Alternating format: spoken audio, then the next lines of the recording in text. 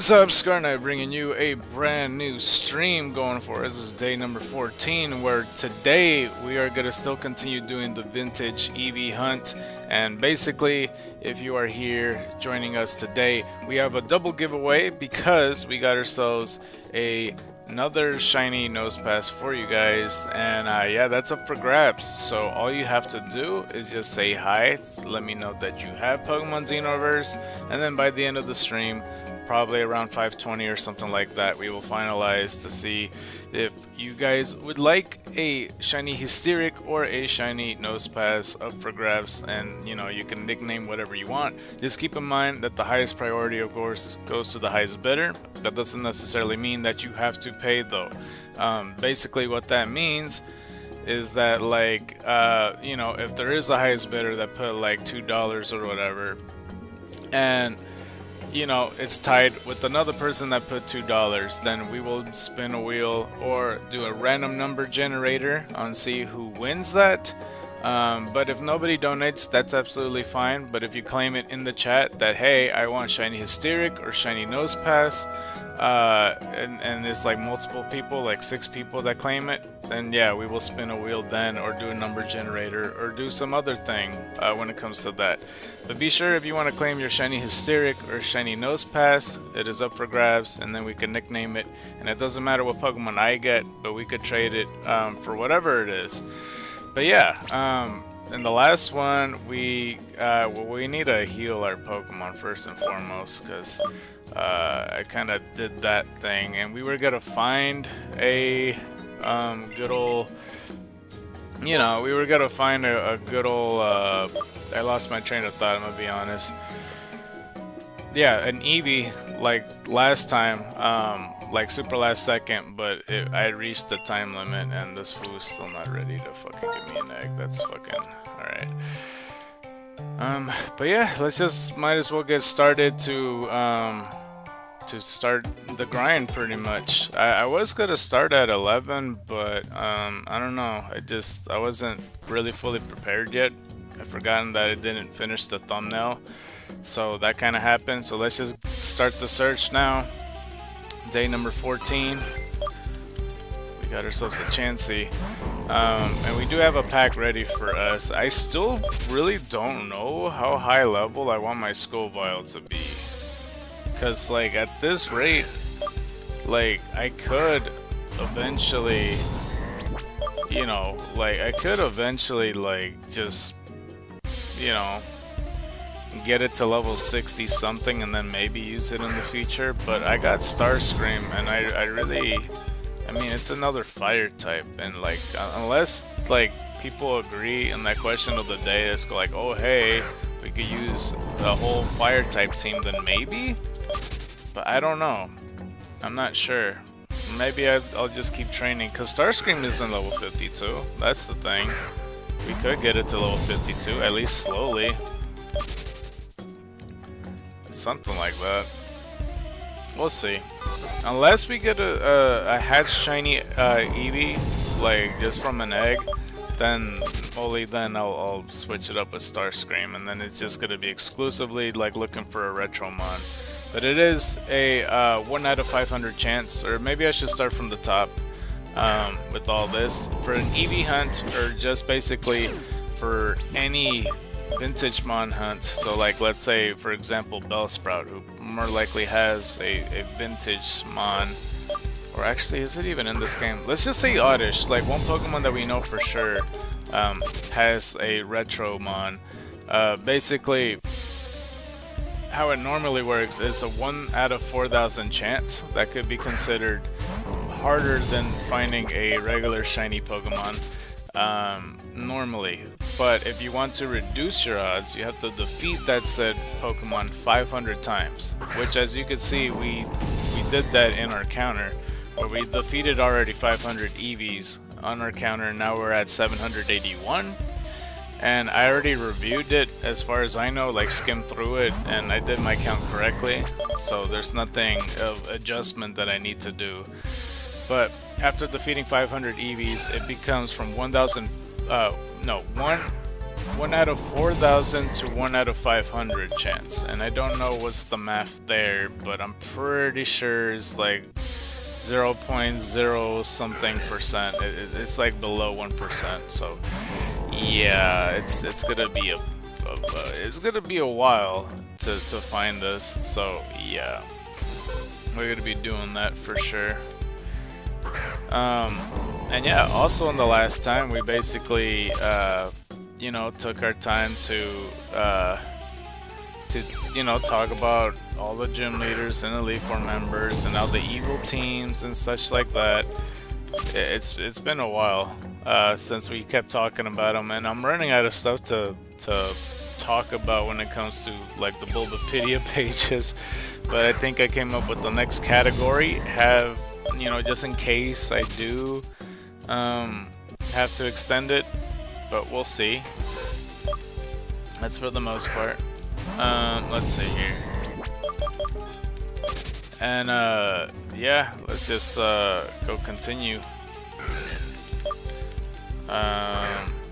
We might as well try to open a pack now though. Hold on, I just want to have like a good like spot to do it. Let's just do it until we find our first Eevee, first and foremost, just to get like a good like sense of how our luck is gonna be today, because I have no idea. I think it was like 2 days ago we pulled a good old Eevee bag from the packs, so that's good. And I'm also tempted to open 10 packs. I'm not gonna lie, like there's no real reason to hold it off. Like I usually open up with friends with the 10 packs, but like, you know, there's kind of like fading away from that where we're not really doing much Pokemon related stuff. So yeah, there's that going for us. Because there was a while where me and a friend was like playing Pokemon Red, and that quickly fade away. So where we started playing less and less, and I'm like, okay, well clearly he's not gonna play anymore. So yeah. And the thing was, like, there was like a lot of gaps in time where I'm all like, yeah, I might as fucking well new game the game. It's kind of like that, because you know, you pick up a game and you're like, where the hell did I leave off at? And then you get in the mindset of like, I might as well new game it, because it's like what is the point of like well, not really what is the point, but I don't know. Honestly, for me personally, it's easier for me to pick up a game if I'm let's playing it. If I'm like just continuing it, has there been like a lot of time? But when I'm playing on my own time, and it's been so damn long, like for example for me, I haven't played Scarlet version in like 2 years, and eventually I will pick it back up, but like I don't remember where I left off in, or where I am in the story, where I'm like, at this point I might as well new game the game. But at the same time, it takes a long ass time for me to do anything. And I'm still unfamiliar with a lot of the Pokemon. Eventually I'll do it. Maybe in between my hiatus, like once I'm finished with all the streaming stuff. Oh, we found a Bremen. Dude, this is like, what, the 3rd time this week where we, like, we would find 3 Bremens before our first Eevee, and I'm still not sure if that's good luck or not. And the same thing as well, Coins is always after the Bremen too. I don't know if it's just the same cycle of stuff that comes out. It's always Bremen or another Bremen or Bremen and Coin. I don't know. Maybe it's just coincidence. I'm not sure. But we'll see. We got Chansey. I can't really do the voice right now. I just like woke up a while ago. But yeah, I mean, shiny nosepads we got super last second. Like our big encounter, like before we finished it off at like 5:45 or so, which is incredible for sure.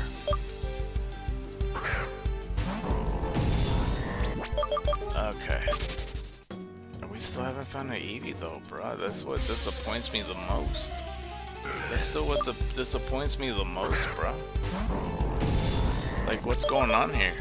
And like, to mention as well, like, I don't know how I feel about, like, for example, like, we do have Jigglypuffs in this grass, and there's also 1 out of 4,000 chance to find that as a vintage mon, and I don't know how I feel about that. Like, if I find another one, not only is nobody gonna give a shit because you could just get it in the mystery gift and it's still available, but like, I don't know, man. Part of me wants to try the mystery gift thing again, but I think I'll do that towards the end just to feel pain on purpose. It just as a just in case thing, you know? Just like, oh, I did all this work and then do the mystery gift and it turns out it does work. But finally we got our first Eevee. Where the fuck were you, dude? I think that's 0. I can't tell. I really can't tell. Okay, well, while I'm doing this, I am gonna not only increase the counter, 782, but I will open TCG Pocket and let me raise the volume. Jigglypuff.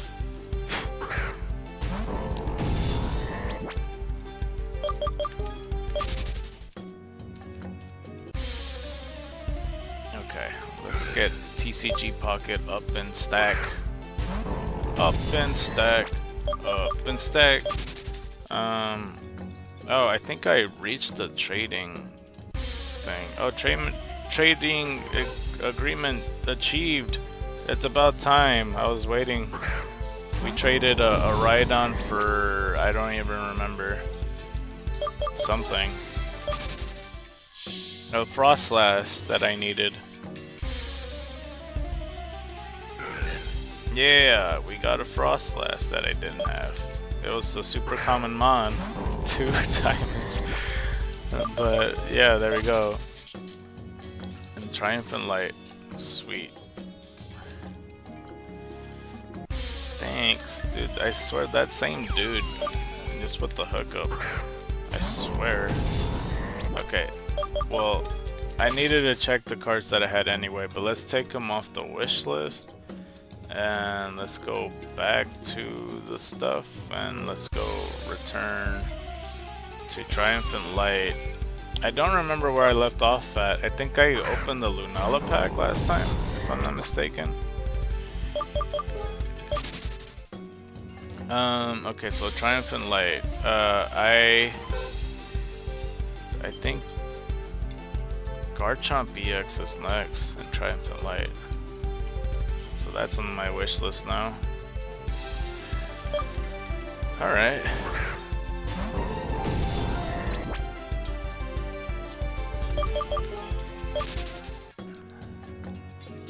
Let's see here. Let me just open this. We got the Glaceon EX deck completed. That's good.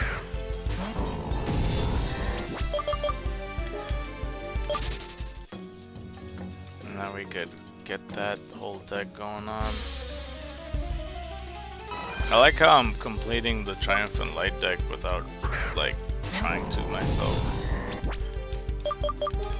Hold on, let me accept this thanks right quick.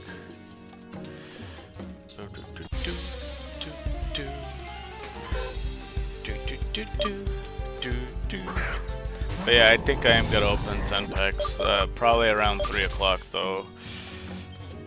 I did say I was gonna like open, or not open, talk about Chairman Rose and the assistant, and then more likely talk about Team Star. Okay, that's not what I pulled last time. Where was the cards I pulled? Yeah, Lunala is what I pulled last time.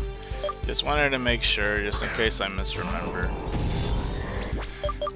Okay, so after Lunala, let me look at the packs. This Shiny Revelry, so let's open that.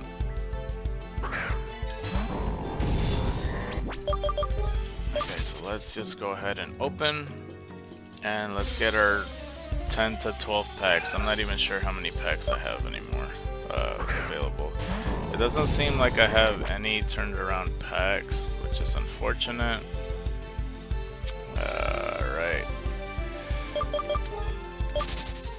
Alright, well, we have to look at one pack at a time, I suppose. That's 2.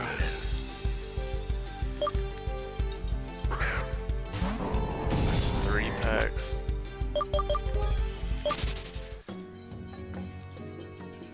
That's 4 packs.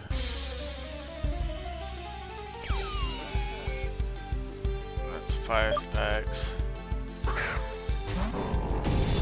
That's 6 packs.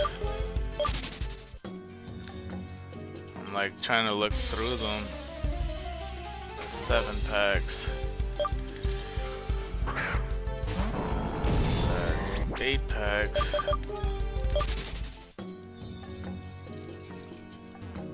Oops. It's 9 packs. That's 10 packs.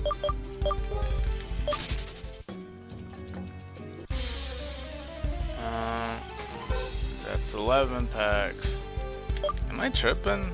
I swear. That's 12 packs. That's 13 packs.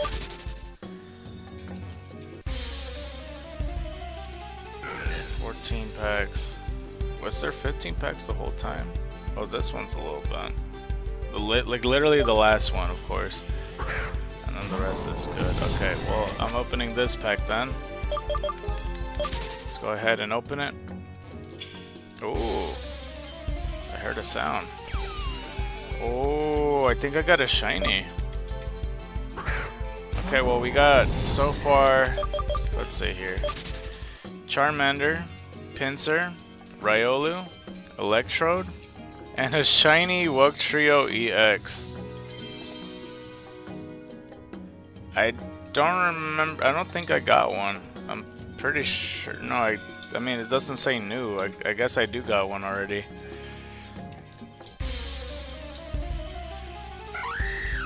It says Shiny Museum 5. Okay. Nice.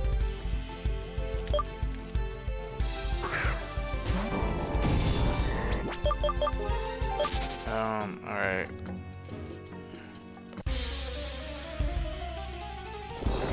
Collections, Shiny Museum 5, and I got 36. Yeah, I got 2. I have 2 Shiny Wugtrio EXs, bro. What the hell? And it's giving me 10 shopping tickets, 12 hourglasses, and 36 wonder glasses. Okay. I forgot that I had a Shiny Wugtrio, honestly. Okay. It's pretty neat, though. Alright, let's go with the Energy Ball.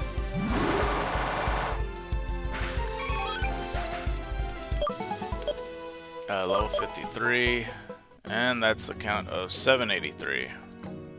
I still have no idea whether I should or shouldn't level them up all that much. I have no idea, but that's just how it is. But we just got ourselves an Eevee. And of course, if you're from the Xenoverse page and you're interested in the double giveaway, of course, just be sure to just say hi into the chat below and just let me know if you have Pokemon Xenoverse so you're able to trade, because I'm giving away a Shiny Hysteric and a Shiny Nosepass, you know, by 5:20, because I end the stream at 5:30.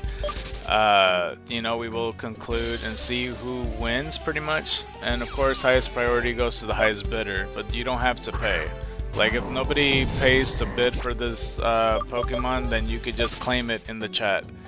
But you know, hypothetically, if it is tied, like if someone put $2 in for Nosepass and then there's another person that put $2 in for Nosepass, then we will determine it by spinning the wheel, or basically using a random number generator. But if, for example, like 6 people claim it in chat and nobody had donated, then we will determine it by spinning the wheel or using a random number generator. So yeah, I didn't even get to say the part about the that they don't have to pay part because a dude was just in here and they took off. Well,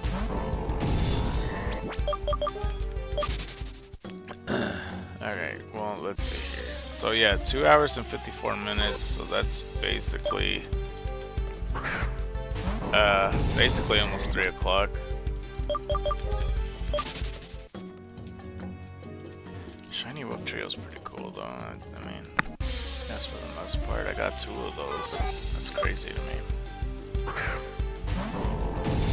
I also had 2 Machokes. I don't think you're able to trade shinies though. But I got a regular shiny and a shiny 2 trade if trades are eligible. Let's see here.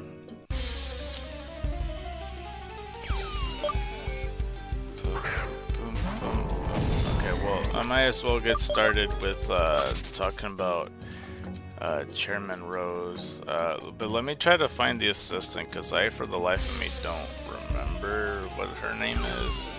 Chairman Rose assistant. Let's just put that. Oleana, that's her name. Alright, so let's talk about Oleana then. Her Japanese name is Olive. So Oleana is Rose's secretary. She also serves as the vice president of his company, Macrocosmos. Previously, she was a researcher and invented the Dynamax band. Should I click Macrocosmos? I'm not even sure.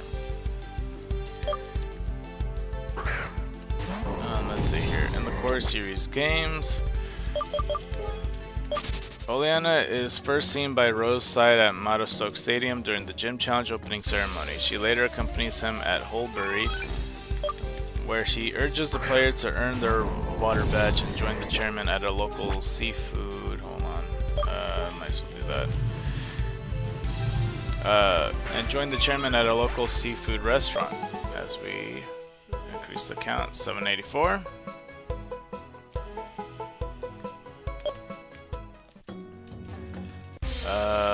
Once the player has won the badge, Oleana will give the player Rose's lead card and repeat her request once the player reaches Hammerlock. As we get another Eevee. Oleana is seen meeting up with Bede. When Bede later threatens to destroy the ancient mural at Stoneside, Oleana appears with Chairman Rose and revokes Bede's gym challenger status. As we got another count right there, that is 785 already. After the player has cleared the Champion Cup semifinals, Oleana tasks a league staff member with keeping the key to Rose Tower away from the player and Hop, wanting to keep Chairman Rose undistributed during his conversation with Leon. Once the player and Hop reach the top floor of Rose Tower, Oleana challenges the player to a battle in an effort to stop them from reaching Rose. During the climax of Pokemon Sword and Shield, Oleana requests the player to help stopping Rose's plan of using Eternitous to bring about the second Darkest Day. During the post-game, she can be found doing voluntary community service at the Galar Mine, giving the player Rose's rare lead card. After the player has completed the Crown Tundra storyline, Oleana can be found at the Old Cemetery at nighttime, having come to the Crown Tundra to investigate rumors about Rose having been seen there. Upon learning that the person in question was actually Peony and not Rose, she is momentarily angered but quickly calms down before leaving. So it says here, Pokemon Sword and Shield, Oleana will Gigantamax her Garbodor at her first opportunity. So she has 5 Mons.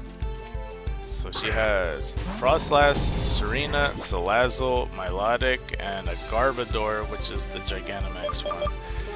That is crazy. And usually what I like to do, I always have headcanon different variants of these Pokemon that I like to try to think about. All of these I pretty much talked about. I've pretty much done all the Pokemon. I mean, I stopped giving a shit about the whole paradox with past and future because I keep giving redundant types like, oh, I'll do rock type for this one, oh, I'll do future for this one, and it's like always rock and steel. So yeah, that's for the most part. I mean, I was doing pretty decent effort with like Geodude, for example. Like that was pretty good. Like I kind of pictured in my head a Unga Bunga fucking Geodude with just, you know, making him look like a caveman of sorts.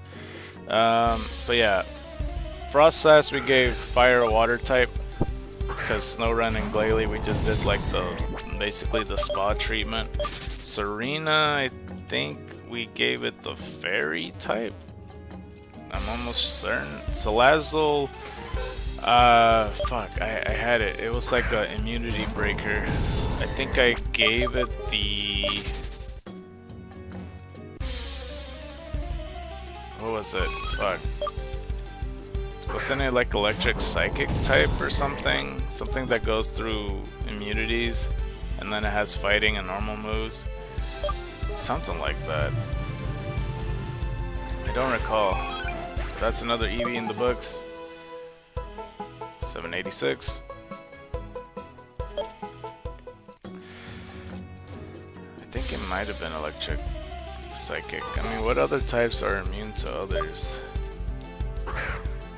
There's flying types as well. But that makes less sense though. If I were to break immunity from flying types, that wouldn't make sense for shit. Yeah, I think it is electric and probably psychic. The circuit hit dark types anyway. It's something like that. Milotic, I gave it ice. Dragon, Garbodor, I gave it like fairy type, I'm pretty sure. And that's pretty much it with her. Okay, I don't know why I double that. There is like, it's Macros Cosmos. I don't know if it's also the Pokemon League stuff. Goliana subordinates, Pokemon None, okay. Yeah, because there's just Rose and Oleana available. I might as well click on Macros Cosmos. I don't know if that counts for a team necessarily, or just more so just the company of what it is. But we'll read it even still. We'll read Macros Cosmos. I didn't remember that's what it was called, to be honest with you. Macros Cosmos is a large business conglomerate in an organization based in the Galar region. Let's see, in the core series games. Leadership, the president of Macros Cosmos is Rose, who is also the chairman of the Galar Pokemon League. His secretary Oleana serves as the vice president of the company. Subsidiaries, Macros Cosmos has 14 known subsidiaries, each of which offers Pokejobs. There's the Macros Cosmos Rail, there's the MCR Freight, which is I think the Macros Cosmos Rail Freight, so like the trains mostly. Macros Cosmos Air, MCA Cargo, which is probably Macros Cosmos Air Cargo, Macros Cosmos Tech, and then Macros Cosmos Media, Macros Cosmos Television, Macros Cosmos Construction, sponsors of B and Stoneside Gym Trainers. Interesting. MC Insurance, sponsor of Alistar and Stoneside's Gym Trainers, which is Macros Cosmos Insurance, I guess. Macros Cosmos Brokerage, Macros Cosmos Energy, Macros Cosmos Living, Macros Cosmos Bank, sponsor of Raihan and Hammerlock's Gym Trainers. Macro Net. That's weird, bro. Okay, let's look at the trivia. Okay, so Macrocosmos logos bear a striking resemblance to a symbol that appears in the Pokemon Comprehensive Laboratory and Pokemon Detective Pikachu. Although this movie premiered before the release of Pokemon Sword and Shield, the Macrocosmos logo has first revealed a few weeks earlier in the July 8th trailer for Pokemon Sword and Shield, in which it can be seen at Bee's Gym. Okay, well, I thought there was gonna be more to it with this, but I mean, I guess. Okay, let's just click on Rose then. This is just a straight up company. And yeah, I guess the league staff does the tag. I hella forgot about that, honestly, because I mean, surprisingly, Team Yell is what you kind of think of with the evil team in there. And like, sure, you might think the big bad might be Rose and all that, but you don't really think of the evil team is associated with, though, because it's really just Oleana and him. Rose is the president of Macrocosmos Conglomerate and chairman of the Galar Pokemon League. He was the first person to endorse Leon as a champion, and also sponsors Bee's Gym Challenge. He also designed and developed a Metropolis of Wyndon, which houses the headquarters for both the Galar Pokemon League and Macrocosmos. Like his estranged brother Peony, he uses Steel-type Pokemon. Okay, so I'm looking at the relatives as we see another Eevee right here. So apparently Peony is the younger brother, Peonia is a niece, Penny is the niece, unnamed sister-in-law, unnamed father, deceased Pokemon the series. Interesting. So I don't know. That's pretty much the family. I don't know where the fuck that come from though. But we got another count in the books, 787. Okay. So let's go ahead and do this. So Rose first appears in the game introduction movie where he narrates the world of Pokemon presentation alongside his Kufant. He then hosts the opening ceremony for the League's challenge at Mattlestok Stadium, introducing the player to him, his secretary Oleana, and all the gym leaders except for Piers. Following the ceremony, he directly approaches the player and Hop to further speak about the challenge. Also, by the way, this is spoilers for Sword and Shield. Later, the player and Sonia meet up with Rose and Oleana and Holberry. Despite being dressed in casual clothing and sunglasses as a form of disguise, Rose is still surrounded by fans seeking his autograph. Much to Oleana's annoyance, after the player defeats Nessa at Holberry Stadium, they go with Sonia to meet Rose for dinner at the captain's table, a local seafood restaurant. Rose next appears in front of Hammerlock Stadium discussing his plans with Bede. He then greets the player and invites them into the stadium to give a short lecture about Galar's energy production, as well as his goal to harness the power in wishing stars. Afterwards, Rose suggests that the player visit the vault before leaving to return to work. Let's see here. Bede later borrows Rose's Copper Jaw and uses it to demolish the mural in Stoneside looking for wishing stars. After he is stopped by the player, Rose shows up to his voice of disappointment. Rose shows up to voice his disappointment, stating Bede shows no love for Galar and disqualifies him from the gym challenge.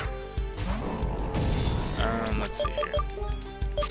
During the player's travels, Rose discusses with Leon a plan to secure an energy source for Galar that can avert a projected energy crisis that would occur within the next 1,000 years. When Hop and the player head to Rose Tower to confront Leon for failing to appear for dinner, they catch a discussion between the two, with Leon arguing that Rose's plan can wait until after the championship match, and Rose insisting on taking action immediately. He then apologizes for delaying them, but after Leon departs, Rose begins to enact his scheme. He realizes Eternatus, which he had been energizing with the wishing stars collected by Bede, to enact a second Darkest Day in order to provide Galar with a near infinite supply of energy.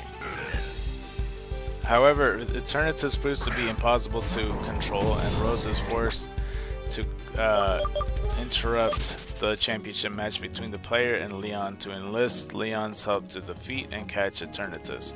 Hop and the player follow Leon to the energy plant to confront Rose, with Hop being defeated by Rose's Pokemon and Rose in turning losing to the player. After his defeat, Rose applauds the player and invites them and Hop to join Leon at the Tower Summit, confident in Leon's chances of capturing Eternatus. However, while Leon had worn down the Pokemon, he was unable to catch it. It is only stopped by the combined strength of the player, Hop, Zacian, and Zamazenta, after being captured by the player. Rose is not seen again after Eternatus capture, having turned himself over to the authorities. Subsequently, Leon takes over Rose Tower and inherits the position of League Chairman from Rose. Using these new positions to create the Battle Tower and Galarian Star Tournament. I did not read that right. Using the new positions to create the Battle Tower and Galarian Star Tournament. According to Oleana, Rose once worked in a coal mine a long time ago in the Crown Tundra. Peony is revealed to be Rose's younger brother. When they were young, they caught Peony's first Pokemon Kufant together. When they were young, they caught Peony's first Pokemon Kufant together. However, the relationship deteriorated due to Peony frequently being compared to his more accomplished brother. Peony went on to become a gym leader and later champion, but when Rose became the Galar League champion, when Rose became the Galar League chairman, I should say, not champion, Peony resigned his champion status and disappeared. League cards. This is a transcript of the back of Rose's League cards in Pokemon Sword and Shield. Okay, let me do this. So the normal League card. How come it didn't give Oleana's League card? I realized. I think I got one more Flame Burst, by the way. And we got another one in the books. 788.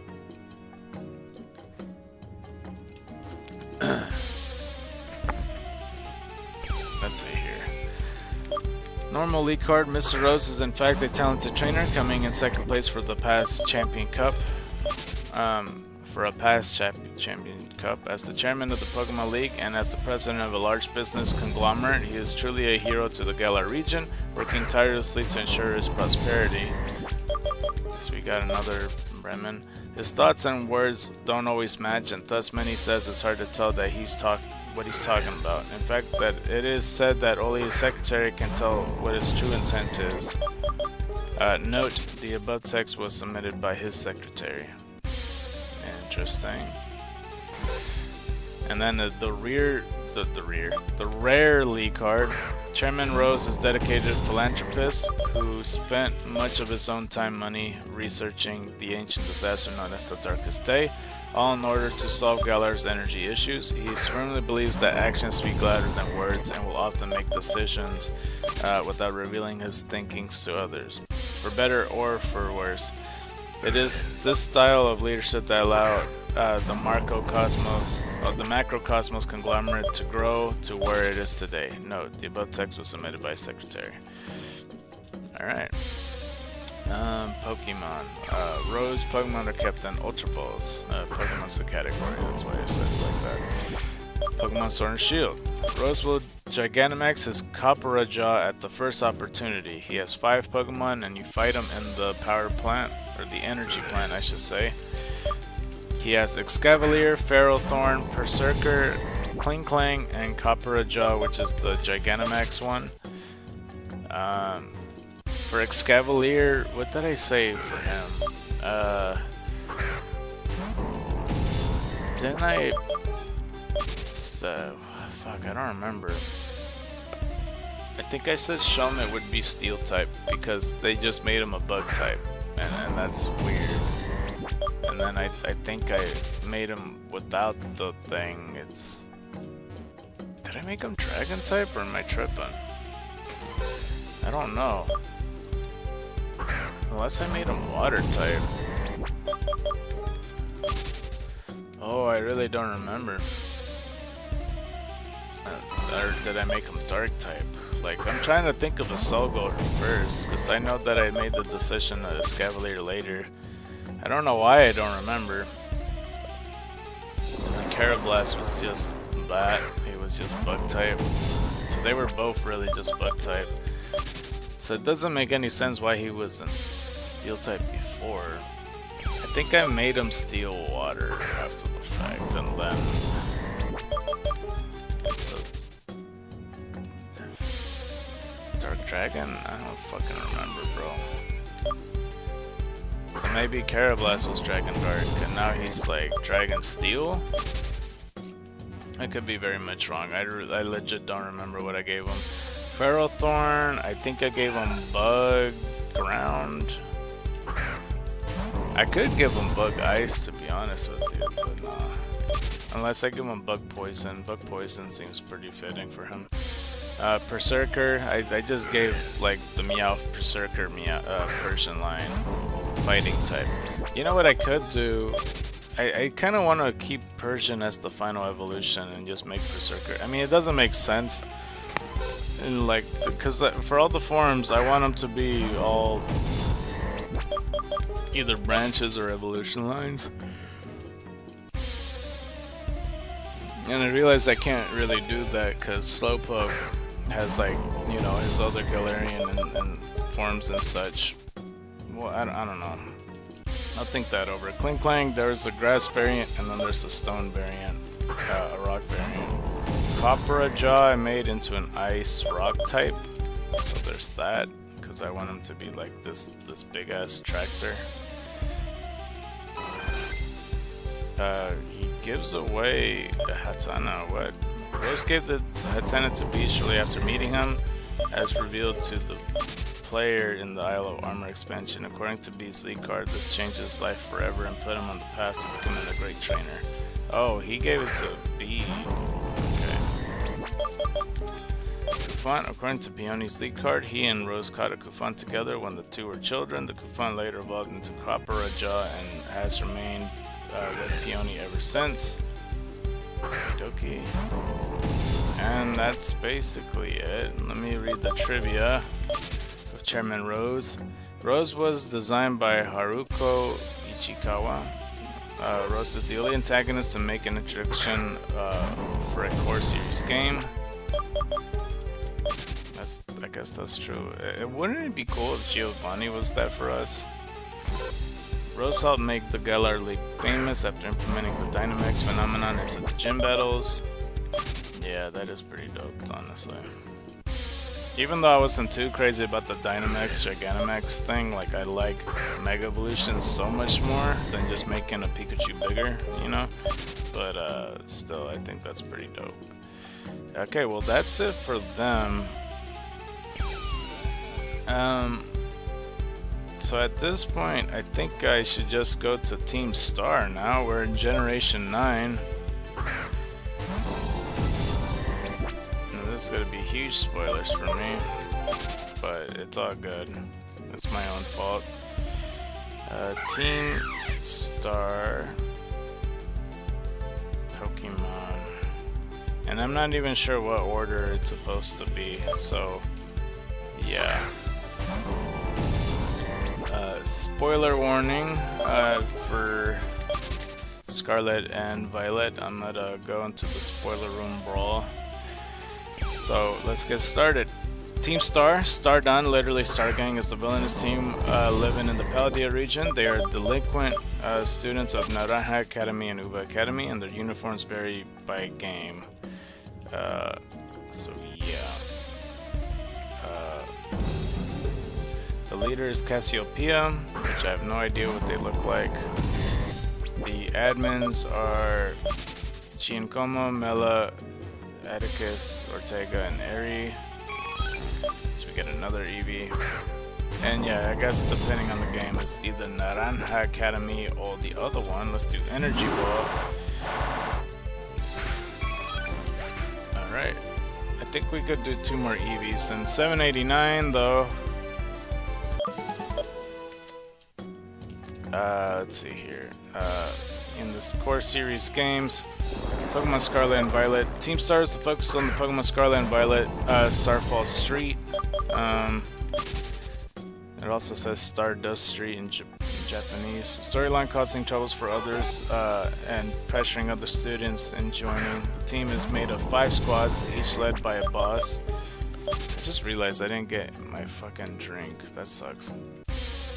While raiding a squad base, the player must first battle through waves of grunts in a star barrage, gang rush, using the Let's Go feature.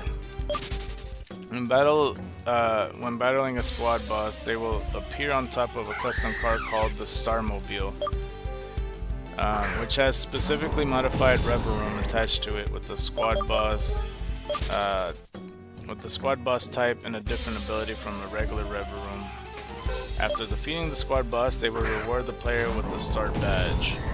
You know, I remember when that first came out, and I didn't mention this in the video, or maybe I did, but it gives me like the Bowser feel to it with like 3D world. That's just kind of what I think of, because Bowser gets on top of a car, and there's like this whole cutscene whenever his world pops up, or his tent or whatever, and it has like this casino swing music. That's just what I think of. Starfall Street is the category. They are said to have a reputation for bullying and abusing other students, and consequently Clavel and given an order for them to disband or be expelled from the academy. However, as the player confronts and defeats the bosses, it is revealed that they had in fact been victims of bullying after they had confronted their tormentors a year and a half before the events of the game. A scandal broke out that led the bullies to drop out. In the aftermath of the incident, the team founders Cassiopeia insisted on taking sole responsibility for it in exchange for the extortion of their friends, while the director Harrington agreed to their request. The deputy director erased the records of the incident in an attempt to shield himself from the blame. Not long after, the deputy director was fired, and Harrington for the rest of the academy's faculty resigned in recognition of their failure to handle the bullying.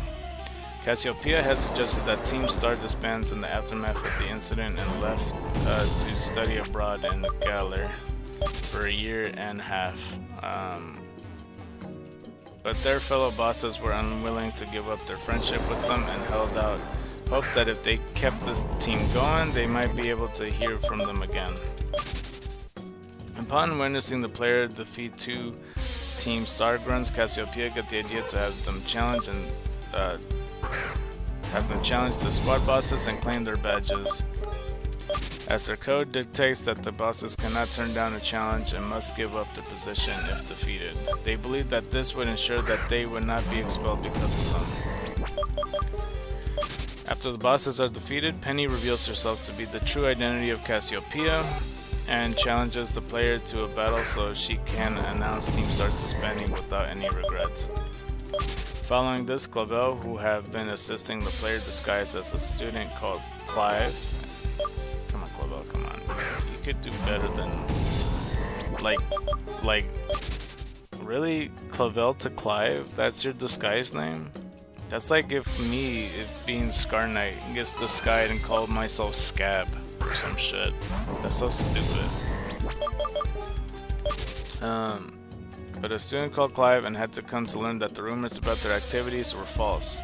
Rescinds his order for the team to disband, choosing to address the team's rule breaking by allowing their bases to be repurposed as trainer centers for other students to learn Team Star's distinctive tactics. The player may challenge the bosses directly once a day, or partake in a star raid against their subordinates for league points. Let's see. The Indigo Disc. Following the player's capture of Terrapagos, they can return to the Academy main hall, where they can run into Giacomo and Eevee. Following their boss's return in agreement with Clavel, the bosses had resumed their studies, while Giacomo and Eevee did not have any trouble despite their delinquency. Atticus, Ortega, and Mela weren't as fortunate and were struggling on various topics. The players convinced to assist them in their studies, after which Penny come in as the session wrapped up. The group clears the misunderstanding, and Penny agrees to help them in their studies should they need it. Let's see. All of the 5 squads are named after 5 of the brightest stars in the Cassiopeia constellation. If the bases are connected on the map, they resemble the constellation. Every base corresponds to the star, which is named after, except for the Sengen squad and the Rukba squad, which are swapped.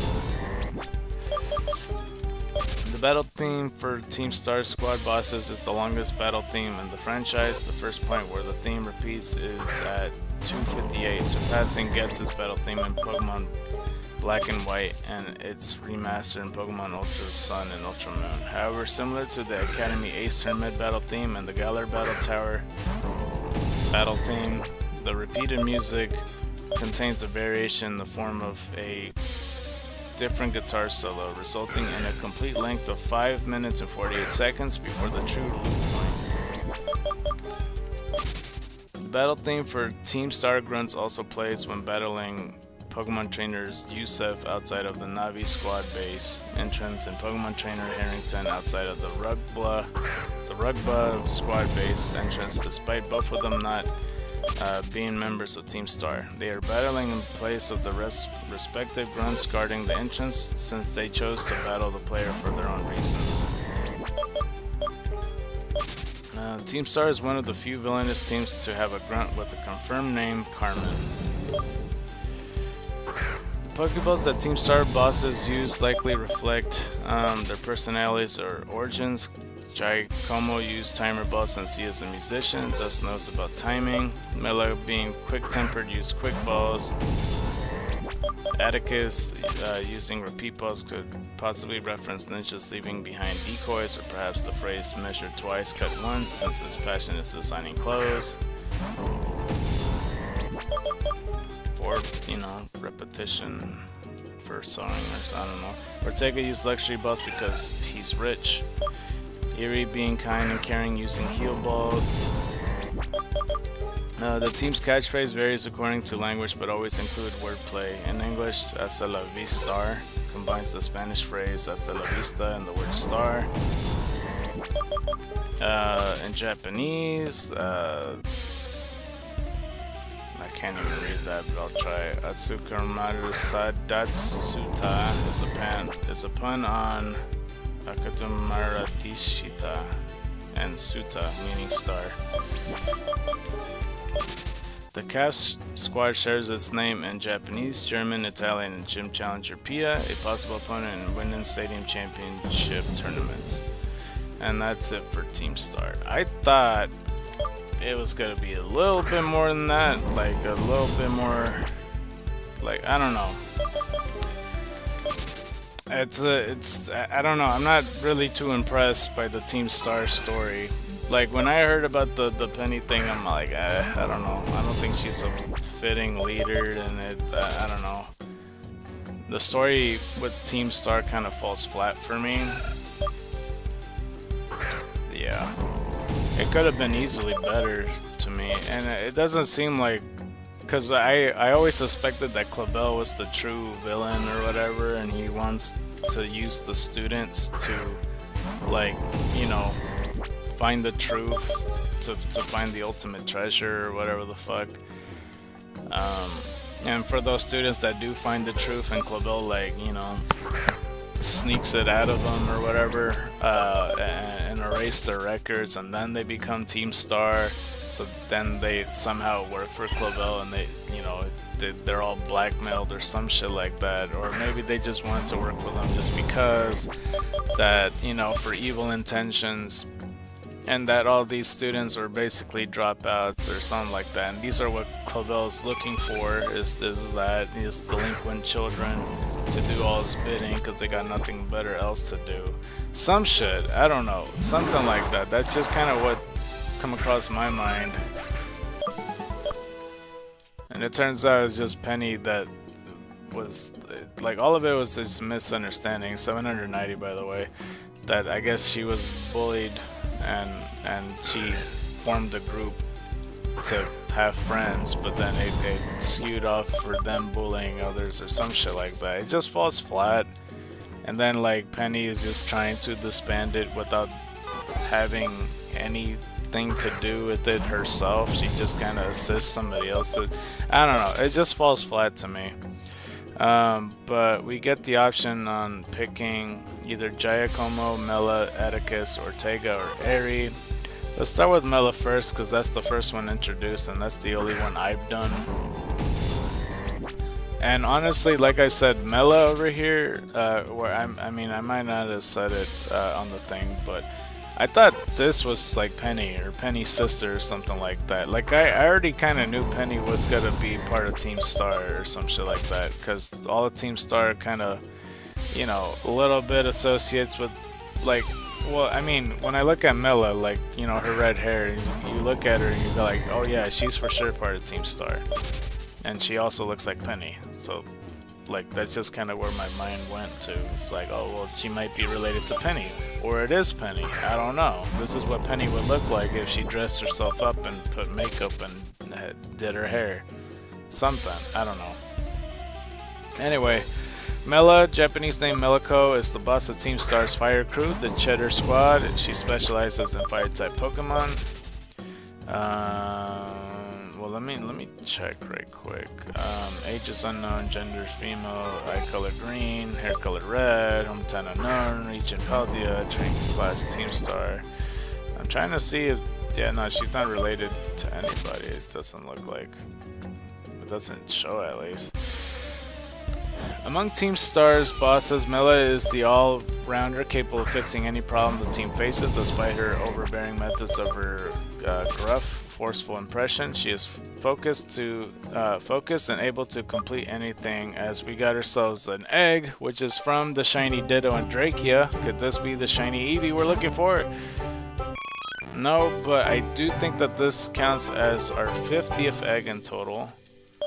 But this is our 49th Eevee, so Quadentan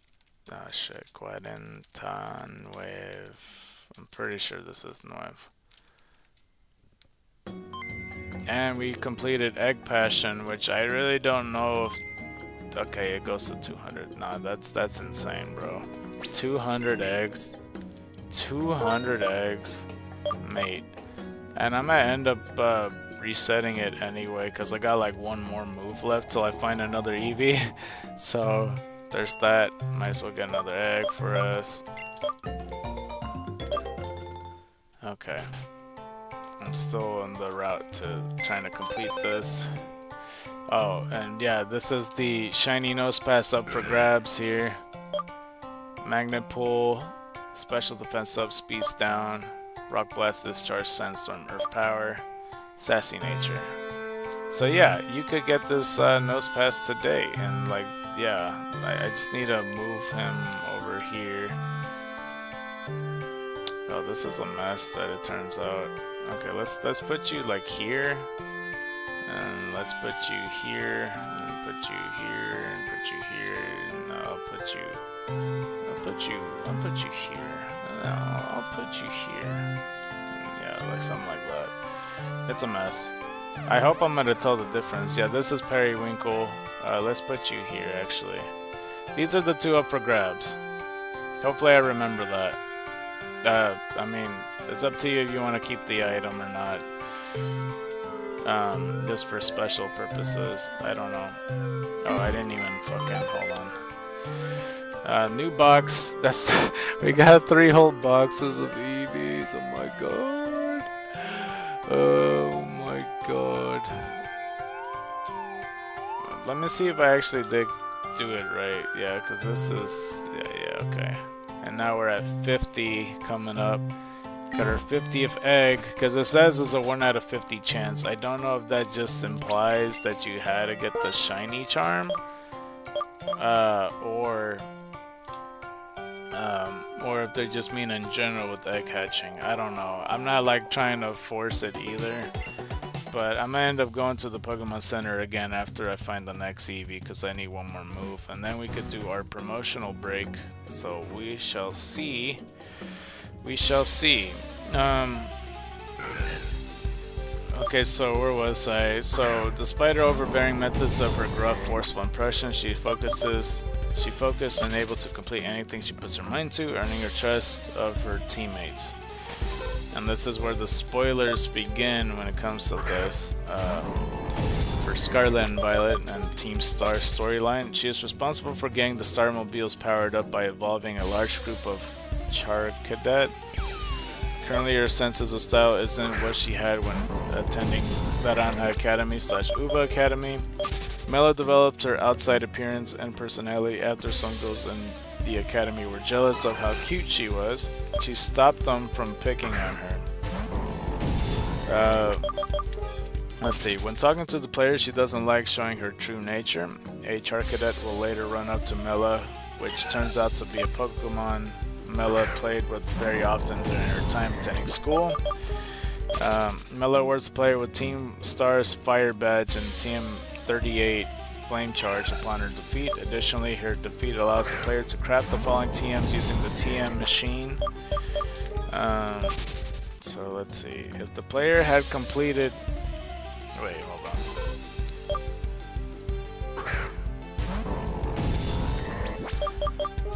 If the player has completed at least one of their academy classes and has completed the Indigo Disc DLC, as we get another one, another Eevee, Giacomo can be found in the Academy Hall alongside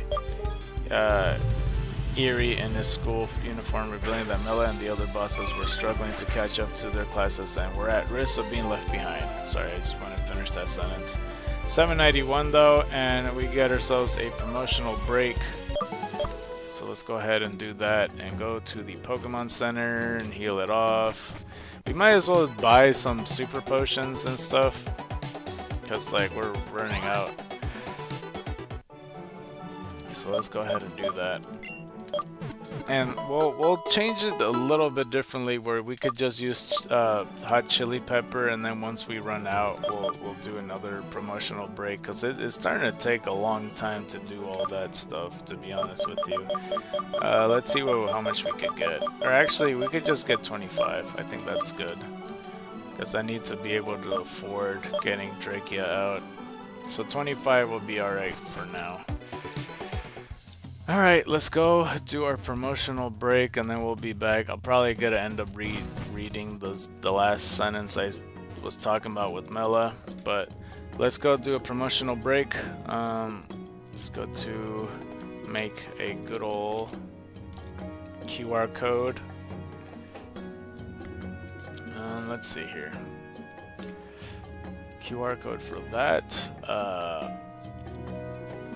And I wish there was other colors available and not just like the typical same shit, you know what I mean? Because it's just black, blue, orange, red, and green.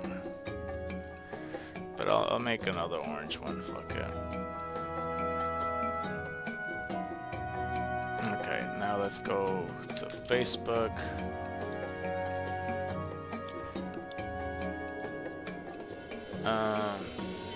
Let's see here. We'll make another story. Yesterday's was orange as well. Welp, that is what it is. Hopefully it loads, because sometimes Facebook stories just wants to shit itself and not like load at all. Let's see here. So whenever it's ready, it's loading. Okay, let's do that.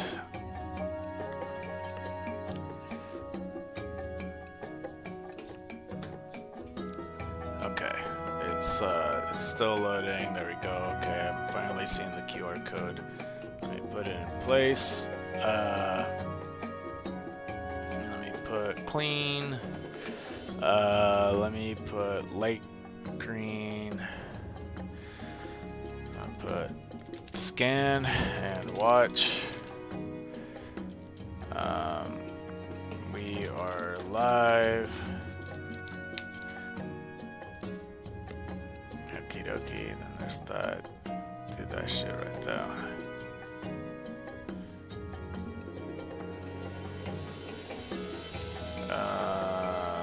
Let's make it dark blue. Be a part of the double giveaway.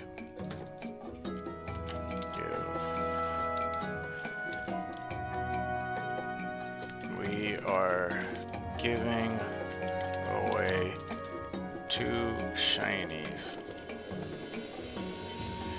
for you. Okay.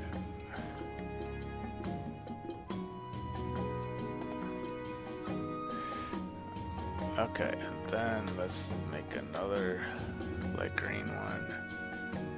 Or should it be red? Let's make it red. Pokemon Xenoverse. Retro / vintage / shiny Eevee hunt. A little bit more colorful than usual, but that's gonna have to do. Let me make this a bit bigger if I can.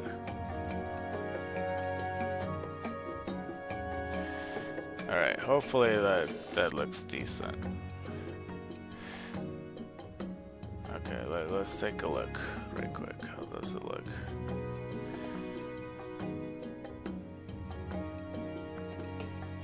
Alright, hopefully that does something.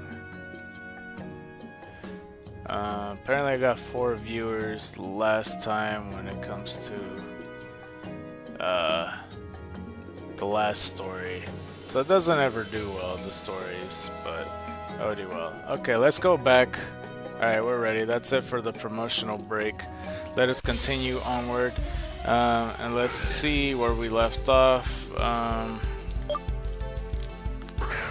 Let's see. Giant Kuma can be found in the Academy Hall alongside Eevee in his school uniform, revealing that Mela and the other bosses were struggling to catch up in their classes and were at risk of being left behind. They attempted to begin an impromptu study session, but Mela left, prompting Eevee to ask the player to bring her back. She can be found in the schoolyard tending to several plants and agrees to return at their urging.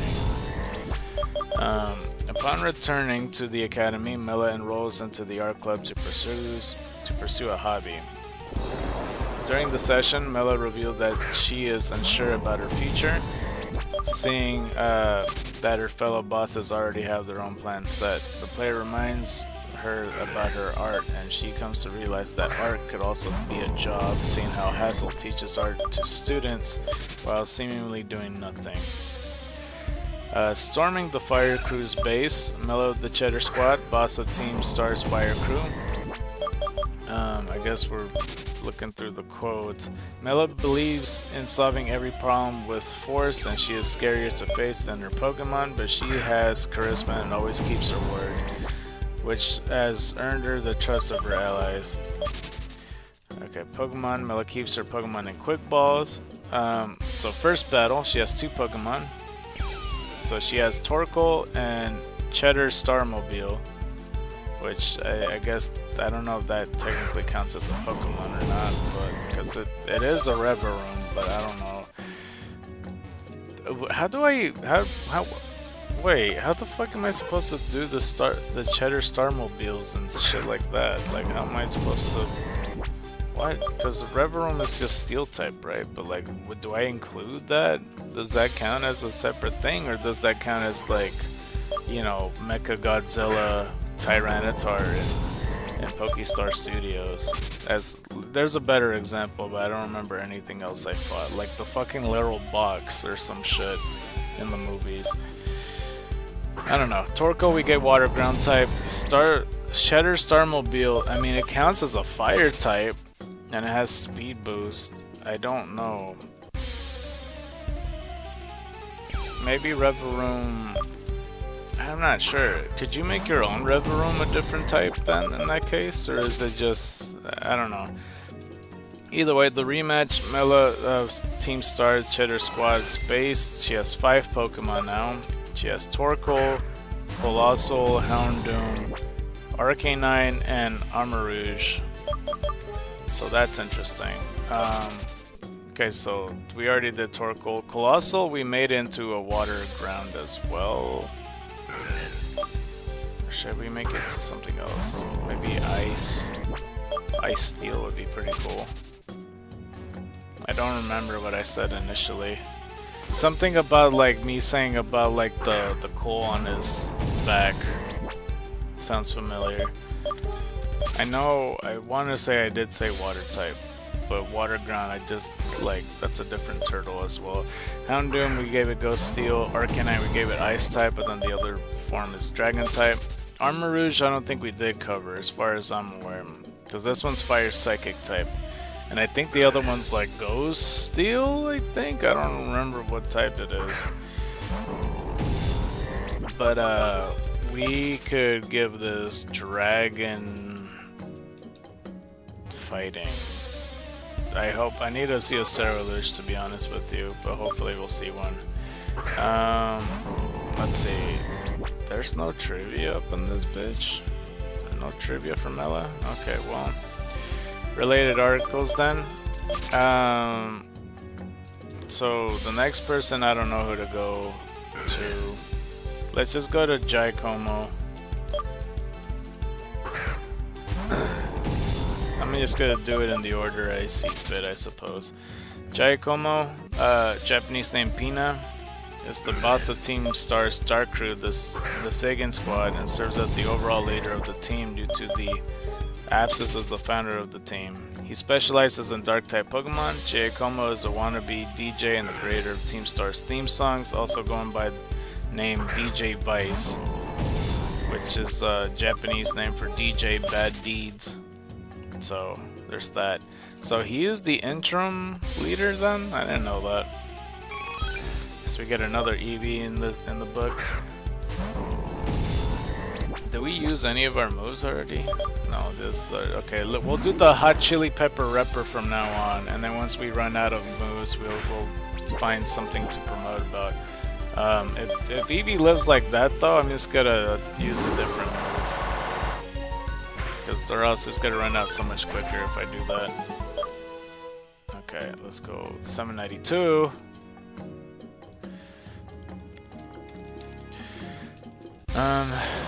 So yeah, I should have picked all the way to the right, because I picked next to where Cassiopeia is, or whatever.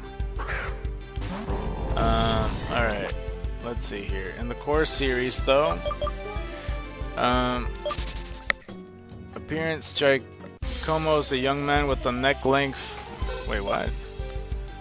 Giacomo is a young man with neck-length black hair that spikes out of the sides. Oh, I should have finished that sentence, huh? Black eyes and olive skin. He is much taller than Ortega, but noticeably shorter than Eevee. As a Team Star boss, he wears a black with white accents jacket over a blue or yellow vest with this Team Star logo. Blue if it was scarlet, yellow if it was violet. And a white button down along with the black leggings and white high-top sneakers with pink and green accents. He wears a white cap, some pink and green accents similar to his shoes, and black headphones with a Pokeball design on them. He has a black backpack with orange and green straps. As a student, he wears the new spring uniform with no cap, the dual orange socks, the same as the jumper, and brown shoes. And then the character profile. Giacomo was relied on by the rest of Team Star for bringing the team together and enacting plans with care. He is reportedly known to hold one-man surprise DJ concerts. And this is where the spoilers begin for Scarlet and Violet. I imagine it's still talking about the fucking penny thing. Before the formation of Team Star, Giacomo was elected the president of Naranja Academy and Uva Academy Student Council, but the Student Council policies he proposed were so unintuitive and strict that he lost all support. And we got ourselves another Eevee, 793.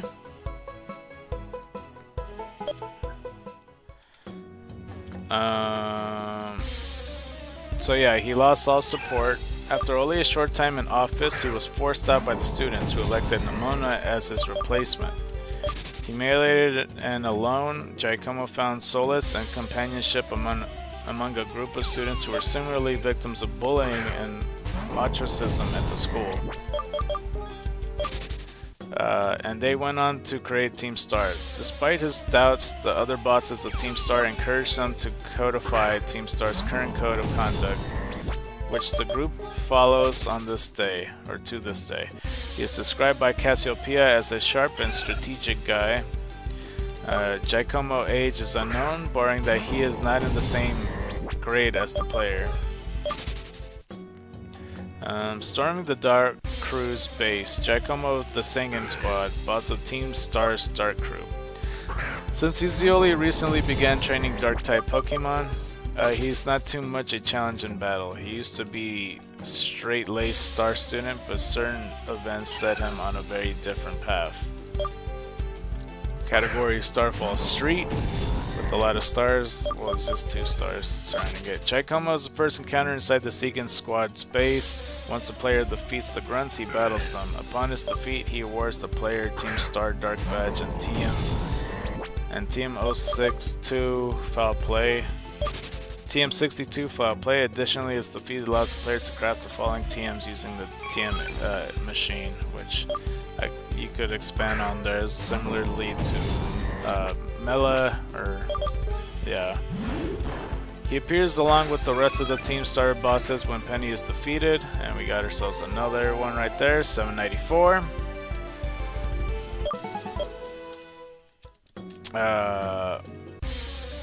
He appears along with the rest of Team Star bosses when Penny is defeated, after which he could be rematched daily at the Singing Squad base. Post-game, additionally, Penny and the player can eavesdrop on several conversations between Team Star bosses, including one with Ortega and Giacomo. In this conversation, they revealed that while the teachers were welcoming after the truth about Team Star's intentions was revealed, the students weren't.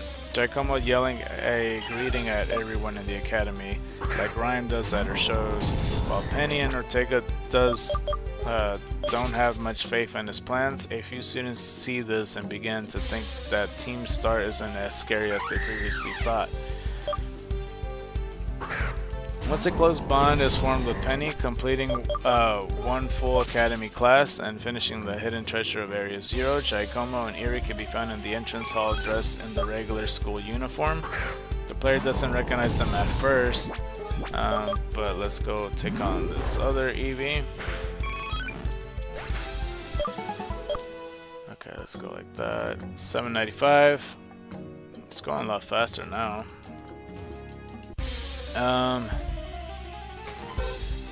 Where was I, dude? The player doesn't recognize them at first, but he quickly introduces himself. He explains that while he and Eevee are managing to catch up, the other bosses are following behind and need a tutor, which he asks the player to be. After the player tutors Team Star, Penny discovers them and Giacomo explains the situation. So Giacomo keeps his Pokemon in timer balls. First battle, he has 2 Pokemon. He has a Pawniard and the Singing Starmobile, which is Dark type. I still don't know what to do or make about the Starmobile, but there you go. Pawniard, we made him into like dragon fighting or some shit like that. It'll be like dragon armor. Or maybe not, who knows. He could easily, you know, honestly, Pawniard could easily be like, you know, a skeletal type of like ghost dragon type. So maybe we should make it that instead of dragon fighting, or both. I don't know. All this could be just scales. Rematch, 5 Pokemon with Giacomo Team Star Singing Squad base. He has a good old Cacturn, Honchkrow, Masbostiff, Crocodile, and King's Gambit, which is interesting. Cacturn, we made... Didn't we make it into like a bug? Bug fighting or some shit like that? I don't remember what I gave it. Because like it could easily look like a bug. Honchkrow we made into a poison ghost. I think that's really cool because he could be like a very drippy, dead looking vulture crow. Mapostiff, I don't remember what I gave it. I think I gave it like normal type or ground type or some shit like that. Another Eevee for the books. Crocodile, we gave it like water fighting, water dragon, water grass, something like that. King's Gambit, along with Bisharp and the other ones. Hold on, let's go increase the count. 796.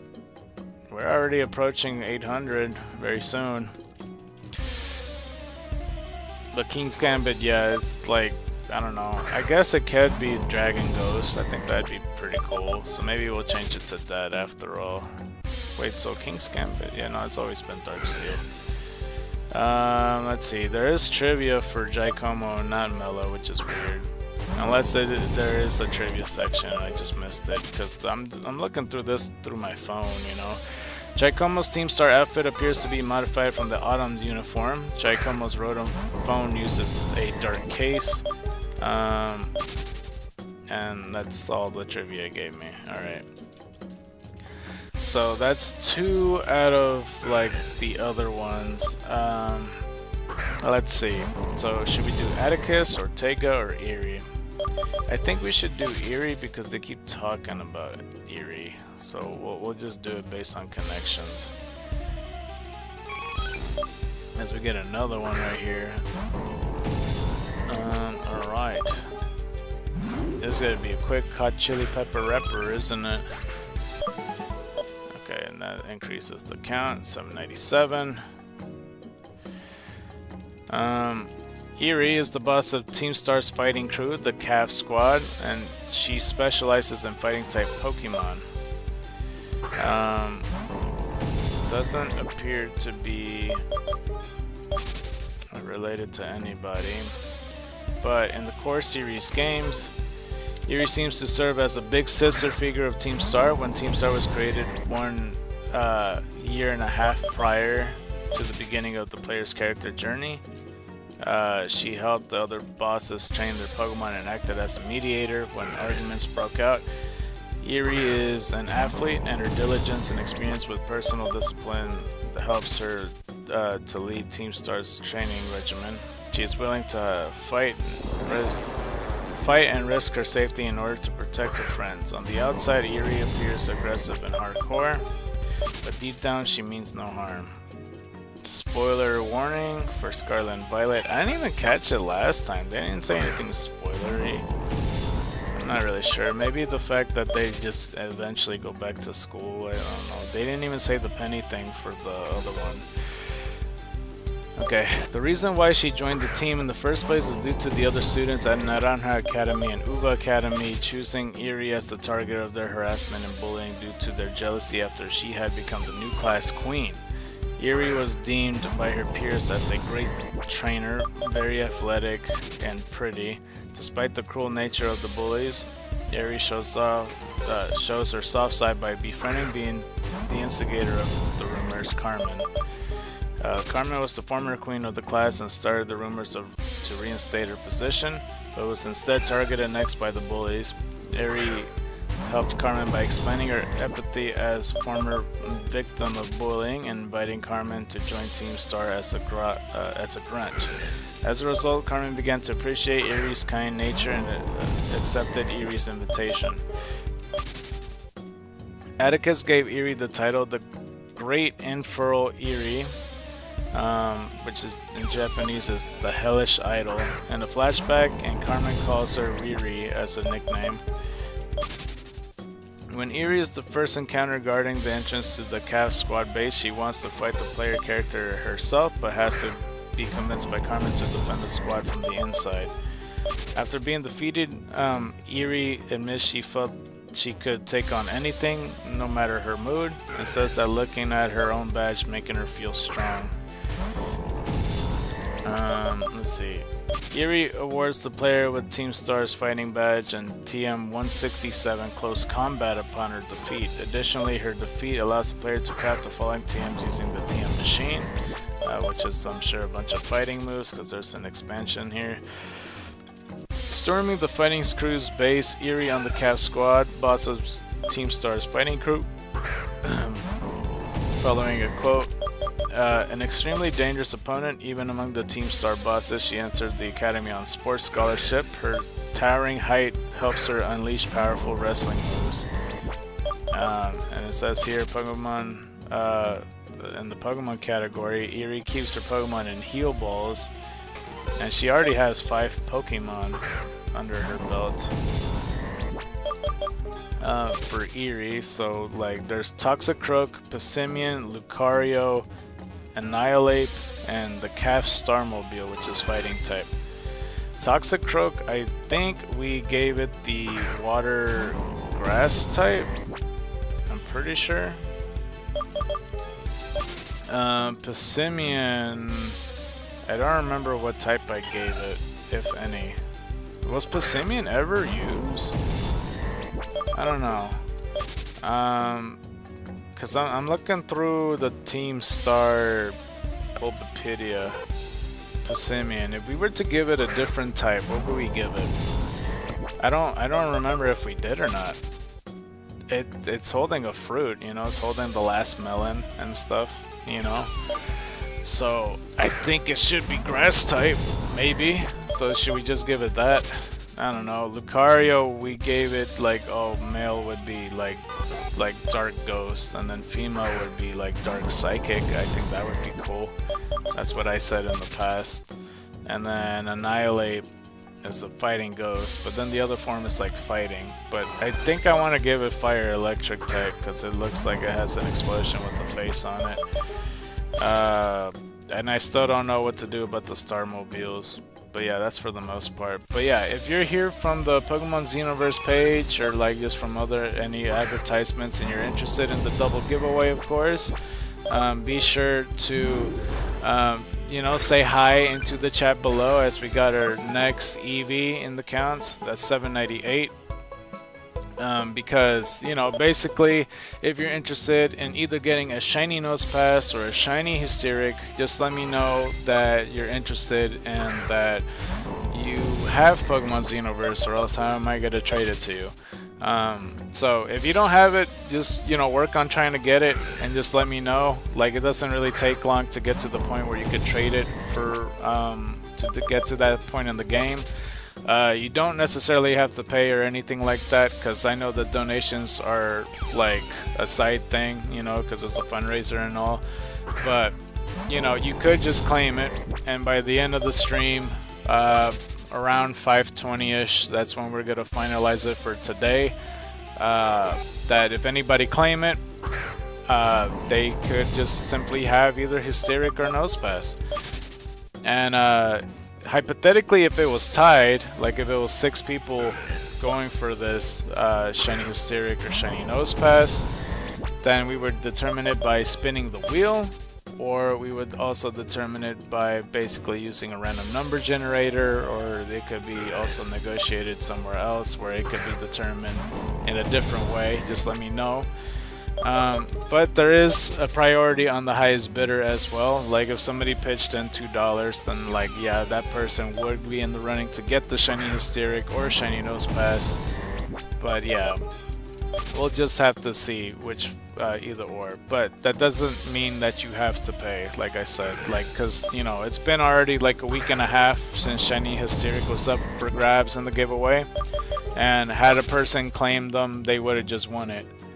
But, you know, since I don't have much viewership in the streams, you could just claim it here and now if you wanted to, as we got another Eevee right here.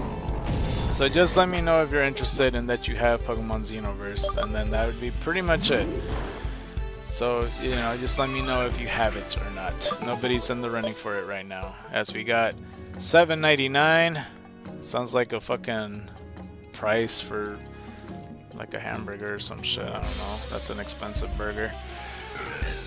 Okay, well, we're up in the running for our 800th Eevee, and we're sure to get closer and closer, because right now for the Eevee count, you know, in case you don't know what the Eevee hunt or just any vintage hunt, because that's what we're looking for, is the vintage / retro Eevee in the books, is that, you know, basically if you want to get yourself a vintage mon, like let's say this Jigglypuff, it's a 1 out of 4,000 chance to find it normally, but if you wanted to reduce your odds, you have to defeat 500 of that said Pokemon, and then it will drop from 1,000 from, oh my gosh, I always say that, 1 of 4,000 to 1 of 500 after the fact, after you defeat 500. So we already defeat the first 500 and we're about to approach 800, so really we're like 300 in almost on Eevees. So that would be basically it. We were at this point now searching for the Eevee at a 1 out of 500 chance. So that's basically where we're at right now. So yeah, hopefully we end up getting it. Anyway, I'm looking through the Team Star Bulbapedia page as well.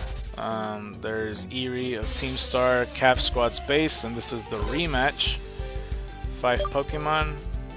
There is Primeape, Toxicroak, Pissimian, Lucario, and Annihilate. So it's quite literally... Wait, what? Wait, hold on, I'm confused. So it's almost the same team, except it's kind of a step backwards, in my opinion. Because she has Primeape and Annihilate, and she got rid of one of her Pokemon. Hold on. What is it missing? Toxicroak, Pissimian, Lucario, Annihilate. Oh no, she's... Okay, no, it was 5 Pokemon before. She, instead of her Starmobile, just has another Primeape. Okay. Well, her team before was stronger, even though it's higher level, obviously, but still... I don't know. That's kind of a weird choice. But that's her new team, I suppose. Okay, well, let's see. There's no trivia for her, which I fucking doubt, but that's how it finished. Alright, well, related articles. We already did Chaicomo, Mela, and now Eevee. And it's either Atticus or Ortega. Let's go with Ortega because I think they mentioned about him pretty much. So Ortega, Japanese name Ortega spelled differently. Instead of E is an I, because the normal spelling is O-R-T-E-G-A, and this one's O-R-T-I-G-A. Ortega is the boss of Team Star's fairy crew, the Rugba Squad. He specializes in fairy-type Pokemon. He is the creator of the 5 different Starmobiles used by Team Star. He is also a second-year student at Naranja Academy and Uva Academy. And he is all fairyed out. He has like a whole ass suit. He looks like an Audino. Let's see. His relatives, he has an unnamed mother. I'm not sure where they got that from. Like, it's safe to assume that all of us has parents, but like, he might have mentioned his mom at one point. Although Ortega is short-tempered and prone to snide remarks, he deeply cares about Team Star. He is also a skilled engineer and mechanic, building the 5 Starmobiles by himself. And spoiler warning of Scarlet and Violet yet again when it comes to Team Star.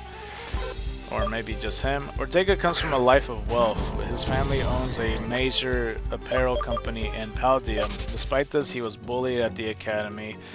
So he bonded with the other Team Star bosses who were also bullied. The former director of the academy, Mr. Harrington, is his piano teacher. When the player arrives at his base, Harrington tests them in an attempt to prevent them from entering the base. After defeating him, the player conducts a star raid on his base, forcing him out to control the player himself.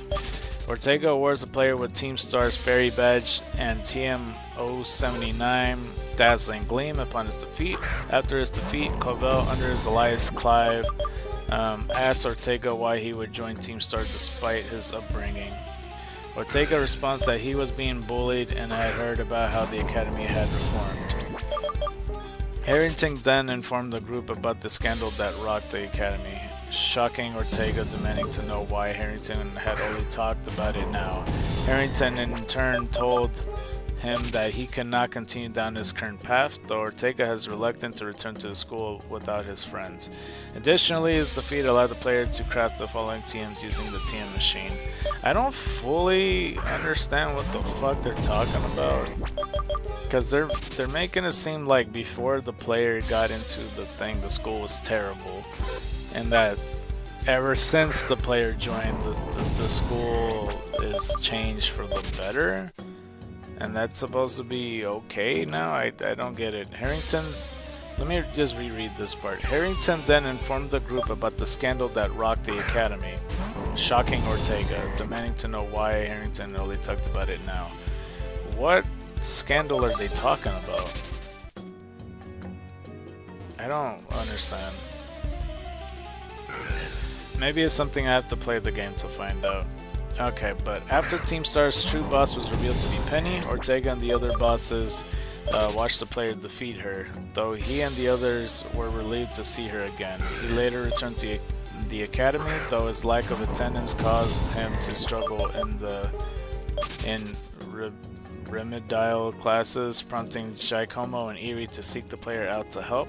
The player agreed to help them, and when they arrived in the classroom where they were studying, Ortega was shocked to see that they would help him in his studies. Embarrassed to have a junior assist him in his studies, he was struggling to comprehend a paragraph that implied a hidden meaning. With the player's assistance, Ortega understood in underlining tones. Later, Penny arrived and offered to help, much to his chagrin, before proclaiming that they did not understand him and that they were all the worst, prompting the group to laugh. And then this one is storming the Fairies crew's base. Okay, Ortega of the Rugbus squad, boss of Team Star's Fairy crew. Okie dokie. Said to be the second strongest of Team Star bosses, his family owns an apparel brand famed in Paldea. He constantly looks down on others, perhaps due to his cushy upbringing. Wait, did I read everything? No, yeah, I did. Pokemon. Ortega keeps his Pokemon in luxury balls. First battle, he has 4 Pokemon. So let's take a look once it lets me. Azumarill, Wigglytuff, Dash Bun, and a Rugbon Starmobile, which is Fairy type. Okay. So Azumarill, we gave it. What did we give it? Shit, I'm like trying to remember. Didn't we give it like electric type? What did we give it? I don't remember. Electric fighting or some shit like that. Oh, you know what? You know what could we done actually? We could make it electric flying. Just make it balloon Pikachu essentially. Because you know how we were doing surfing Pikachu for the other one on the actual Pikachu? We could easily do flying Pikachu with this. So yeah, electric flying. I think that'd be cool. Wigglytuff, we gave it like ice psychic or some shit like that. That spun, I don't even remember, dude, to be honest with you. Maybe perhaps grass type? I don't know. But we got our 800th Eevee up in here, up in here, up in here, up in here, up in here, up in here. 800. 800 Eevees in store. Please make it easier on me. Where's Retro Eevee, dude? I'm running out of thumbnails. I'm running out of fucking synonyms, dude. I'm running out of cinnabons, dude. Let's see. In the rematch, oh, there's another Eevee. 5 Pokemon. As we got Klefki, Azumarill, Wigglytuff, Hatterene, and Dachshund. See, that's a much better team. But we got ourselves 801. I almost clicked on the wrong shit. 801. Open this shit. What was the team before again? So there's 4 Pokemon. So Wigglytuff and that. Okay, so he kept the Dutch Bun and Azumarill and Wigglytuff, and he added Klefki and Hatterene instead of the Starmobile. Klefki, I think we gave it like grass type because of the wooden keys, and maybe steel or rock. Yeah, grass and rock type. Hatterene, I don't remember what I gave it. Maybe ice ghost, something like that. Yeah, it sounds about right. Something like that. Let's see. There's no trivia for him, so that is it for Ortega. Now for the last of Team Star, besides the last one, we got Atticus. So let's go with Atticus. So here we go. Atticus, Japanese name Shumei, is the boss of Team Star's Poison Crew, the Navi Squad. He specializes in poison-type Pokemon, said to be descended from ninjas. Atticus is responsible for the modified uniforms his fellow bosses wear. Oh, he looks cool. I like the uniform he has. Looks pretty neat. So he's the sewing one, I'm imagining. Hair color silver. What? I didn't know that. Okay, in the core series games. Oops. In the core series games, Atticus has an eye for fashion, having designed the costumes of all the squad bosses. He is highly regarded for his passion and technique on conceptualizing and making unique fashion designs. While enrolled in the academy, Atticus was bullied for liking old-fashioned things. He is close friends with fellow academy students Yusef. Atticus awards the player with Team Star's Poison Badge and TM02 Gunk Shot. I did not mean to press that. I was trying to get, like, something fell out of my hair when I was scratching my head, and I was trying to get it out of my phone. Where was I? Atticus awarded the player with Team Star's Poison Badge and TM0102 Gunk Shot upon his defeat. Additionally, his defeat allows the player to craft the following TMs using the TM machine. Yeah, it was just limp, by the way, just from like a pillow or some shit. I was trying to get it off my phone. But there's an expansion little thing for the TMs, and yeah. During the Team Stars Bond story, the player tutors Atticus and helps him realize that mathematics are an important factor in costume design and marketing. After the Bond story, Atticus will appear at the Portal Miranda Market, where he acts as an auctioneer for costumes he has created, which contains references to past Pokemon games. Oh, really? Like what kind? Storming the Poison Crew's base, which is Atticus of the Navi Squad, boss of Team Star's Poison Crew. The quote is, Atticus is middling strength among the Team Star bosses, a descendant of ninjas, or so he believes. He likes to dress the part and use fancy speech and poison skills to toy with foes. So for Pokemon, Atticus keeps his Pokemon in repeat balls. So that's pretty neat. First battle, Atticus the Team Star Navi Squad Space, Scarlet and Violet. He has Skunk Tank Muck and a Reverum. For some reason, Steel Poison? Wait, is it always been Steel Poison? Or I thought, I have no idea. And then the Navi Star will be a Poison type. Wait, hold up, let me click Reverum just to be absolutely sure. Yeah, it's Steel Poison. So is Varoom Steel type? No, it's also Steel Poison. What the fuck? I didn't know that. It's cause I saw him in TCG Pocket and I thought he was just Steel type. I didn't know that. I guess that makes sense. You know, cause engines are fucking toxic. You know, really toxic for sure. But that's interesting. So Skunk Tank Muck, Reverum, and Navi Starmobile. Gotcha. Hot Chili Pepper. Okie dokie. Let's go 802. For Skunk Tank, I think we gave it Fairy Fire type.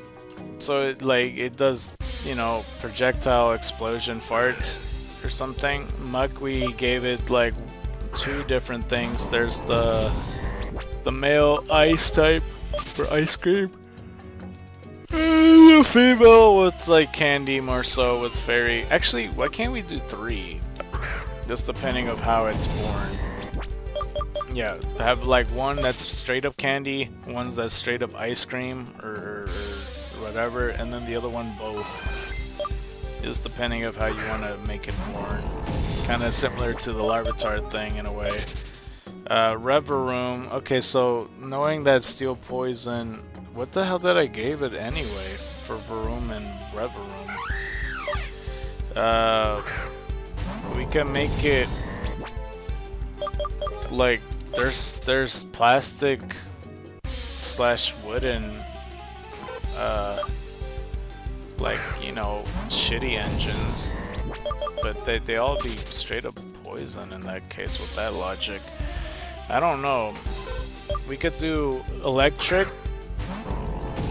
Um, electric and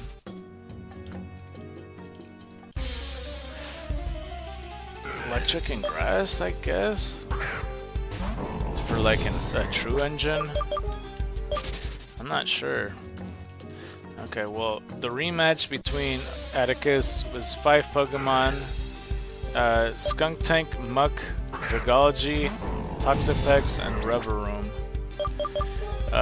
We already did Skuntank, Muck, and Revavroom. Dragology, we gave it the grass water type, I believe. Toxapex, we gave it like bug grass, I think, or no, was it bug steel? I think it was bug steel we gave it. And that's basically all the new decisions. And there is a trivia page. Let's see. Atticus' speech pattern is reminiscent of Shakespearean English. Okay, that's interesting. Atticus is a poison type specialist who self-identifies as a ninja, a trait shares with Koga, Janine, and Nene. Who I don't know which is Nene. Pokemon Adventures, Atticus is a fan of both Koga and Janine and believes they are true shinobi. Oh, that's dope. The entirety of Atticus' team in his first battle consists of underleveled Pokemon as Stunky, Grimer, and Varoom don't evolve until level 34, 38, and 40 respectively. Huh. Okay, so they're cheating mons. Interesting. And that's basically it for Atticus. Hold on, let me just click on Nene right quick. So she's a ninja? Oh. Conquest. Oh. Nene's a warlord in Pokemon Conquest. I played Conquest. I didn't know she married Hideyoshi. What the fuck? Since when? How the hell? I don't... Okay, maybe it's just a trivia thing. Okay, well, we did all the admins or the squad leaders of Team Star now. Let's just click on Cassiopeia, even though I know exactly what's gonna pop up. But this is just an article exclusively to Penny and only Penny. And I didn't think I was gonna finish this soon, to be honest with you, when it comes to you know, reading the articles and whatnot. But it's already an immediate spoiler warning for Scarlet and Violet if you haven't heard. Cassiopeia is a character in the Starfall Street story in Pokemon Scarlet and Violet. They recruit the player into Operation Starfall for most of the game. They are unseen and only communicate with the player via their Rotom phone. Okay, in the core series games, Cassiopeia first interacts with the player in Naranja Academy, Uva Academy's cafeteria through the Rotom phone, having hacked in order to reach them. They recruit the player into their mission, Operation Starfall, which is to bring down Team Star by defeating its 5 squad bosses scattered around Paldea and their respective bases, and their big boss who founded the team. When the player is close to a base, Cassiopeia will call and brief them on the base and its squad boss. Once the player has defeated the squad boss, Cassiopeia will call again and reward the player with league points and an increased variety of TMs in the TM machine. Cassiopeia also summons Penny of Operation Starfall Supply Unit to give the player a bonus reward, which is a lot of Pokemon materials. Clive gives the player Clive gives the player their bonus reward instead of Penny after the player has defeated their 5th base. Okay. And the player is rewarded with increasing quantities of LP after defeating each squad boss for the first time. 5,000 for defeating 1 squad boss, 6,000 for defeating 2 squad bosses, 7,000 for defeating 3 squad bosses, 10,000 for defeating 4 squad bosses, 20,000 for defeating 5 squad bosses. After defeating all the squad bosses, Cassiopeia reveals that they were the big boss and tells the player to meet them at the schoolyard at Naranja Academy, Uva Academy after dark, where their true identity is revealed. They still avoided it. Interesting. Okay, Cassiopeia is the only Team Star boss who does not use Starmobile during their first battle. Cassiopeia shares their name in French with Gym Challenger Pia, a possible opponent in Wyndham Stadium Challenge tournaments in Pokemon Sword and Shield. Each of Team Star's 5 squads is named after a star in the Cassiopeia constellation, foreshadowing Cassiopeia's status as the team big boss. In addition, the location of the squad bases in Palladia map match the form of constellations. And yeah, that's pretty much it. And we know that now it is revealed to be basically Cassiopeia is Penny, which I think it falls flat. I would have liked to fight the actual boss and everything, but no, I'm not sure. I'm not sure. Okay, well that increases the count. Hold on, I think I need to be right back. I'm gonna switch the... I'll switch the screens and I'll be right back, alright?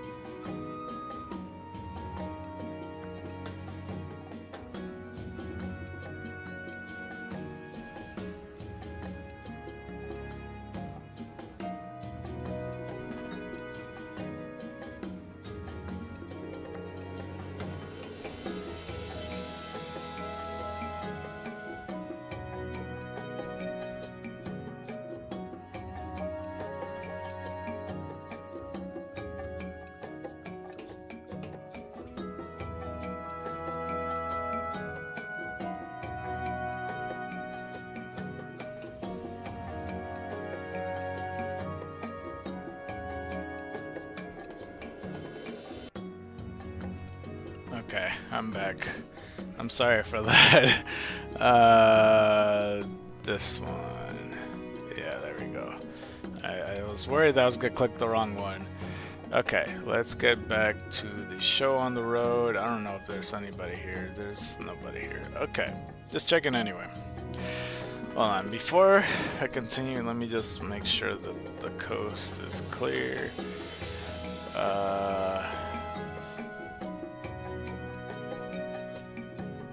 And I want to check the messages that I have before I continue. Let's go with this. I might as well do a couple shimmies while I'm looking at the messages. But yeah, I'm sorry for that. I had to do something. So, let's see here. 2 hours into the stream too. But yeah, I still really would like just to, you know, find retro Eevee so I could get on with my life. I legit thought this was gonna take up to 3 days. How stupid how was I to think that?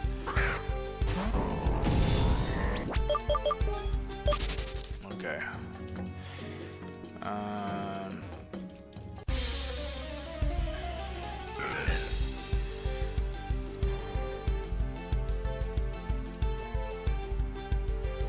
Hold on, sorry, I'm messaging.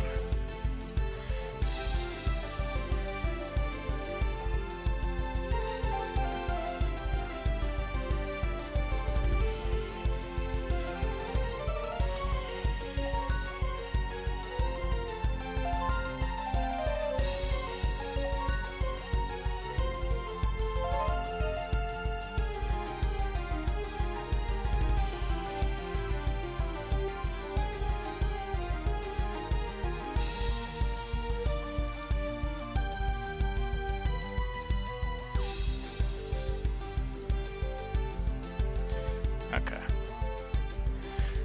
Alright, now I'm gonna continue. Sorry for that.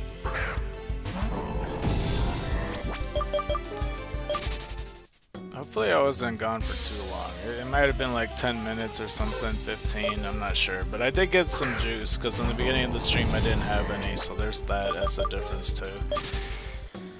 Alright, those 10 minutes, what if I could have gotten a fucking Pokemon, dude? Then what? I could have found retro Eevee right there, and now I can't sleep tonight. Like, what if, bro? Like, what if?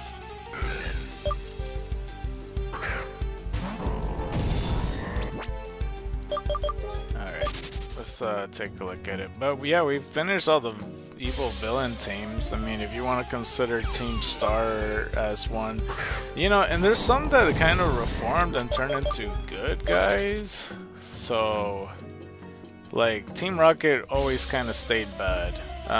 Team Aqua, I guess, kind of stayed bad, but Team Magma turned good. Team Galactic's bad. Team Plasma, there's a good side and a bad side. So, like, there's that. Team Flare is always bad.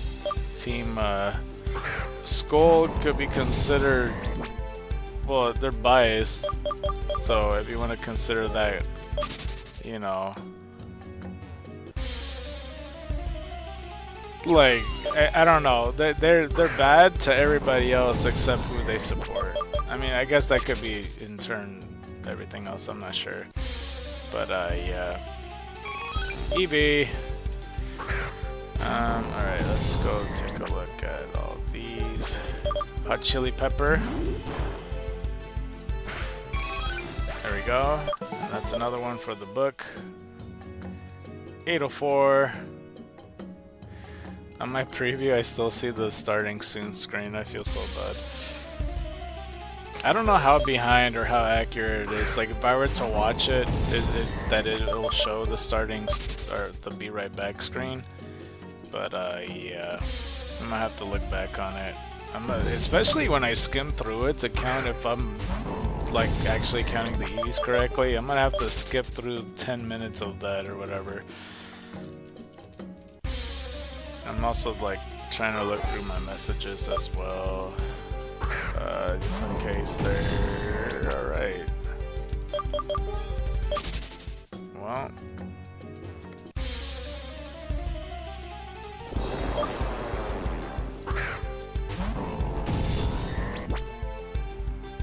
this again, I guess.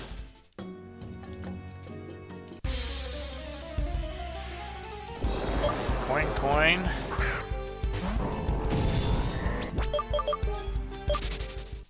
But yeah, I guess the next category I could talk about is just movies, I suppose. And then I was also thinking to my head, because you know how we covered like Elaine, for example, and he's like an anime exclusive character, and he would be cool as shit to have in the games. But like after we do a movie, we cover a character in the anime, because like Brock as a gym leader is much different than Brock in the anime. You know what I mean? Like, that's just how it is, and that's how it's always kind of been.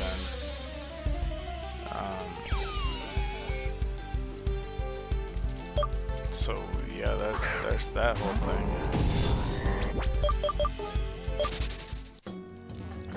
So like, you know, eventually I want to get to Paul, for example, but I don't know how accurate that can be.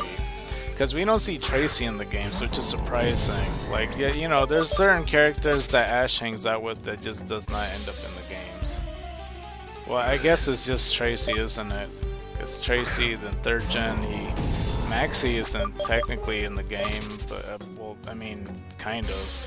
I mean, if you choose Brendan, then May will have a little brother, but they don't really give the name Maxie, per se.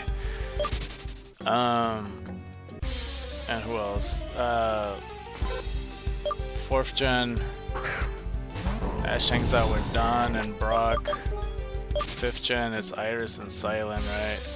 6th gen, I mean Bonnie is in the game, but you don't battle her. She is physically in the game, and that is her name. Serena's there too. 7th gen, Go's not in the game, is he? I doubt it. I don't even like the name Go for him, it's so stupid to me. Who else hangs out with Ash though in Sun and Moon? That's the one anime I have no idea about. I just know that they changed the animation style, and it's not really for me.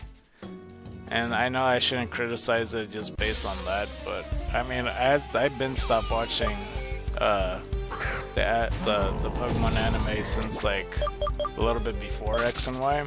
But I have seen the X and Y, like one of the episodes, and I thought they did pretty good. Like the action, like they picked it up with the action. I really like it, but you know, ever since, like I don't have a problem watching X and Y, but after that, I don't know.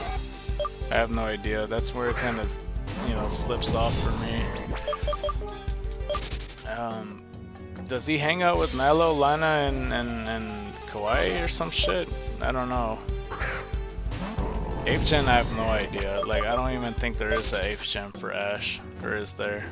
No, he has Cinderace, right? And Gengar and Dragonite and shit like that. I'm not sure.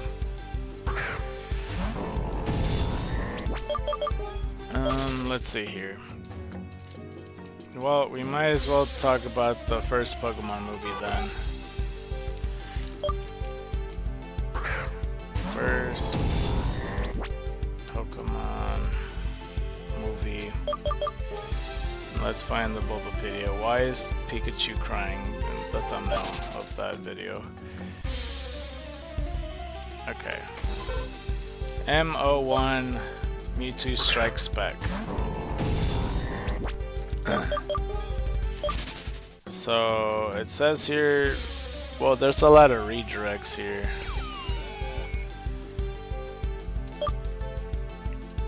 It came out November 12th? I didn't remember that. I thought it was like summertime or some shit.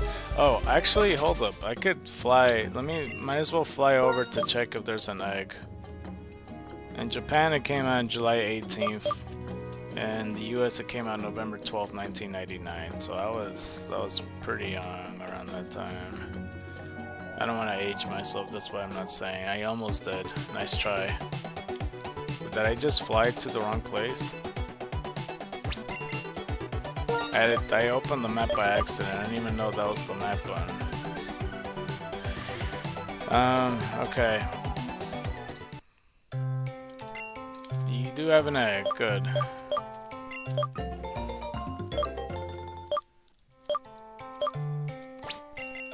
I like how he says that, oh yeah, they're doing great, but they're not doing great. That's what he just told me. They don't like each other. So how are they doing great then? I don't know. We got 2 Pokemon eggs. We'll still work to try to get 4, but like they need more hanky-panky time. Pokemon the first movie, Mewtwo Strikes Back. Pocket Monsters the movie, Mewtwo's Counterattack. Officially known as Pocket Monsters the movie, Mewtwo Strikes Back in Japan, also known as simply Pokemon the first movie, is the first Pokemon movie. It debuted in Japanese theaters in July 18th, 1988, as they made its way to North America theaters on November 12th, 1989. Mewtwo Strikes Back was shown within Pikachu's short Pikachu's Vacation, and the first animated series special, Mewtwo Returns, is a sequel to the movie. A 3D animated remake, Mewtwo Strikes Back Evolution, was released in 2019. Other posters and logos. It's like a Pikachu picture. This picture looks familiar, except I thought that was Pokemon 2000 or something. But I guess not. Final Mewtwo's Counterattack movie poster. Because it's like Ash pointing the other way, and it's like blue winds in the background or some shit. And then like Pikachu and Togepi in the bottom, look like surrounded by green. Okay, let's go. Count that. 805. English theatrical poster, I do remember that. There's just like a bunch of Pokemon surrounding, and it's mostly red in the middle. Prepare for the greatest match ever, Pokemon. And then it's just Mewtwo versus Mew. Japanese poster featuring Mewtwo and Mew. It's Mewtwo in the bottom right corner and Mew in the top right corner with like a black background that's like all wispy. Australian Beyond DVD color is just cover, I mean, Mewtwo and Mew just like right next to each other in the blue background with like the planet Earth in the bottom shining. Digital release poster on Viz DVD cover. It says Mewtwo much bigger than Mew for some reason. And we got ourselves another one. 806. I'm already about to be level 54, bro. I don't know. Maybe I'll stop at level 62. How about that? Because anything past 62 would be a bit too much. Mewtwo's Counterattack logo. It just says Mewtwo Strikes Back with characters. Okay. Pokemon the first movie logo. That's exactly what it says right there. Digital release English logo says Pokemon the first movie, like the last one. Title screen, Mewtwo Strikes Back. I remember that. That's probably the best logo in my opinion. Spoiler warning for people that didn't watch the Pokemon first movie. What's the blurb? The blurb is, Giovanni, the leader of Team Rocket, had ambitious plans to take over the world, involving his latest experiment, a powerful clone of Mewtwo. Mewtwo is very powerful and also very smart enough to not want to be controlled by Giovanni. It escaped from the lab, and now Mewtwo begins to concoct its own scheme, clandestinely inviting a number of Pokemon trainers to the ultimate test. Of course, it's an event for talented trainers. Ash Ketchum will be right in the front row. I mean, have you seen him in Gen 1? I don't know if he deserves to be in that frame. Ash's excitement turns to fear and anger when Mewtwo reveals its plan for domination, creating powerful clones of all of the kids' Pokemon so it can even the imbalance between Pokemon and their trainers. Despite Ash's protests, Mewtwo refuses to believe that Pokemon and people can be friends, but faced with the determination of a young trainer and the love of his Pokemon, Mewtwo just might have to reconsider, especially when pitted against the power of mysterious Mew. Alright, so now in the plot, we got ourselves Dr. Fuji wanting to find a way to restore life by cloning leads an expedition to Guyana. I didn't even know they referenced that. After finding evidence of a shrine dedicated to Mew, the world's most powerful but now said to be extinct Pokemon, Giovanni, the leader, Team Rocket funds Fuji's research in return for an enhanced living replica of Mew. Finding a fossil of Mew, Fuji and his team created Mewtwo.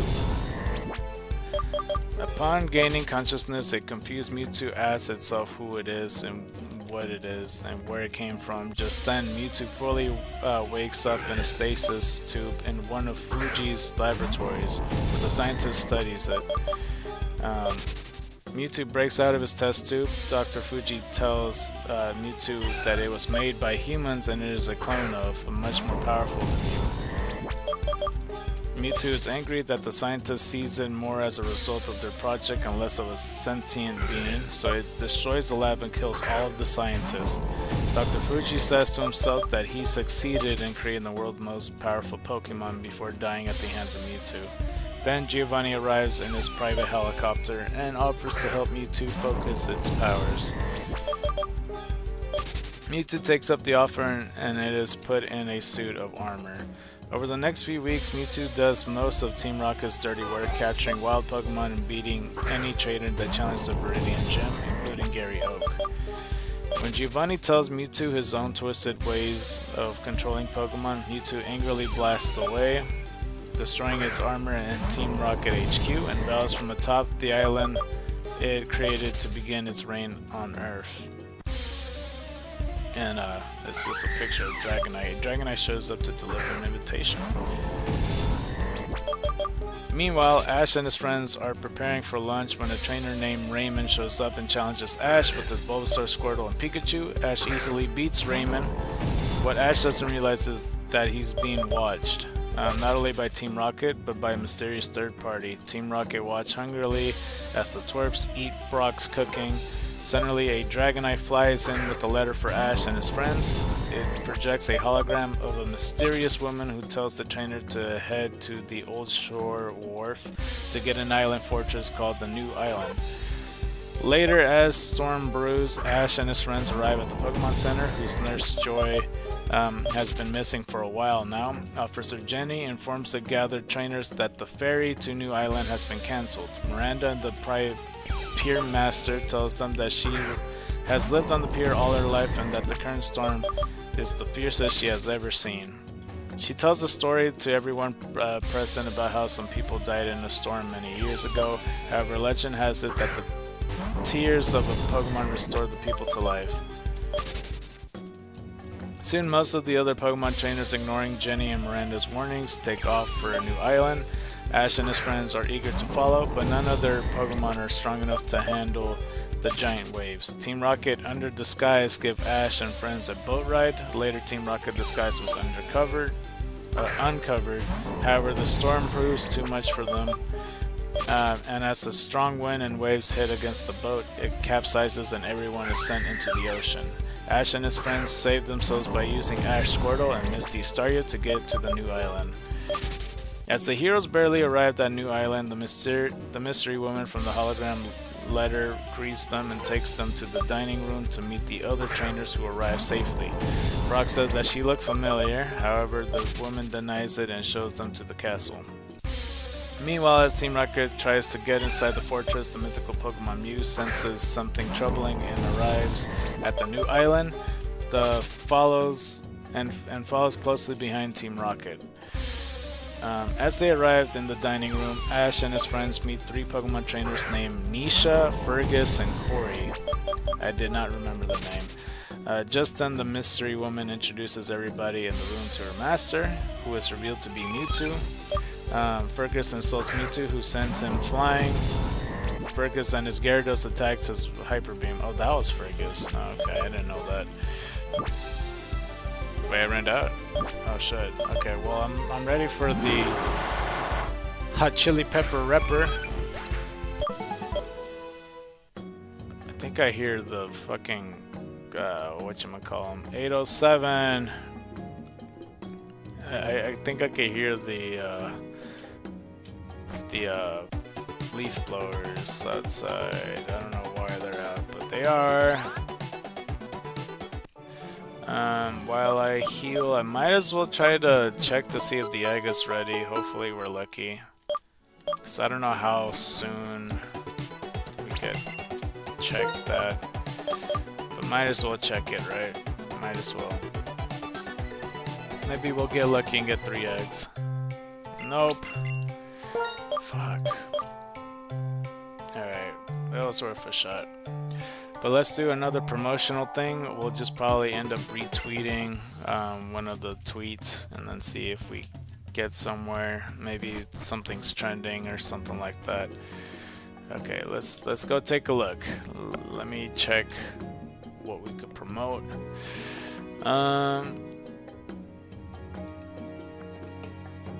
Doesn't. Oh, there's an active shooter. Oh shit, Villanova University.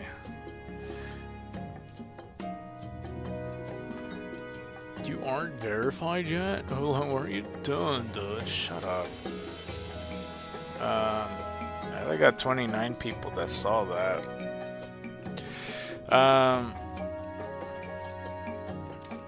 Don't miss out on the double shiny giveaway.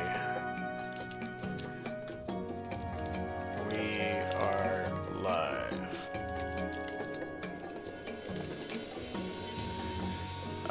Let me put sirens. 1, 2, 3.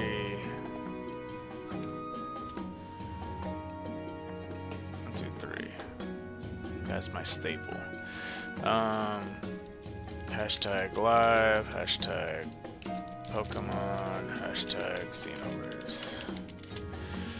And then we're gonna do that. And that's it for that. Okay, that was fast.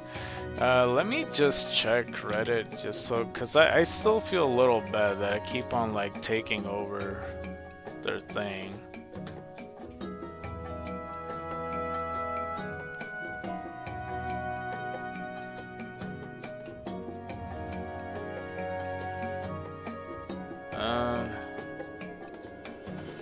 Hold on, nothing here though, right? Let me just check it. Alright, nothing of note in Pokemon Xenoverse. Okay, let's go back then. We're ready to go. Let's go ahead and do it. Okay, so Fergus insults Mewtwo, who sends him flying. Fergus has his Gyarados attack with Hyper Beam, but Mewtwo easily reflects it. Mewtwo releases the woman from his control. When Brock quickly catches her, it is revealed that the mystery woman is the missing Nurse Joy, whom Mewtwo had taken under his control due to her knowledge of Pokemon physiology. Mewtwo tells the trainer that humans are weak and cruel and have made all Pokemon their slaves. So that, you know, that'd be interesting if they had like a Team Plasma, like, you know, like Mewtwo and Team Plasma could easily coincide if that's how Mewtwo sees it. It also says that Pokemon are no better off since they choose to associate with humans. As Team Rocket gets into the fortress and make their way into a laboratory, they came across a weird-looking machine, a computer, and several Pokemon sleeping in giant pods. Jessie accidentally sits on the computer controls, which plays back a recorded message from Dr. Fuji about the fossilized eyelash of Mew that was used to create Mewtwo. Suddenly, the machine takes a piece of hair from Meowth to create a clone of him, summoned by Mewtwo. The clone Pokemon awaken it and exit to their master. By the way, I think it is pretty smart that like the whole time in the first Pokemon movie that, you know, Team Rocket's role is to show you what's happening behind the scenes on like the laboratory and a lot of important context. Like I think that's really cool that they use that, because you know Team Rocket is trying to get Pikachu, but they had to use a different entrance because Ash is right there along with the other trainers in front of Mewtwo while he's talking shit and about a fight. But like Team Rocket, they see all the clones and they see them come out and they see how they get made and they see the context with like Dr. Fuji and all that shit. Like I think that's really cool. So I think they use Team Rocket pretty perfectly in this role. Hold on, where was I? The clone Pokemon awaken and exit to their master. Mewtwo leads Ash and the other trainers into the stadium part of the fortress and suggests that they should battle Pokemon to see who's the strongest. The clones versus the originals. Ash's Charizard, Corey's Venusaur, and Nisha's Blastoise are no match for Mewtwo's clones. With the Pokemon defeated, Mewtwo summons its own specialized Pokeballs, the Mewtwo Balls, is that really what they're called? And uses them to capture Charizard, Venusaur, and Blastoise, claiming them as its prize. Mewtwo announces that the other Pokemon will be taken to be cloned. The clones will remain safe on the island where Mewtwo's storms destroy the planet. Mewtwo sends his ball after the Pokemon. I did not read that right. Mewtwo sends his balls after the Pokemon. Wow, I wish I didn't reread that, but I did. I didn't know the lady name was Nisha. I guess I could have figured it out. But it's spelled differently. It's Neesha. Immediately all the trainers are on the run. Some Pokemon are captured before they realize what's happening. Some attempt to outrun the Mewtwo balls.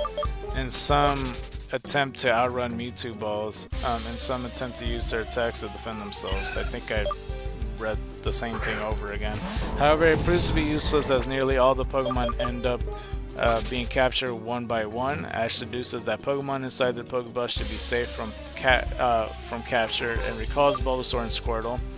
However, it turns out to be no use as the Mewtwo balls instead capture the Pokeballs hole with the Bulbasaur and Squirtle still inside. Brock suggests carrying the Pokemon away, but while Misty successfully hides Togepi inside her backpack, Psyduck and Vulpix aren't so lucky and are also caught. And the leaf blowers are coming closer. Hold on. I'll pause in a second. Pikachu's the only Pokemon still uncaptured. As a result, he's now the only target of the Mewtwo balls. Ash uses his body to block them, giving Pikachu a chance to run. Pikachu heads towards a nearby suspended staircase and uses Thundershock to take out a few of the Mewtwo balls. Ash follows him up the staircase. Pikachu is forced to use Thundershock every few seconds, which is combination with constantly being on the run leaves him exhausted. As a result, Pikachu is forced off the staircase while dodging the balls, falling a long way. Ash jumps off after Pikachu to protect him, but before he can grab his friend, a Mewtwo ball finally manages to capture Pikachu. Ash grabs the ball before he falls into the pool of water as the base of the staircase and loses his grip on it underwater. Ash follows it out of the pool and towards the entrance to the laboratory where Team Rocket is. The same machine that cloned Meowth earlier is now processing all of Mewtwo balls, and Ash grabs the one Pikachu is in just as the machine does as well. Fighting against the machine's many arms, Ash eventually manages to pull the Mewtwo ball away. Destroying the machine in the process, Pikachu is released from the Mewtwo ball and shakes himself off. Happily, he reunites with Ash, but the clones are now freed from their stasis tubes. Prepared to join Mewtwo, the remaining Mewtwo balls are released from the machine in an explosion, and all open to free the Pokemon inside, including Squirtle, Bulbasaur, and their Pokeballs. Hold on, they're getting pretty close. I might have to mute myself soon. Mewtwo releases the other humans and is soon joined by his clone army. Ash emerges from the smoke with his and every trainer's Pokemon and proclaims that they won't let Mewtwo plan succeed. He tries to punch Mewtwo, but Mewtwo force field. Wait, hold on, let me increase the count. 808.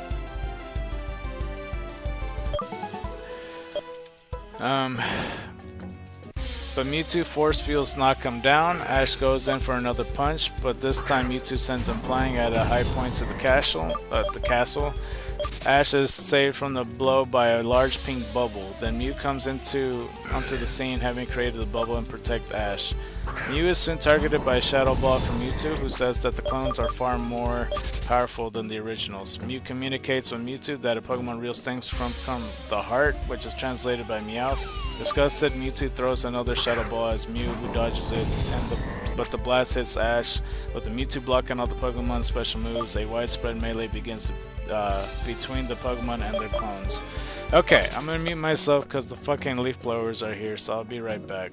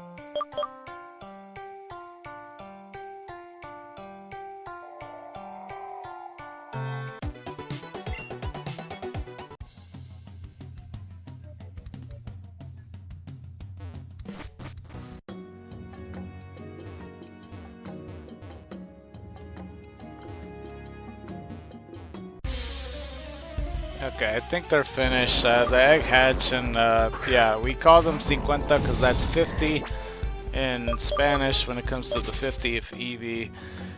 Yeah, no, the reason I was still muted that whole time is because the leaf blower is literally next to my window and could not talk. But we got like a few Eevees. We got like another one in the count, as you saw. I just wish the dude wasn't here when I was doing all that. You know, I still don't understand the purpose of the leaf blower. It's not really cleaning the parking lot. But whatever. I mean, they do it like 3 times a week or some shit, or however many times they do it. It feels random as fuck sometimes, to be honest with you. Anyway, once we run out of hot chili peppers, then we'll go back. Also, I was gonna mention this before in like one of the first few streams, and I got distracted because I'm pretty sure it's around the time when I found the shiny. But basically, I remember when they first went out to the ocean to get to the island for Mewtwo and stuff, that the trainer, I don't remember his name, but the guy that owns the Venusaur, like, he sends out his Fearow or whatever. Oh, I think they're back. Shit. But they might turn on their leaf blowers. Hold on, I might have to mute myself.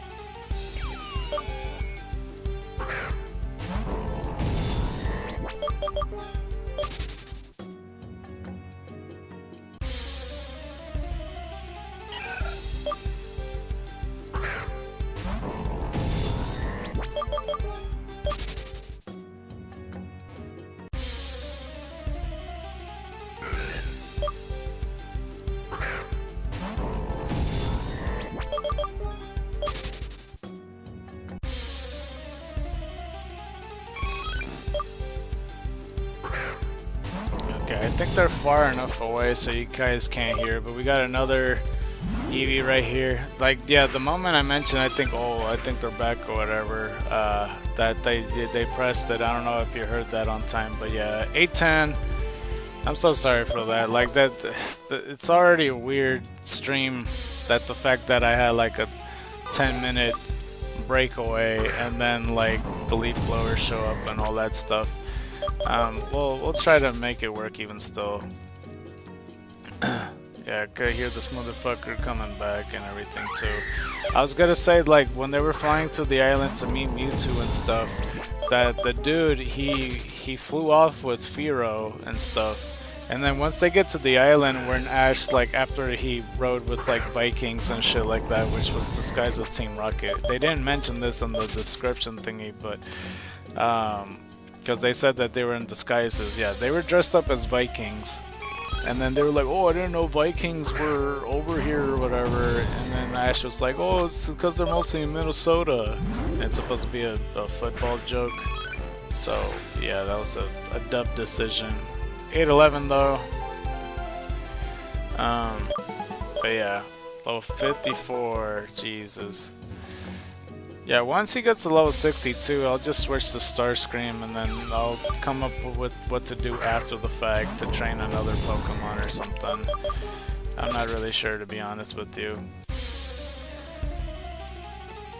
It's gonna be the period where you could raise up their Pokemon. But yeah, no, after the whole football joke, as soon as they get to the island that he's introducing to all the trainers, and then he's like, oh yeah, no, I rode on Gyarados. Oh yeah, no, I rode on Dugong. And then he's like, oh, it was easy. That was behind Pidgeot's back. It was like, no the fuck you weren't. You were clearly on Fearow's back, and there's no more Fearow on your team. So I think it was just a drawing error. And like, it was another drawing error when Gyarados went into the water because his mouth was blue and then it changed to his regular color. So I don't know, I just wanted to mention that. Anyway, continuing on with the Pokemon the first movie. Ash survives the blast, but is horrified to see all the Pokemon fighting their clones, especially Pikachu getting slapped endlessly by his clone. He eventually falls back down to the stadium floor, prompting Misty, Brock, and Nurse Joy to come to his aid. They see now how horrible this kind of fighting is, and that the originals and clones will never give up, resulting in their deaths. Ash realizes someone has to take a stand and refuses to fight like Pikachu is. As Team Rocket also look on in horror, Meowth is approached by his clone, although the two briefly get ready to fight. They realize the pointlessness of it and instead talks about how, no matter how different people are, they all share a lot in common on this planet. Just as Mew and Mewtwo are emanating large auras of psychic energy in preparation for their most powerful energy blast, Ash, frightened and angered by the continuous fighting, runs between them, demanding them to stop their futile battle. The two blast energy strikes with Ash in the crossfire, and due to the magnitude of the concentrated power, Ash turned to stone, which I didn't understand why he turned to stone. What kind of petrified attack is that? Mewtwo, shocked by Ash's recklessness, calls him a fool, which he is a fool. Yeah, he's pretty much a dumbass. The stadium becomes silent, save for Pikachu. I don't know why it says save for Pikachu. Who runs to Ash's side. Ash tries to wake him up. Pikachu used Thunderbolt in vain as Ash stays unmoving and has no sign of life. Pikachu begins to cry at losing his best friend, and due to the rest of the Pokemon in the stadium, due to Ash's noble and brave sacrifice in the name of their salvation, the tears of all the Pokemon come together and magically revive Ash, bringing them back to life just like in the story Miranda told earlier. After witnessing all this, Mewtwo states that it does not matter who is more powerful at the clones and the originals both value, and that circumstances of one birth are irrelevant. It is what one does with life that determines one's destiny. Mewtwo also says that it would be best if no one knew about what happened. When Mewtwo flies out, it tells Ash that it will find a place where it and the clones can live in peace. As a result, all of the memories of this event are erased from the trainers' minds. Which is fucking crazy, because, like, there's a lot of witnesses. Ash, Misty, Brock, and everyone else instantly find themselves back at the Pokemon Center with no memory of their adventure on the new island. Nurse Joy is also back, offering shelter from the storm. Going out to the pier, Ash sees Mew in the clouds as the storm ends and tells Misty and Brock that when his journey began he saw a mysterious Pokemon, and now he believes he just saw another. Misty thinks that Ash was just imagining it. But Brock points out that maybe he wasn't. With that, the three friends prepared to continue their journey.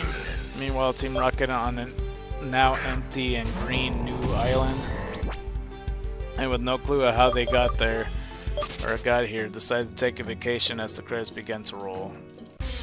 And it says major events. Ash Squirtle is revealed to know Bubble Beam.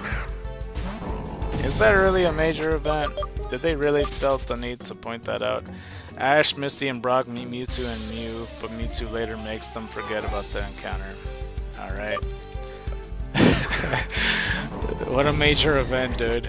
They met him, but they forgot. Ash sees Mew again, but does not recognize it since his memory has been erased. Alright. And this is the debut of Mewtwo and Mew in the movie.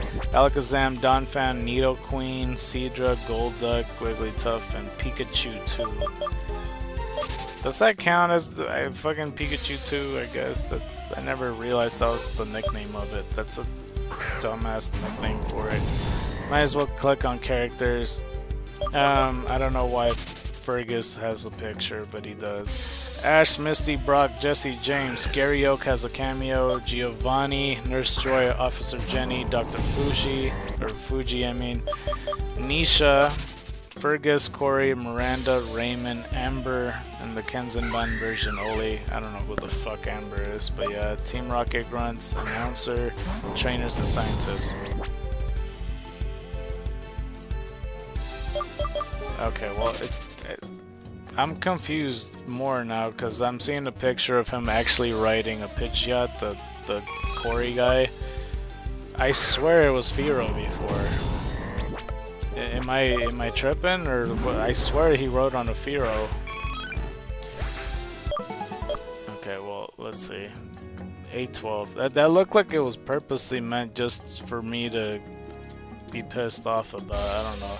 Mewtwo standing with the Pokemon they clone. Pikachu's Ash, Meowth, Team Rocket, Togepi, Misty's, Bulbasaur's Ash, Charizard's Ash, Squirtle's Ash, Staryu's Misty, Psyduck's Misty's, Vulpix Brock's, Weezing James, Nidoking's Gary, Arcanine Gary's, Persian Giovanni's, Donphan Raymond's, Machamp Raymond's, Golem Raymond's, Venomoth Raymond's, Pinsir Raymond's, Gyarados Fergus, Seadra Fergus, Nidoqueen Fergus, Golduck Fergus, Tentacruel's Fergus, Vaporeon Fergus, Pidgeot Fergus, Scyther Fergus, Himali Corey. Oh no, I misread that.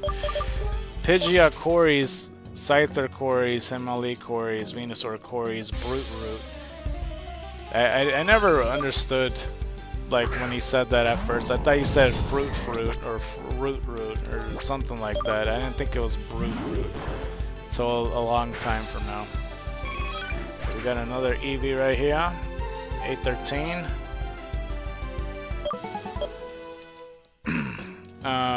Sandslash Corey's, Rhyhorn's Corey's, Dugong Nisha, Wigglytuff Nisha, Blastoise Nisha, Shell Shocker, Vileplume Nisha, Ninetales Nisha, Rapidash Nisha, Bulbasaur Dr. Fuji, Bulbasaur 2, Kenzenban version Oli, Charmander Dr. Fuji's, Charmander 2, Kenzenban version Oli, Squirtle Dr. Fuji, Squirtle 2, Kenzenban version Oli, Tauros, Team Rocket grunts, new multiple, Mewtwo MO1, Firo Mewtwo's, Dragonite Mewtwo's, Mew MO1, Gengar, Trainers Kenzenban version Oli, Onix, Trainers 2, 1 exclusive to the Kenzenban version, Alakazam Trainers, Magneton Trainers, Caterpie Trainers, Weedle Trainers, Raticate Trainers, Spearow Trainers, Ekans Trainers, Raiju's Trainers, Sandshrews Trainers, Nidorino Trainers, Oddish Trainers, Vileplume Trainers, Venonat Trainers, Growlithe Trainers, Poliwhirl Trainers, Bellsprout Trainers, Slowpoke Trainers, Drowsy Trainers, Kingler Trainers, Electabuzz Trainers, Fearow Trainers, Pikachu Clone, Pikachu 2, Venusaur, Charizard, Blastoise, Bulbasaur, Squirtle, Psyduck, Vulpix, Meowth, Gyarados, Seadra, Nidoqueen, Golduck, Tentacruel, Vaporeon, Pidgeot, Scyther, Hitmonlee, Sandslash, Rhyhorn, Dugong, Wigglytuff, Vileplume, Ninetales, and Rapidash, all cloned. Alright. So the cast, I don't think there's a purpose of me seeing the cast, to be honest with you. Soundtrack I could skip. There's a manga adaptation.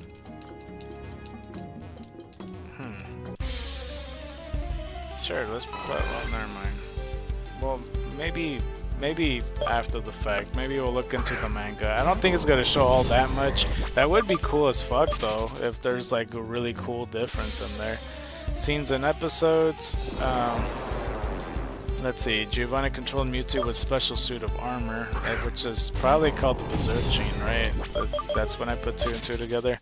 The episode, The Battle of the Badge, is Mr. Mime Time and Showdown at the Poke Corral, features Mewtwo in scenes that prelude this movie.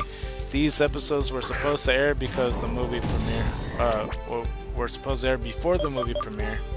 But due to the animated series' 4-month hiatus after the seizures caused by the banned episode 38, the episodes ended up airing on September 17th, the 24th, and October 8, 1998, respectively, whereas the movie premiered on July 18th. The scene in which Nidoking and Arcanine battle Mewtwo is adapted from Gary's battle against Giovanni in the Battle of the Badge, but there are several differences between the two versions. The movie has a different perspective in animation, mostly evident in Mewtwo's appearance, which is more cartoony in the episode as opposed to the elaborate design of its armor in the movie. Mewtwo's whole body glows when it uses Psychic against Nidoking and Arcanine in the episode, but only its eyes glow in the movie. Mewtwo's chin is covered by its armor in the movie, but it's exposed in the episode. It is unknown whether this is an error or design change, since what it looks like the chin could have been part of the armor, it colored differently. Giovanni's position also differs. He stands up and walks forward before sending out Mewtwo in this episode, but stays seated in the movie. In It's Mr. Mime Time, Mewtwo makes a cameo when the Rocket Trio go to Team Rocket HQ, apologize to Giovanni, and have a brief video chat with them. The upward panning shot of Mewtwo used the same animation of when Mewtwo is first shown in the armor, though this scene chronologically took place after the scene in the movie. Okay. I'm not really sure what they mean.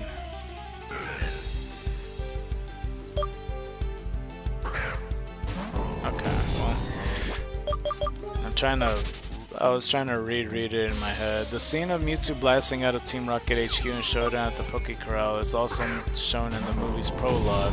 The explosion in the episode has a different perspective and animation, but both shots of Mewtwo flying away use the same animation. The shot of Giovanni's helicopter taken off this episode used the same animation, played in reverse. What? Of the same helicopter landing New Island in the movie.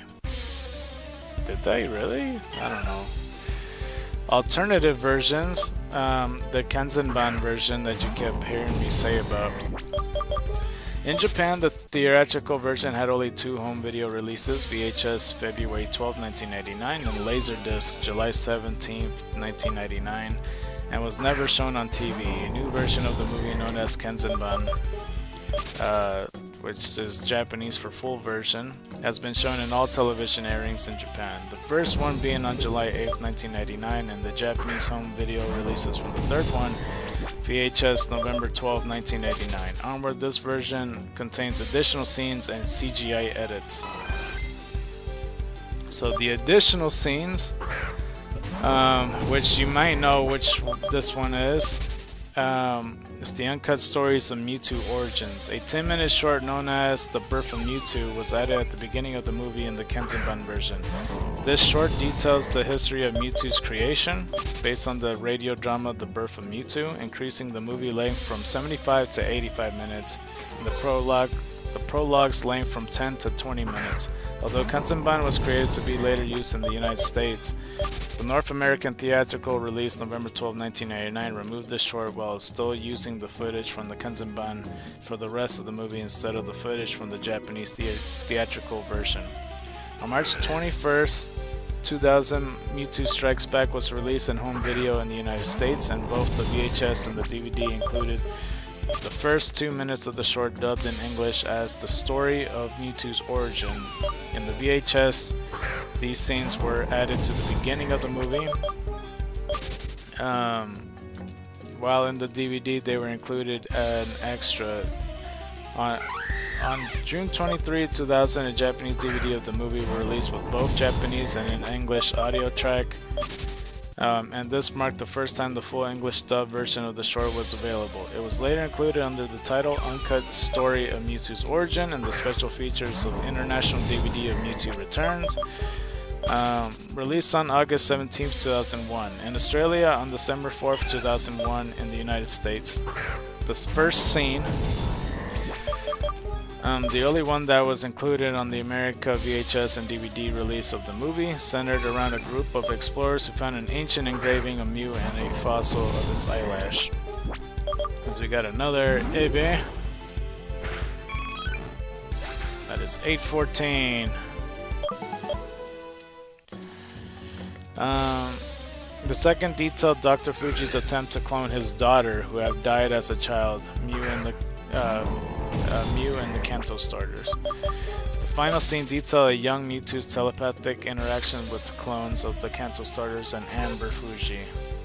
Oh, that's who Amber. I'm like, who the fuck is Amber? Maybe I should. Okay, I'll take that back. I feel bad now that I'm saying that. I thought they were talking about like a fucking trainer. I didn't think it was the little girl. Okay, well I see little scenes here and there. Okay, CGI edits. All the following edits were made for the Kentenban and then used in international release of the movie. In the wide shot of Mewtwo facing Dr. Fuji, who's explaining it how it was created, 2 large test tubes were shown positioned on either side of the screen in front of the characters and magnifying them. These were pushed off to the edge of the screen in the newer version of the film. When Mewtwo is being suited up with armor, Giovanni is covered in shadow, much like its first appearance in the anime series. In the newer version, the scene was changed so he could be seen better, probably because his identity in the anime series has already been revealed in the Battle of the Badge. The CGI panning effect was added to the gym floor when Mewtwo battles a trainer's Onix. When Mewtwo first summons the storm, the shadow color on his hand is changed from purple to pinkish red. Mewtwo floating up to the surface of the water in a bubble was completely reanimated. Throughout the film, the original hand-drawn clouds of Mewtwo storms are replaced with more realistic-looking CGI clouds. Okay, let me... 815. Da da da da. Hold on. What was I saying?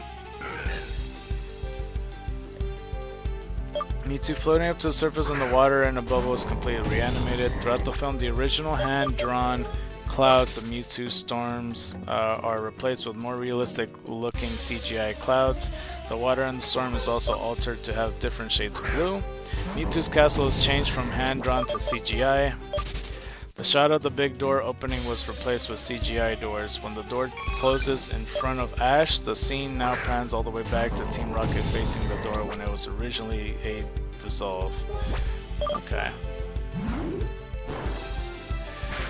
And that's another Eevee. We're getting a shit ton of them now. 816.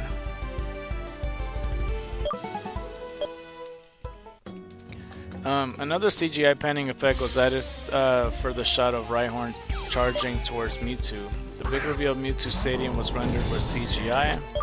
The scene of Ash walking forward with all the rescued Pokemon was altered to have them fade into sight. In the original, they were drawn as black silhouettes slowly walking outward through the smoke, and their bodies interacted with it more. This was also seen in the US trailer of Pokemon the first movie. When Ash looking down at the Pokemon fighting the clones, they were all originally drawn as silhouettes. The tears of life from the Pokemon were changed to CGI. Animation of water rippling is added to what was mostly a still shot in the original version. The sky during the fire sequence was recolored. More bubbles were added to the opening sequence. There are 3 different versions of Mew flying across the sky, and in front of the moon, a trailer where the moon is yellow. The original version has it gray, and the final version is a GCI moon. I think you mean CGI moon, but you know, whatever. Alright. And then there's the picture of the large test tubes moved, reanimation of the bubble. Oh, and Mew was in there, gotcha. Big doors replicated CGI. Hand drawn clouds replaced by CGI clouds.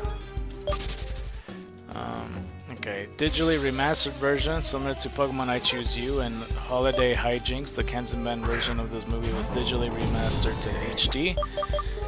Complete with slight color correction, and error is also correct where Raymond's Machamp now comes out in the Pokeball only once. It was released on Blu-ray in Japan on November 28th, 2012 with a box set containing all the movies up to movie 13 and aired May 3rd, 2013 on TV Tokyo. The dub, which retains the 4K audio, aired on Cartoon Network January 4th, 2014 and was re-released on Pokemon TV June 6, 2015. In addition to all of the changes in the Japanese version, the uncut story of Mewtwo's origins is once again cut out, along with the Alakazam error in the Cartoon Network version. The opening and ending credits are retyped in the Arial font instead of the Comic Sans, and the copyright year 2014 is 2015 for real releases was added to the end of the credits. The Warner Bros. Distribution screen at the end was removed.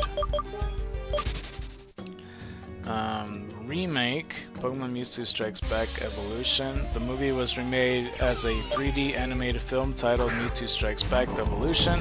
It debuted Japanese in July 2019 and in English in February 2020. There's a trivia page. See, I knew I wasn't fucking crazy. See, there's a picture of him right there riding a fucking... Oh, it's a female trainer riding a Fearow. Oh, maybe that's what it is. Did she fucking die? Okay, I knew somebody was riding a Fearow. Okay, well... 817. I just saw the picture of it. The fourth trainer seen on the far right before leaving. I don't see, unless it's talking about him.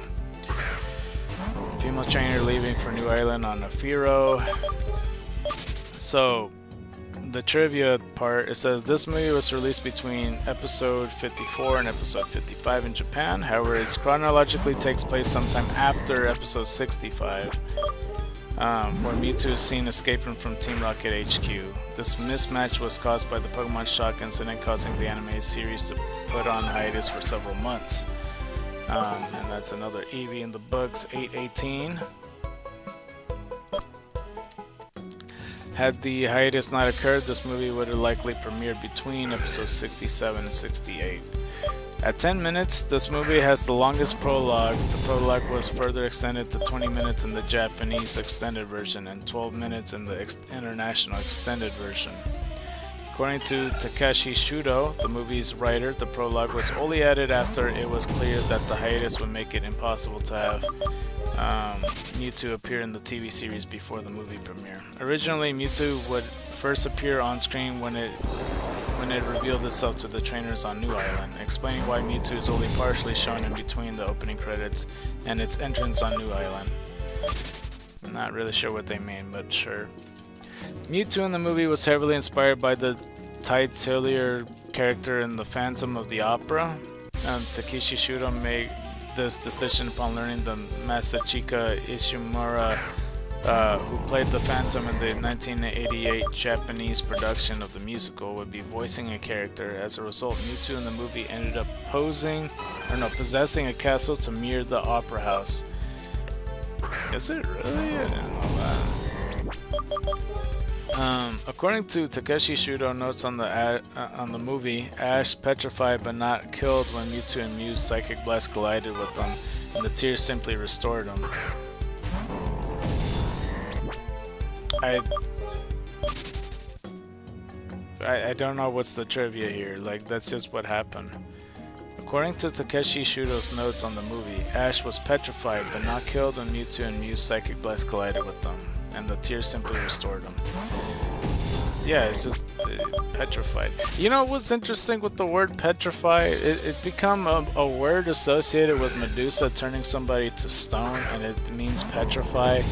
But like, I feel like on a normal sentence when you use the word petrify, it like coincides with fear and stuff like that. But because of Medusa, it means stone and everything, and that word has been forever used in like Dungeons and Dragons, or just, you know, with that RPG term, when you're turning something to stone, they're petrified, rather than like stonified or whatever the hell, or solidified, whatever the word would be. So it's interesting that petrify is like the word for that now. So I don't know, I just find that interesting. Another trivia thing, it says some of the Pokemon on the poster did not appear in the movie. Alright. Several moves were used by Pokemon in this movie that were not yet available in the games. Mewtwo used Shadow Ball, Blastoise 2 used Rapid Spin, and Raymond's Donphan itself is a Pokemon not yet available, used Rollout.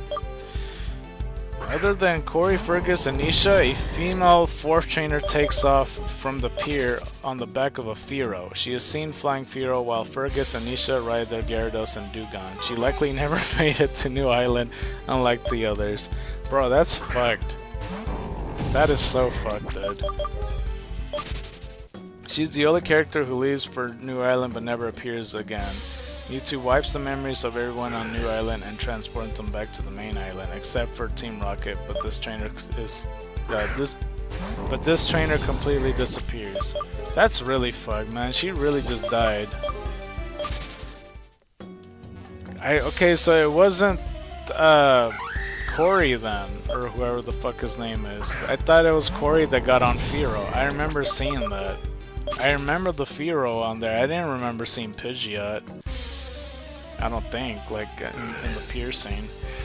Of the Pokemon seen at the gathering, only Misty's Togepi was not captured and cloned by Mewtwo's due to Misty hiding it in her bag. I do remember that, yeah.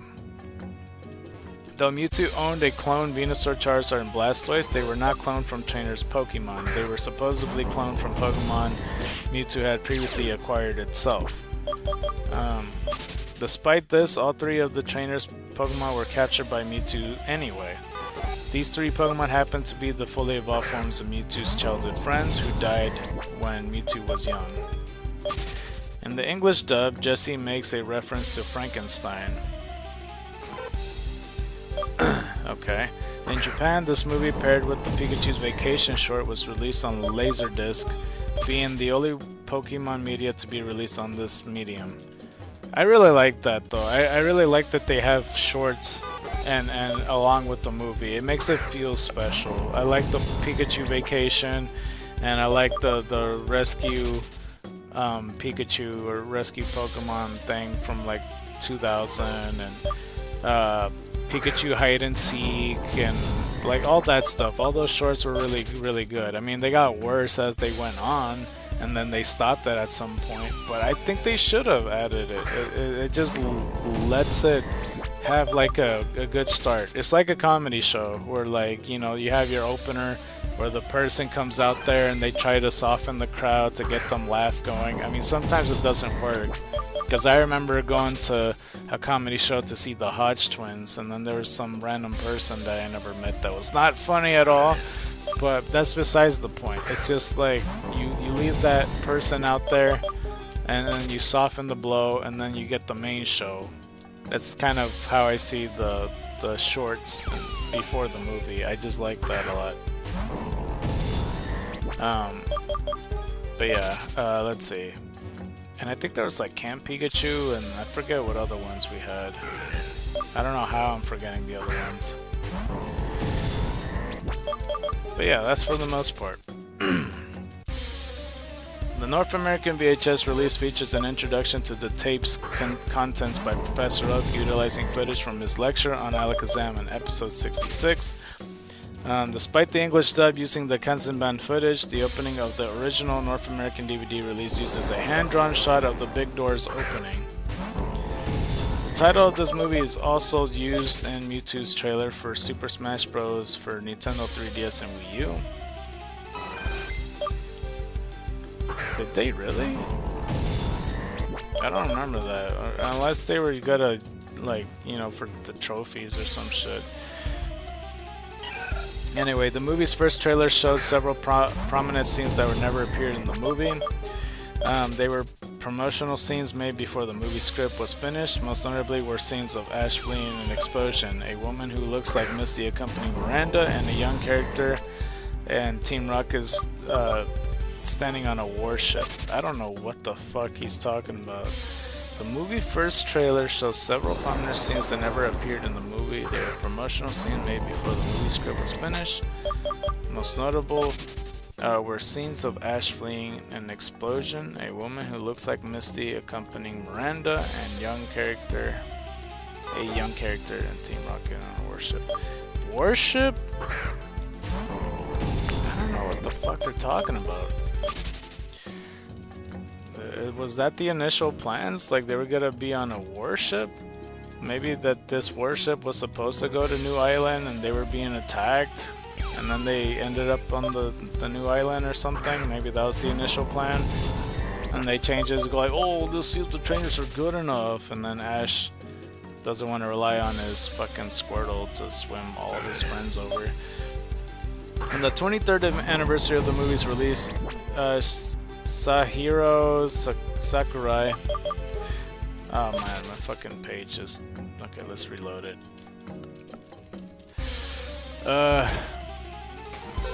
My phone just made it turn off. Okay. Let's go return to where I was at. Damn, I read a lot actually, what the fuck? I'm like scrolling down and shit. I read all of this? All of this?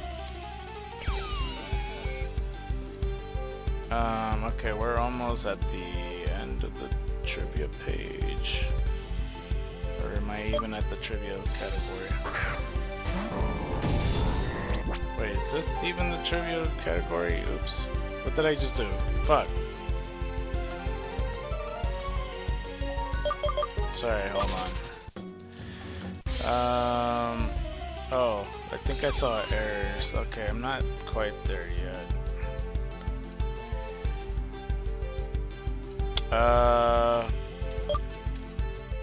Okay, I think I'm almost there. Okay, there's the warship part. Okay, on the 23rd anniversary of the movie's release, Masahiro Sakurai posted an image to Twitter homaging the scene of Pikachu 2 slapping Pikachu and mentioning the scene always made him cry. Oh, really? Some of the Mew lines from the movie can be heard in the first 4 Super Smash Bros. Games and Pokemon Snap. Oh, and the packs already. Nice. Okay, once we're finished with this whole page, we'll open the packs, and we'll open 10 packs as well. And this time I don't have to look through the packs after the next one, but yeah. The movie title in Japanese is most likely based on either the Japanese title of The Emperor Strikes Back or the 1988 mecha film Mobisu Gundam Char's Counterattack. Okay, so errors. When New Island is reflected in Giovanni's helicopter, the reflection is not reversed.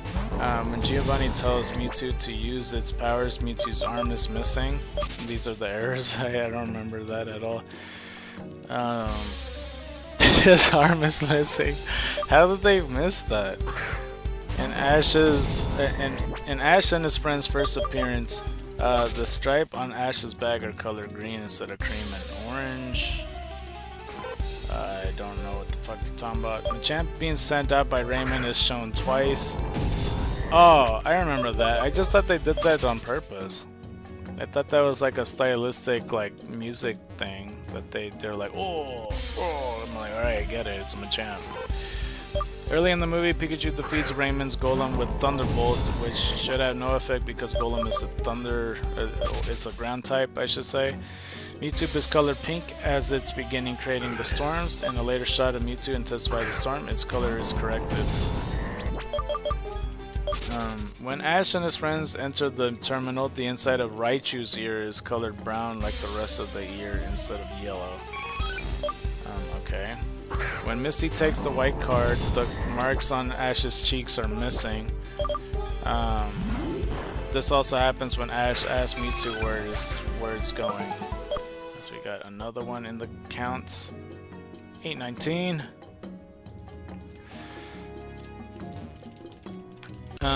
In two very similar shots at the beginning of the end of the movie, as Officer Jenny warns the trainers about the storm, the backpacks of Corey and Fergus drastically shrink in size.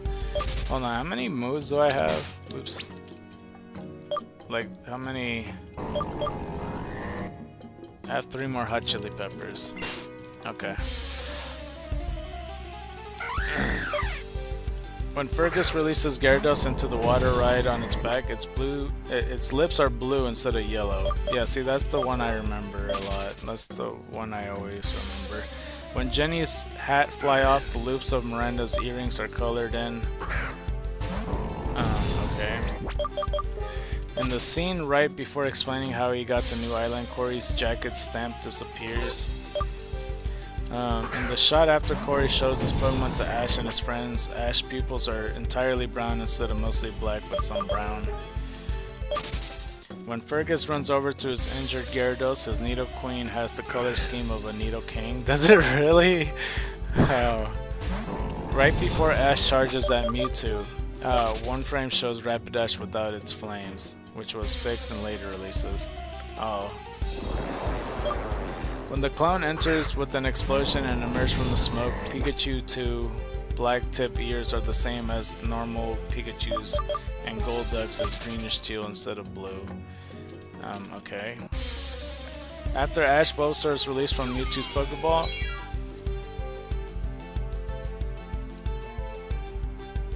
well, that's another one. That's the 4th hysteric, dude. That's another one, bruh. Alright, time to tweet about it. Another shiny hysteric on screen.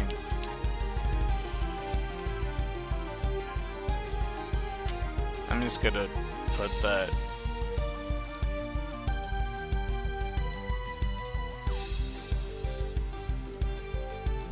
Okay, we'll give it some time. Maybe we'll catch it, maybe we won't. I don't know. That's like the 4th one.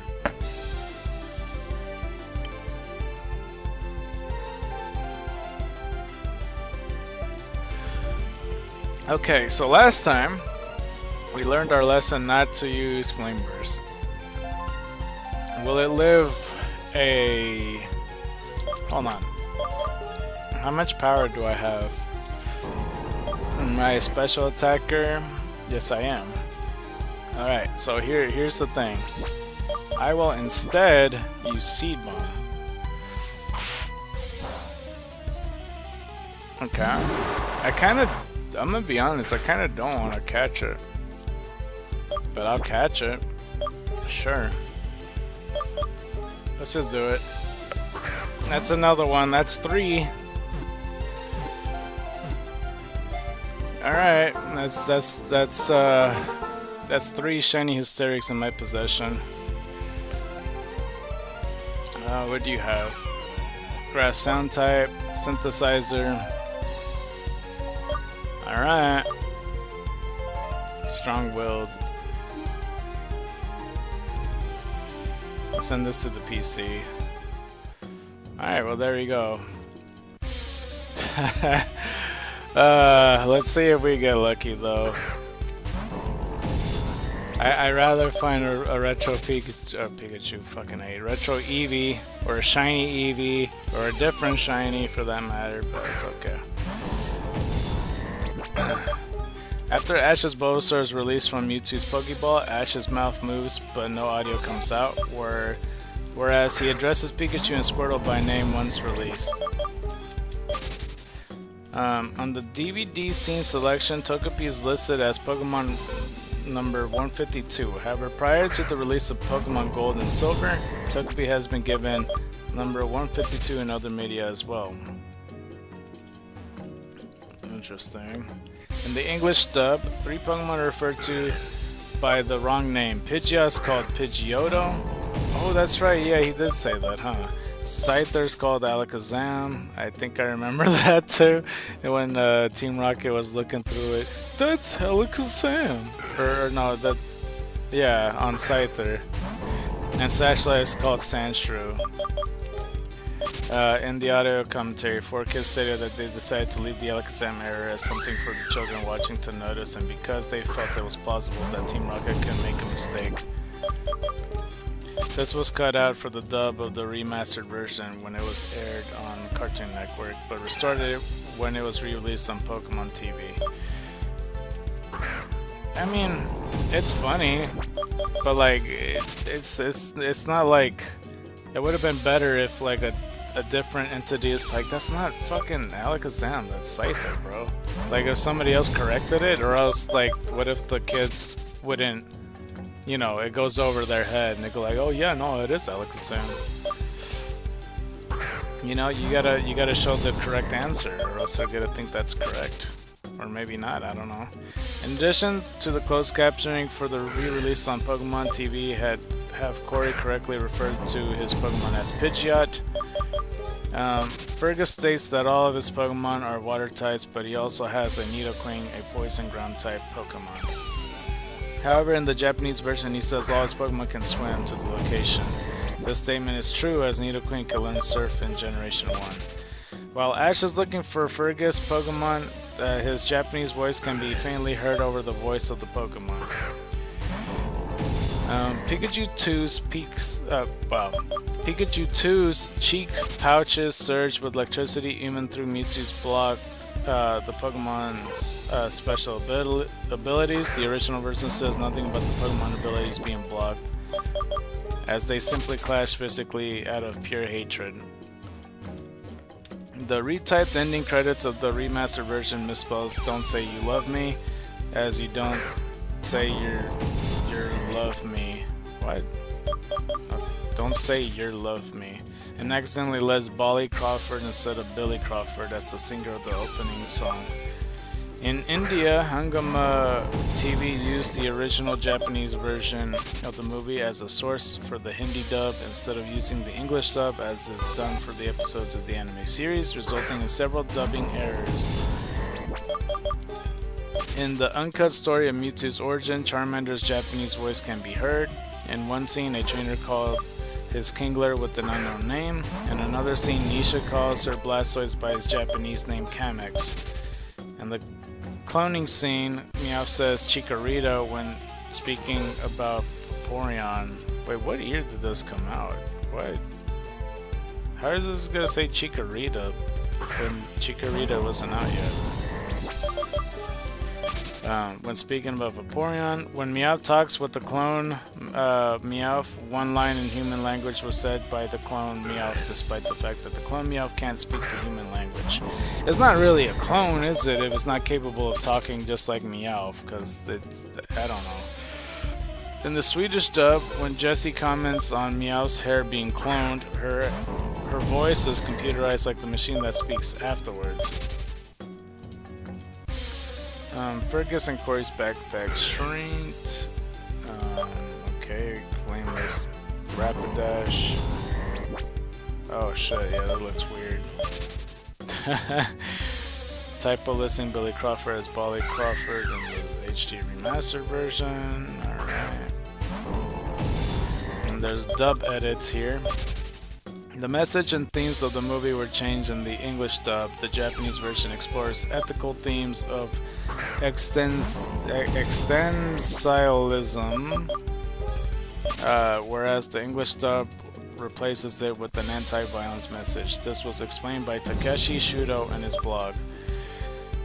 Mewtwo's personality and goals are different between the original version and the English dub. In the English dub, Mewtwo is more boastful about his powers and certain about superiority to Mew, and wants to destroy the world with the hurricane it created to get revenge on humanity. In the original version, Mewtwo is instead portrayed as confused, being one who questions his worth as a clone and wishes to have more direct confrontation with humanity. Giovanni never mentioned by the scientists in the laboratory in the original version, and all the references to him were added in the English dub. There was no alarm sounding during Mewtwo's awakening in the Japanese version. The dialogue in the scene where Dr. Fuji tells Mewtwo about his origins was altered in the English dub. In the original version, Mewtwo asks if Mew is its mother or father, and when Dr. Fuji tells that neither yes nor or no would be a wrong answer, it asks if it was created by God. To this, Dr. Fuji replies that in this world, the only one capable of creating life are God and humans, and Mewtwo was created through human science. In addition, the Japanese version had the scientists shortly before Mewtwo's rampage merely congratulating themselves on a job well done with Mewtwo's creation. The English dub had added reference to creating a new tank and implying that they'll stuff Mewtwo in a cage until the tank's ready, presumably to make the scientists less sympathetic before they were killed by the creation. While Giovanni tells Mewtwo about seeing it as a valuable partner in the English dub, in Japanese version he tells it that there is something even stronger than in this world, in which Mewtwo replies, humans, receiving a nod of approval from Giovanni.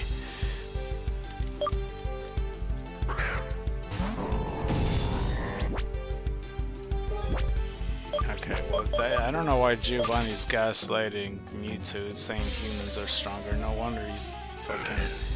Like, if I had that as a response and I'm Mewtwo, I would have fucking tried to kill the world with the storm too. Giovanni denies that Mewtwo armor is meant to suppress his powers in the English dub, stating that it's rather meant to focus them in the original Japanese. Giovanni says that Mewtwo's job is to fight for Team Rocket. In the scene Mewtwo alone in Giovanni's headquarters, no dialogue was originally heard, and the English dub Mewtwo thinks about its purpose. In the original release for the movie, Raymond's Machamp is shown coming out of his Pokeball twice. It is unknown whether this was mistakenly repeated or intentionally done for dynamic effect. But it would seem to be a mistake, as this was corrected when the digitally remastered version came out. When Meowth complained about his hunger, Jessie takes out a frying pan and states that she could cook something. To which Meowth replies, thanks, but the last time you cooked, you took out 8 of my 9 lives. In the Japanese version, Jessie simply points out that she has a frying pan, to which Meowth replies that without meat and vegetables, it is nothing more than an iron pan. Writing the story about the power of Pokemon tears to revive people only exists in the English version. Originally, she only says that the storm is the greatest she has ever seen. During the opening song after Bulbasaur defeats Raymond's Donphan, Ash mouths moves. He says nothing in the Japanese version, while in the English dub there is a dialogue.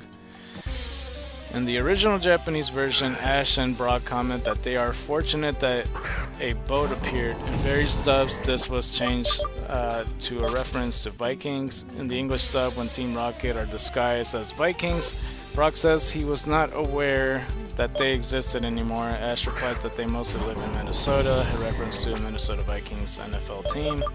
Yeah, so that's what I was saying before. In the Danish version, Brock says, Jeg vidste ikke Vikingeri staget fandens.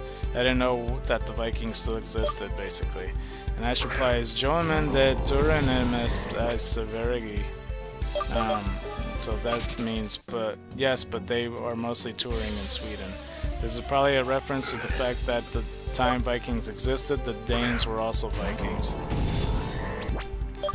In the Danish subtitles, Ash says Vikingeri is bad, the Viking is a band, and this is like a reference to the Vikings, an old Swedish band. In the Swedish dub, Brock says Intim Visin Jagad Vigneran Van Kavar. I didn't know that the Vikings still existed, and Ash replies, they are for board. I'm not saying these right at all. That's because most of them live in Norway. Real Vikings exist in both Sweden and Norway. Additionally, when Jessie poses a Viking, she speaks with a fake Norwegian accent, adding that stereotypical word akkurat, meaning correct, in Norwegian at the end of her sentence. In the Finnish dub, Brock says Okno Vela Kehan Vela Volomasa. Are Vikings still around? And Ash replies, Onanita Spunu Soristosa. There are some in the Sipu archipelago. Sipu is the I don't know what this word is. What? Menakapeloti by the coastline of southern Finland. In the Polish dub, Ash replies that the Vikings mostly live in Scandinavia. In the French dub, Misty's Staryu makes no sound when it's released from his Pokeball. In other versions of the movie, Staryu's voice can be heard twice. In the Latin American dub, Corey is referred to as Gary Oak. Okay. When Mewtwo first speaks to the gathered trainers via its caretaker, the Japanese version, that Misty remarking on its own voice in shock, while Brock directly stating that it is used telepathy to communicate. The English dub merely has Misty directly asking how Mewtwo is about to speak, with Brock merely stating that it is psychic without directly confirming a use of telepathy. In the English dub, the Pokemon replication system switches between a female computer voice and the recorded voice of Dr. Fuji. In the original version, Dr. Fuji is the only voice. In the English dub, Dr. Fuji's message was made to sound like it was being recorded while Mewtwo was destroying the laboratory, with the sound of explosions and screaming occasionally heard at the background. This is not the case in the Japanese version. During the match between Ash's Charizard and the clone Charizard in the Japanese version, Mewtwo tells the clone to use Seismic Toss, while in the English dub, it just tells the clone to finish it without specifying a move. How far I'm almost there. Shortly before the clones appear in the arena, Mewtwo originally offers to let the trainer go on the condition that they can get through its storm. In the English dub, Mewtwo only tells them, "I'll spare their lives for the moment," leaving the reason why then it opens the door out of the arena more unclear. What? Okay, I don't fully understand. When the clones emerged into the arena, Mewtwo was originally confused by their sudden appearance. In the English dub, Mewtwo proudly presents his clones, appearing to have somewhat expected their arrival. In the English dub, specifically during the speech Mew gives to Mewtwo, Mew says that shows force prove nothing and real strength comes from the heart. In the original Japanese version, Mew is much more bellicose, saying that only the original Pokemon are real, and no matter how much they fight, the real ones will never lose to copies. During the battle between the original and clone Pokemon and the Japanese version, in the background music and a variation of Colossal Battle, listed as 1997, 1998, _N14.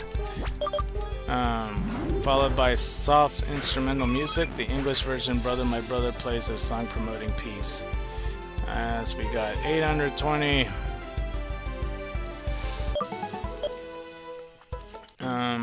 The English script contains an anti-racism morale, Meowth agreeing with his clone, saying maybe if we start looking at what's the same instead of always looking at what's different. Well, who knows. In the original version, Meowth 2 refuses to fight because it is pointless and harmful, opting instead to marvel at the full moon, which Meowth calls poetic. When Pikachu is repeatedly shocking Ash to try to bring him back to life, Misty says, Pikachu, ... in the Japanese version, and please no, ... in the English version. A commentary revealed that the dubbers had many alternatives for this piece of dialogue. One example being the fascist my bike ... what? Or fascistas my bike. I don't understand. My bike. Like that's how like when Ash dies. Or turns to stone, I mean. That's the whole reason Misty's accompanying Ash. Mewtwo says much less at the end of the original version, telling Mew that these events are best forgotten. Only saying to Ash that these clones will live somewhere in the world. In the English dub, after being returned back to the port, Brock admires how beautiful Nurse Joy and Officer Jenny are. In the original Japanese version of the movie, Brock is admiring Miranda as well. James and Meowth originally said nothing just before the credits rolled. Hungama TV's Hindi's dub used the original version of the movie. As such, characters that did not appear in the main series, such as Amber, kept their Japanese name. In the Russian dub, the English ending themes are replaced with instrumental music from the American soundtrack. And yeah, that is finally it with everything. Okay, so let's go. I'm trying to determine. There's two things we could approach this. I kind of want to look at the prologue that would have been 10 minutes if I could find it. Hold on. Because I want to see what they talked about. Because I'm tempted to just watch it on my own time, to be honest with you, and then I'll get back to you on that. There's Mewtwo Strikes Back Evolution. I don't know if I mean, I don't know. I'm not sure if it's the same exact movie or if there's really any differences to it. I'll cross that bridge once we get there. I'm not going to look at it yet. Because I'm tempted to... Because I want to open the packs already, and that's going to take a while, I would say. But let's just do the Amber stuff. As we get another egg. I don't know how many player bursts we got left either. And this is 51. There we go. Let's put Cinquenta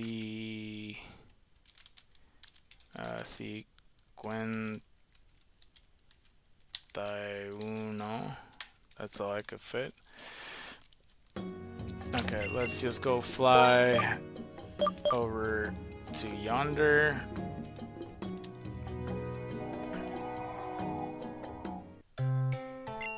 And you do have an egg for me. That's good. Do we have 2 eggs now? No, just 1 egg. Freak. Okay, well at least we could look at the Pokemon. So yeah, this is our shiny Mon right here. Special attack up, special defense down. Not too bad, even though it looks like it's more specially defensive, so maybe it's not the best. Strong-willed though. I cannot believe I managed to get another of them. Hold on, let's go like this. I honestly don't know where to put it, to be honest with you. But that's 3 of these dudes.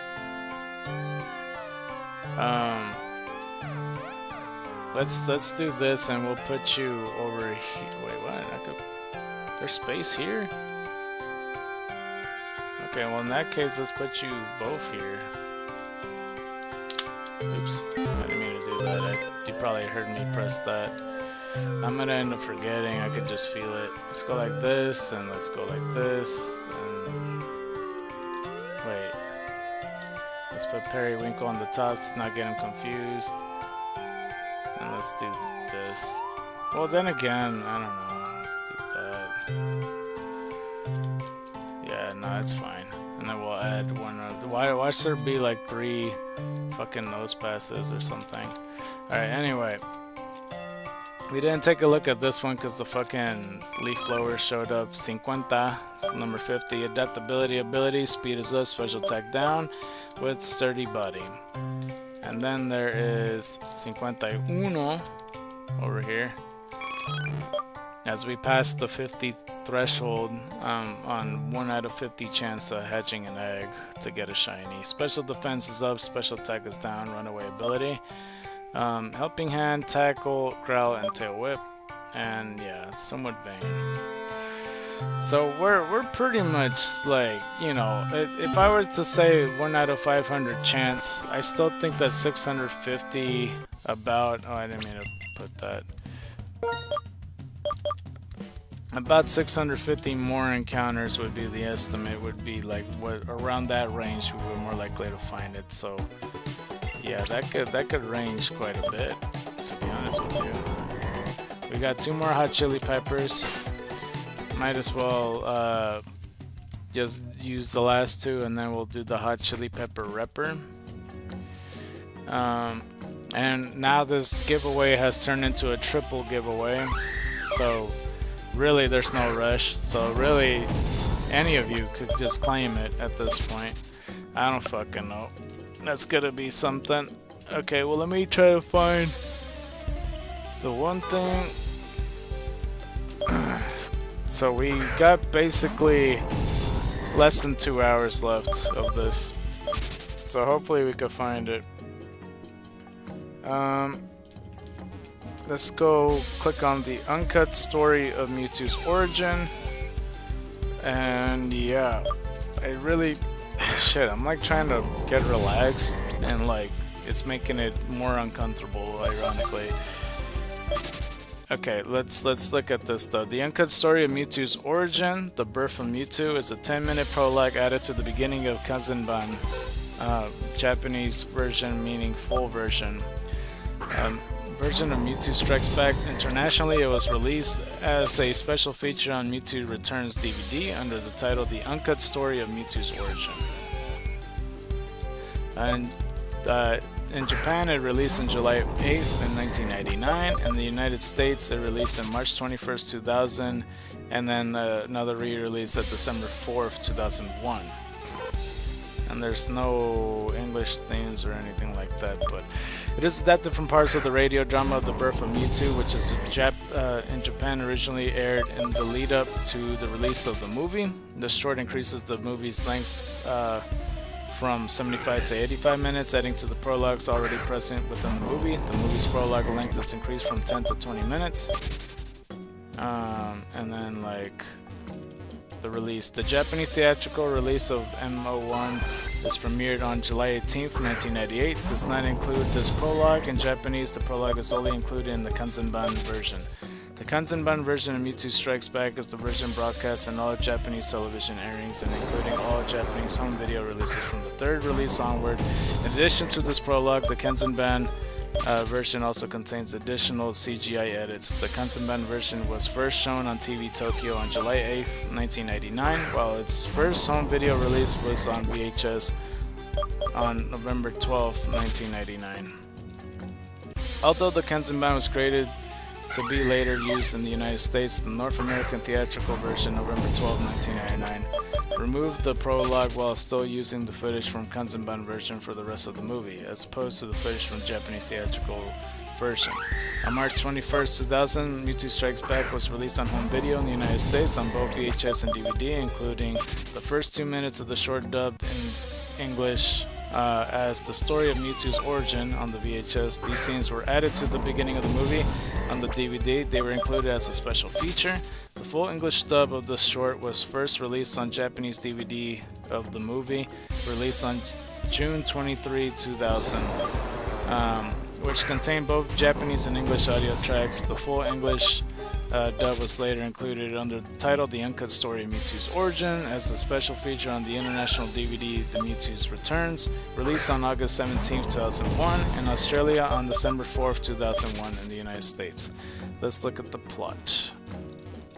So this is what I really wanted to read, not the other behind the scenes shit. Dr. Fuji speaks on being sent on an expedition that was funded by Giovanni. The journal entry dated the 6th of August states that the purpose of the journey was to look for Mew, supposedly the strongest Pokemon known to mankind. The reason for the expedition are for Fuji to obtain a sample of Mew's DNA, which he could use in an attempt to clone the creature, a project which Giovanni will fund. However, Fuji's true motives for agreeing to the project are more personal, as he wishes to use the research to recreate his deceased daughter Amber. The team managed to acquire what they believe to be a Mew fossil, which Fuji hoped is authentic, as he would have the genetic material he required to create Giovanni's super Pokemon. The scientific team begins work on the cloning process, and after a period of time, Mewtwo is born. Oops, I clicked on something. The scientists observe the immature Mewtwo floating in its tank and lament that despite its strong vital signs, it has not gained consciousness, much like the other clones. However, Mewtwo can hear their voices, though he does not understand that they are saying or what they are saying. Through the usage of telepathy, the clone of Amber 2. Wait, hold up. Let me reread it. The scientists observe the immature Mewtwo floating in its tank and lament that despite its strong vital signs, it has not gained consciousness, much like the other clones. However, Mewtwo can hear their voices, though he does not understand what they are saying. Through the usage of telepathy, the clone of Amber, Amber 2, tells Mewtwo that they are speaking. Mewtwo is startled and wonders what Amber 2 is, and she replies that she is a girl, a person. She tells Mewtwo that she was not aware that Pokemon could communicate like humans. To which Mewtwo pondered if he is a Pokemon or a human. However, Amber 2 says it should never matter which one it is. The scientific team studies the clones' brainwave patterns and figure out that they are speaking to each other through the usage of telepathy.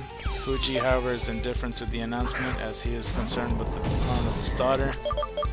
Amber 2 explains to Mewtwo that she and all the others are clones, hence the 2 suffix in their names. Okay, let's go like this. She explains that the scientists call her Amber 2, but she is still Amber inside. As we get another one, 821.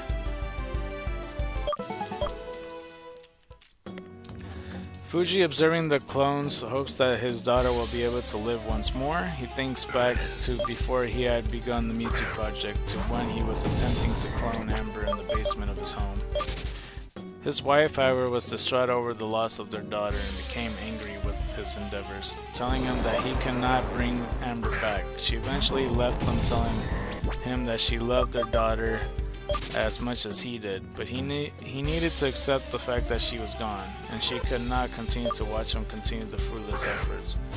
Later, Fuji and scientists discuss the status of the clones and how Giovanni will be happy to soon have the strongest Pokemon of all. Fuji, however, hopes that their efforts will grant him with the knowledge to finally be able to create a viable clone of Amber. Amber 2 shows Mewtwo and the rest of the clones, Charmander 2, Squirtle 2, and Bulbasaur 2, clones of Charmander, Squirtle, and Bulbasaur respectively.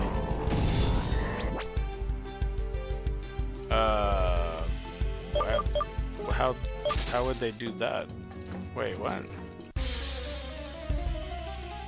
Shows Mewtwo the rest of the clones, Charmander 2, Squirtle 2, and Bulbasaur 2. Clones of Charmander, Squirtle, and Bulbasaur respectively.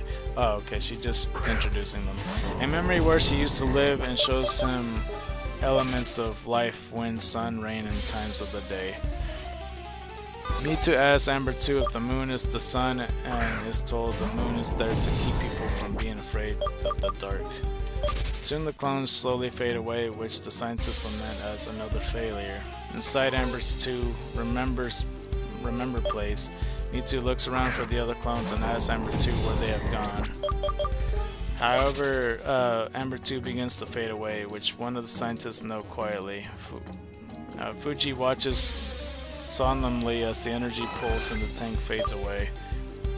Mewtwo, worried, asks Amber 2 what is happening, to which she replies that it feels like it's time to say goodbye. Mewtwo begins to cry at the loss of his friend, and Amber 2 assures him that it will be alright and thanks him for caring about her. She tells him he will live and that life is wonderful. However, Mewtwo calls out for Amber 2 in sadness and fear, which begins to manifest as a psychic emission and spike in brain activity. As alarm klaxons blare, Fuji orders his assistant to stabilize Mewtwo's powers by administering memory wiping serum. The serum also fails to take effect, but gradually Mewtwo calms down and falls asleep. The team is relieved, and while Dr. Fuji is glad Mewtwo survived, he is outraged that his daughter is gone forever. Mewtwo slowly matures, and in its sleep, it states that it feels like it has been asleep for what it seems like forever. It still has slight memories of Amber and ponders over her last words. And then Mewtwo Strikes Back continues from this point. Okay, so that's interesting.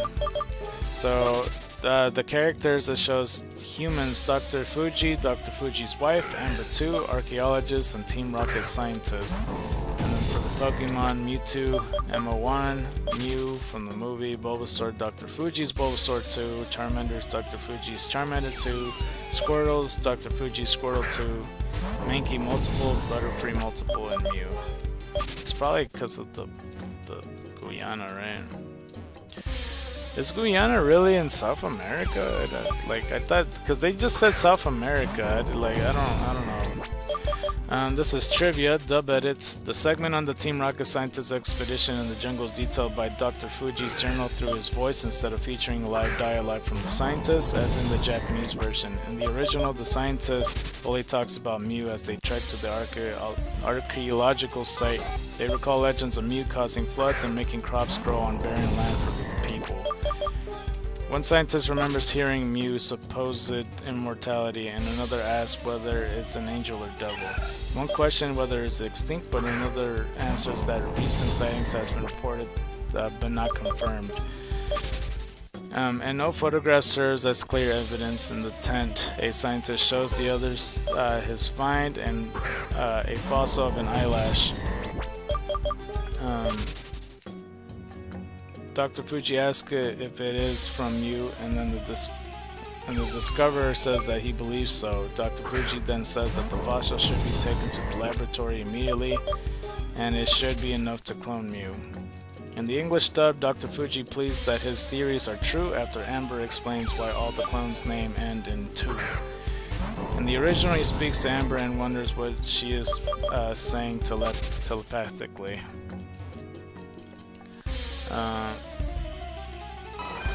Okay, well, during the flashback of Dr. Fuji and his wife in the dub, he tells her that he has reawakened Amber's consciousness and just needs to keep it viable long enough to complete the process, implying that he has successfully retrieved an actual part of Amber's self. Interesting. Okay, let's go with the last hot chili pepper, just to do the hot chili pepper repper, as we always do. And yeah, that would increase the count to 822 for Mewtwo. Imagine. Okay, let's take a look. Just to be absolutely sure. Yeah, that is it for the hot chili pepper repper. Let's go fly, just in case. I know it's not gonna work, but just in case we could get another egg, might as well take a look. Oh, we do. Okay, please give me the egg. Give it to me right now. Thank you, good sir. We got 2 eggs. I want to slowly get it to 4, damn it. Slowly and surely. Alright. Now for the hot chili pepper repper, we could do some other promotional stuff. Okay, there we go. And then let's go start this shit. Oh. Alright. And let's go do the little retweet. Hashtag Velardo defunded Medicaid. I don't know what the fuck. Let me refresh.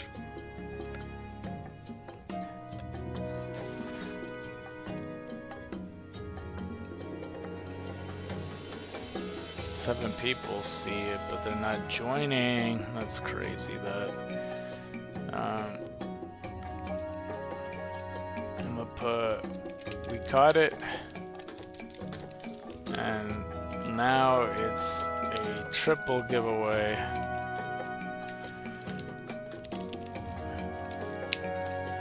Come through.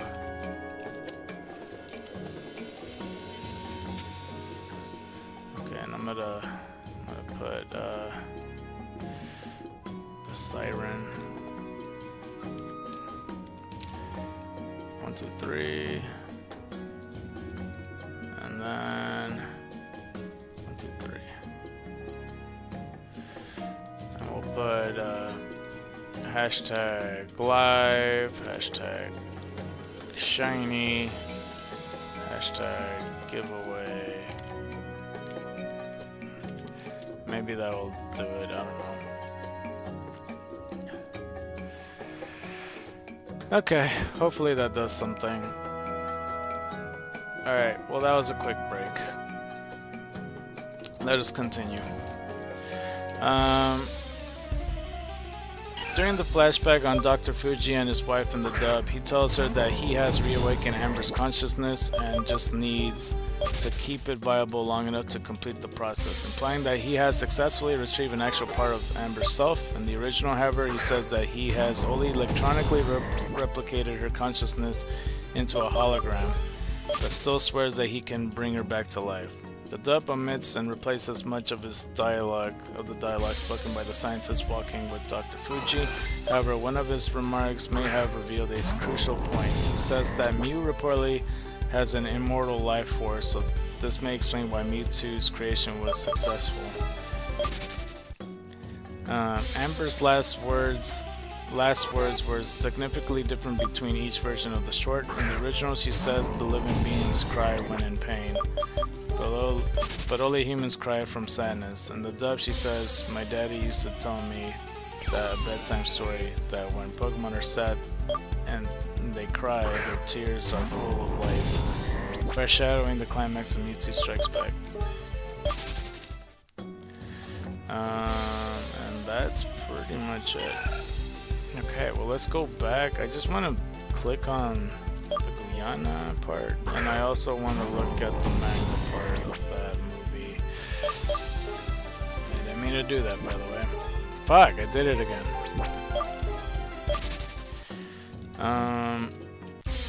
Okay, so the blurb, Guyana. Guyana is the location in South America in the Pokemon world that is not known to be a habitat of Mew. It is based on the real-world location. Me flying over Guyana in the games. Guyana is the location of the jungle where, according to Pokemon Mansion's journals, Mew's discovered faraway island may be part of Guyana. Mew's Pokédex entries from Pokemon Stadium and Fire Red mentions that it lives in South America, where the real-world Guyanas are located. Okay. I'm not familiar with the Guyana, so I have no idea. Okay, so let's find the Mewtwo manga, because that's one I want to see for sure. And then after that, we could finally open the packs. It is 4 o'clock. Let me try to find it, though. I don't know if I can find it. I already searched.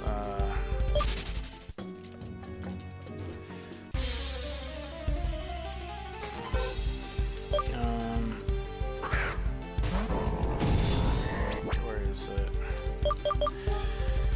I'm trying to find it. I think I went too far. Or maybe not. Oh, no, I'm not. No, yes, I am. Where the fuck is it?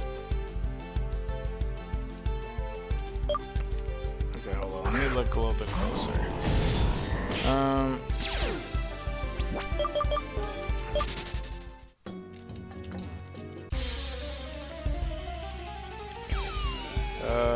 I'm trying to see it.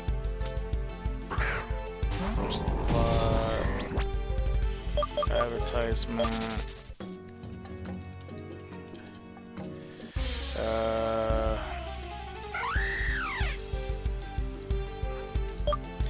I don't see it so far. I saw the manga at some point. I just don't remember where. Hold on. Where the fuck are you? I'm like trying to look extra carefully. So it is after major events.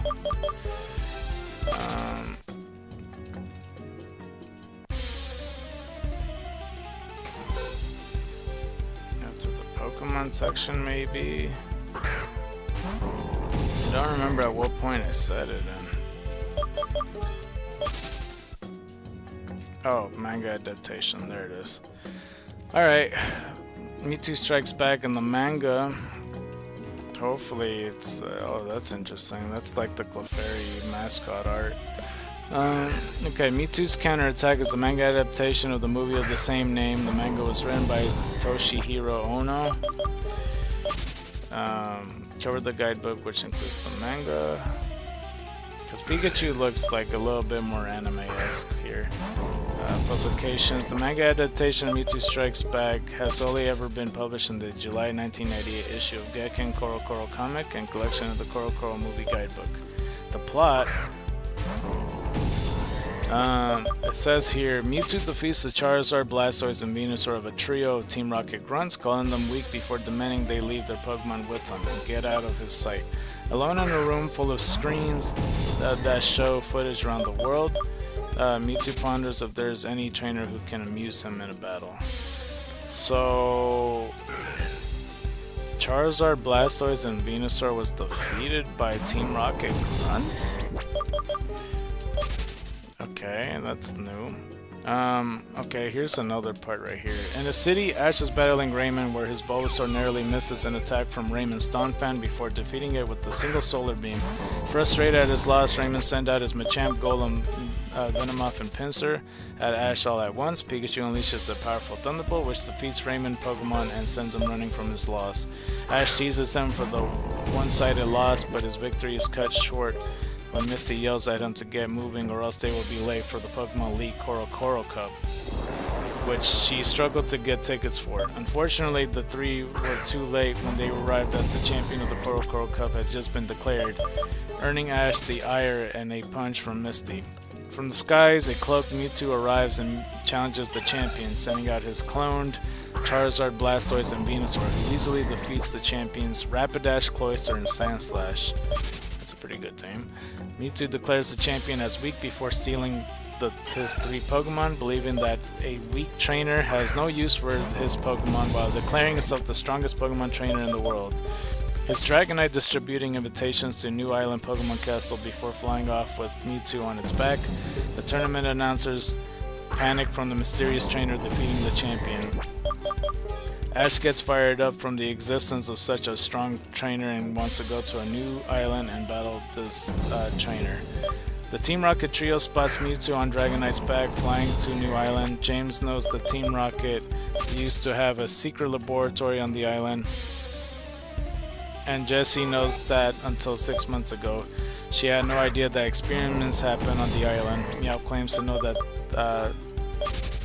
claims to know what happened, mocking that the information was above their pay grade.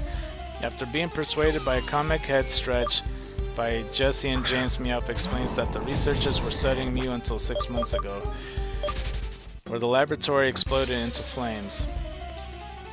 The island was abandoned until now, where a giant castle was built and its inhabitants is mystery.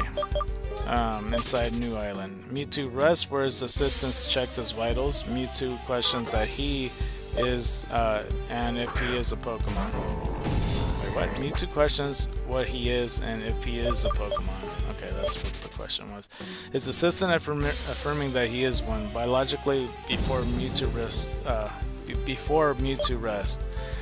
3 years ago in the Amazon rainforest within South America, Dr. Fuji has finally sighted Mew where he prepares to capture it.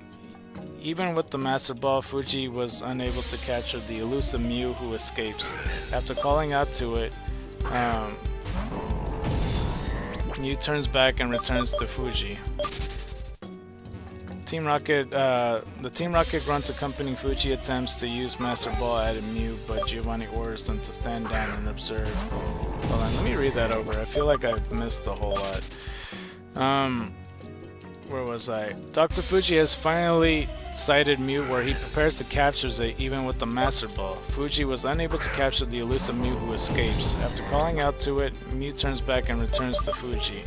The Team Rocket grunts accompanying Fuji attempts to use the Master Ball at Mew, but Giovanni orders them to stand down and observe, believing that Mew's psychic type properties allowing it to read Fuji's heart and see whether it can trust humans. Giovanni's guess turns out to be correct, where Mew stays with Dr. Fuji and returns with them to their camp, allowing him to take an eyelash of it for further research. Giovanni tasks Fuji to use Mew's DNA to create a new Pokemon that is most powerful, offering full funding of the project and the cost of using Mew as a test subject. Giovanni brings up how Fuji was shunned by the scientific community on Pokemon bioengineering project to manipulate him into going through. Wait, what? Hold on, I feel like the text skip? What the fuck happened? Hold on. Let's start from here. Fuji was shunned by the scientific community on Pokemon bioengineering project to manipulate him into going through with the project. Giovanni's words and memories of the scientists who looked down on him and disapproved of his research began to blacken Fuji's heart, where he takes up Team Rocket's resource to create a new Pokemon. Let's go do this. Sensing his darkness caused Mew to tearfully leave. As we go get 823.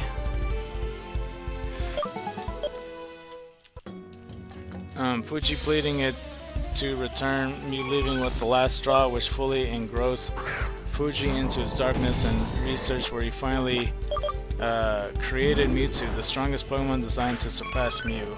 As we got another in the count, 824.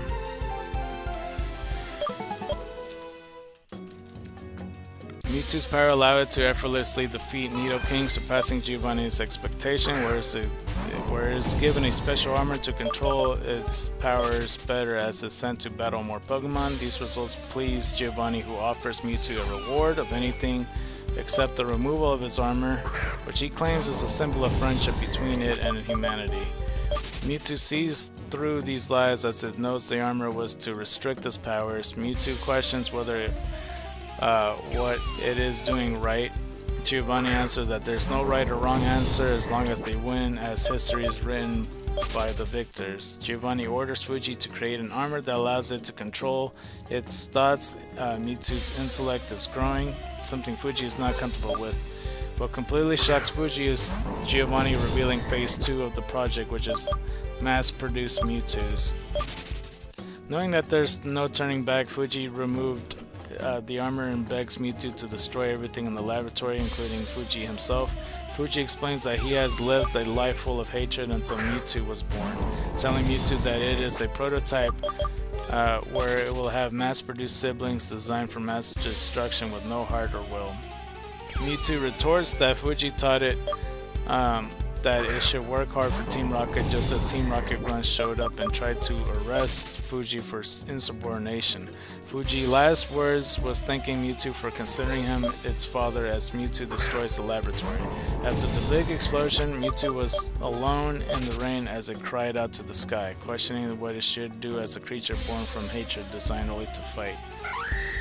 Back in the present day at the Pokemon Center near the pier, Miranda orders all trainers with the invitation to turn back from the pier, as no boats are going to New Island and that there's no tournament there either. Ash defies the orders and believes he can get through the storm if it means battling the strongest trainer. Jumping into the ocean, riding a Squirtle, Misty and a bunch of other trainers follow suit as they ride their own water Pokemon into the ocean. The manga ends with the trainers braving the storms and Ash telling the reader that to see what happens on New Island, they will need to watch the movie. Okay, well that's interesting. The humans is Ash, Misty, Brock, Jesse James, Giovanni, Nurse Joy, Dr. Fuji, Miranda, Raymond, Team Rocket Grunts, announcers, trainers, and scientists. Pokemon, there's Pikachu, Meowth, Togepi, Bulbasaur, Squirtle, Staryu, Donphan, Machamp, Golem, Venomoth, Pinsir, Venusaur, Charizard, Blastoise, Rapidash, Cloyster, Sandslash, Nidoking, Magnemite, Oddish, Psyduck, Poliwhirl, Dugong, Tentacool, Goldeen, Lapras, Gyarados, Mewtwo, Dragonite, Mew, Venusaur, Charizard, Blastoise cloned, Ditto, Drowsy, Tentacool, Jigglypuff, Tentacool, Electabuzz, Kangaskhan, Tauros, Scyther, Articuno, Leckitung, Tangela, Cubone, Arcanine. The fuck is Articuno doing there? And then the errors shows Ash's Pikachu's defeat Golem with Thunderbolt despite Golem being immune to electric type attacks. And then there's differences between the movies and the manga. In an interview with Animerica magazine, Toshihiro Ono reveals that he was instructed to include Mewtwo's origin story in the manga adaptation, since Ono only had the movie script to work with. The original theatrical version of the movie was released approximately 2 months after he had begun work on the manga, the prologue not being written before the main series hiatus, and subsequent episodes delays caused by episode 38 incident, and the radio drama The Birth of Mewtwo had not been created yet. Ono created his own original explanation of Mewtwo's origin. Charizard 2, Blastoise 2, and Venusaur 2 were cloned directly from the Charizard, Blastoise, Venusaur owned by Team Rocket Grunts. The origin of their animated series counterparts are unknown. As we got another one of these. Ash battles Raymond in the city rather than in a grassy field. Hold on, let's count this. 825.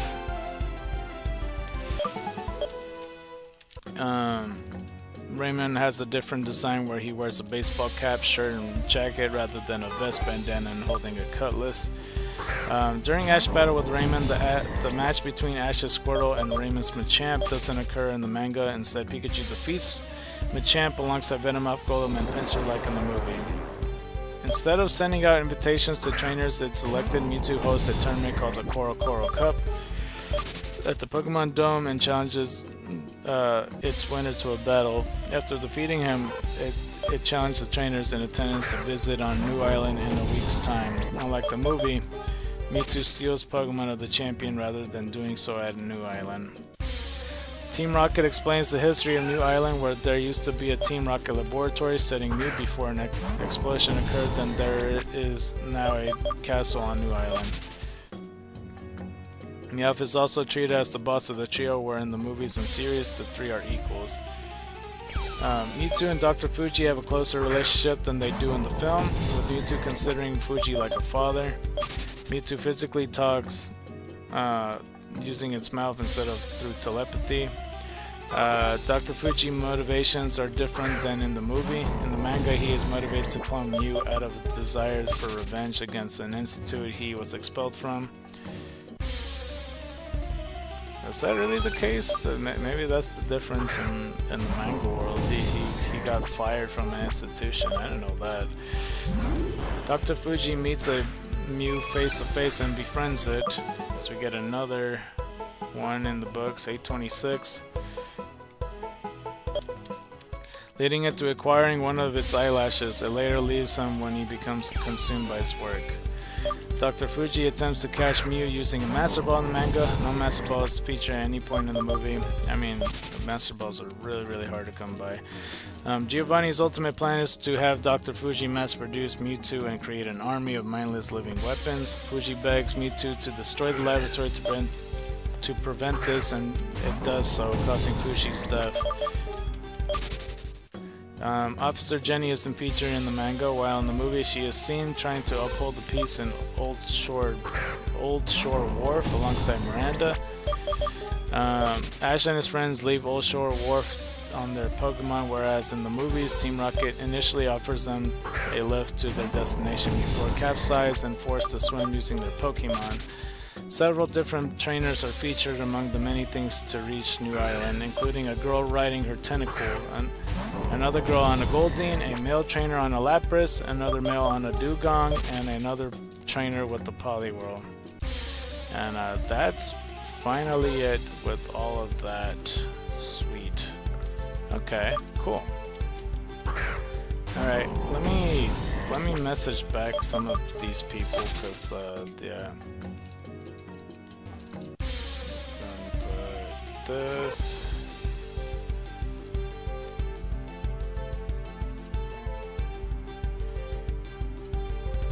Okay.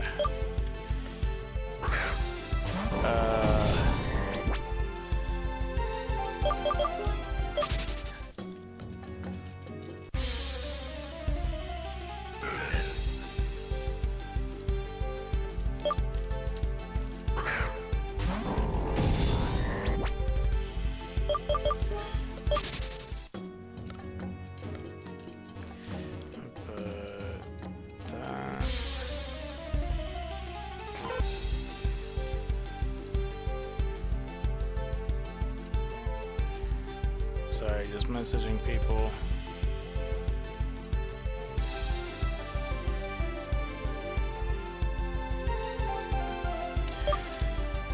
Okay, there's another person I messaged back.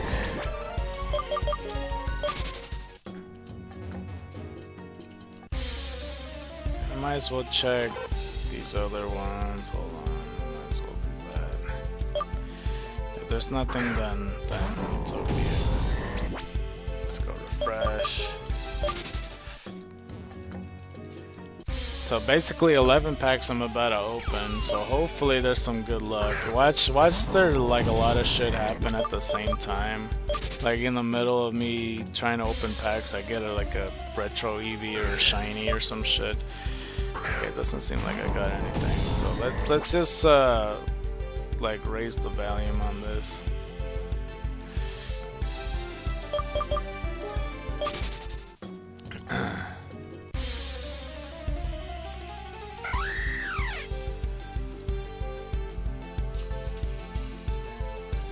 Alright, there we go. So now I think it's Triumphant Light next. So let's open Triumphant Light.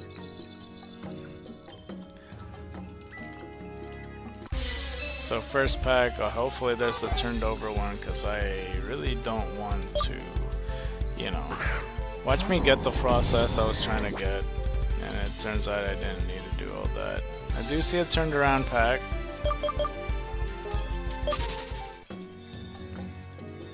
It's like the only one, so I'm gonna pick this one straight off the bat. And we got ourselves nothing. We don't have any holographics on the back. Houndour, Cherum, Meditite, Zubat, and Vespiquen. Oops. Oh, okay, I did press it right.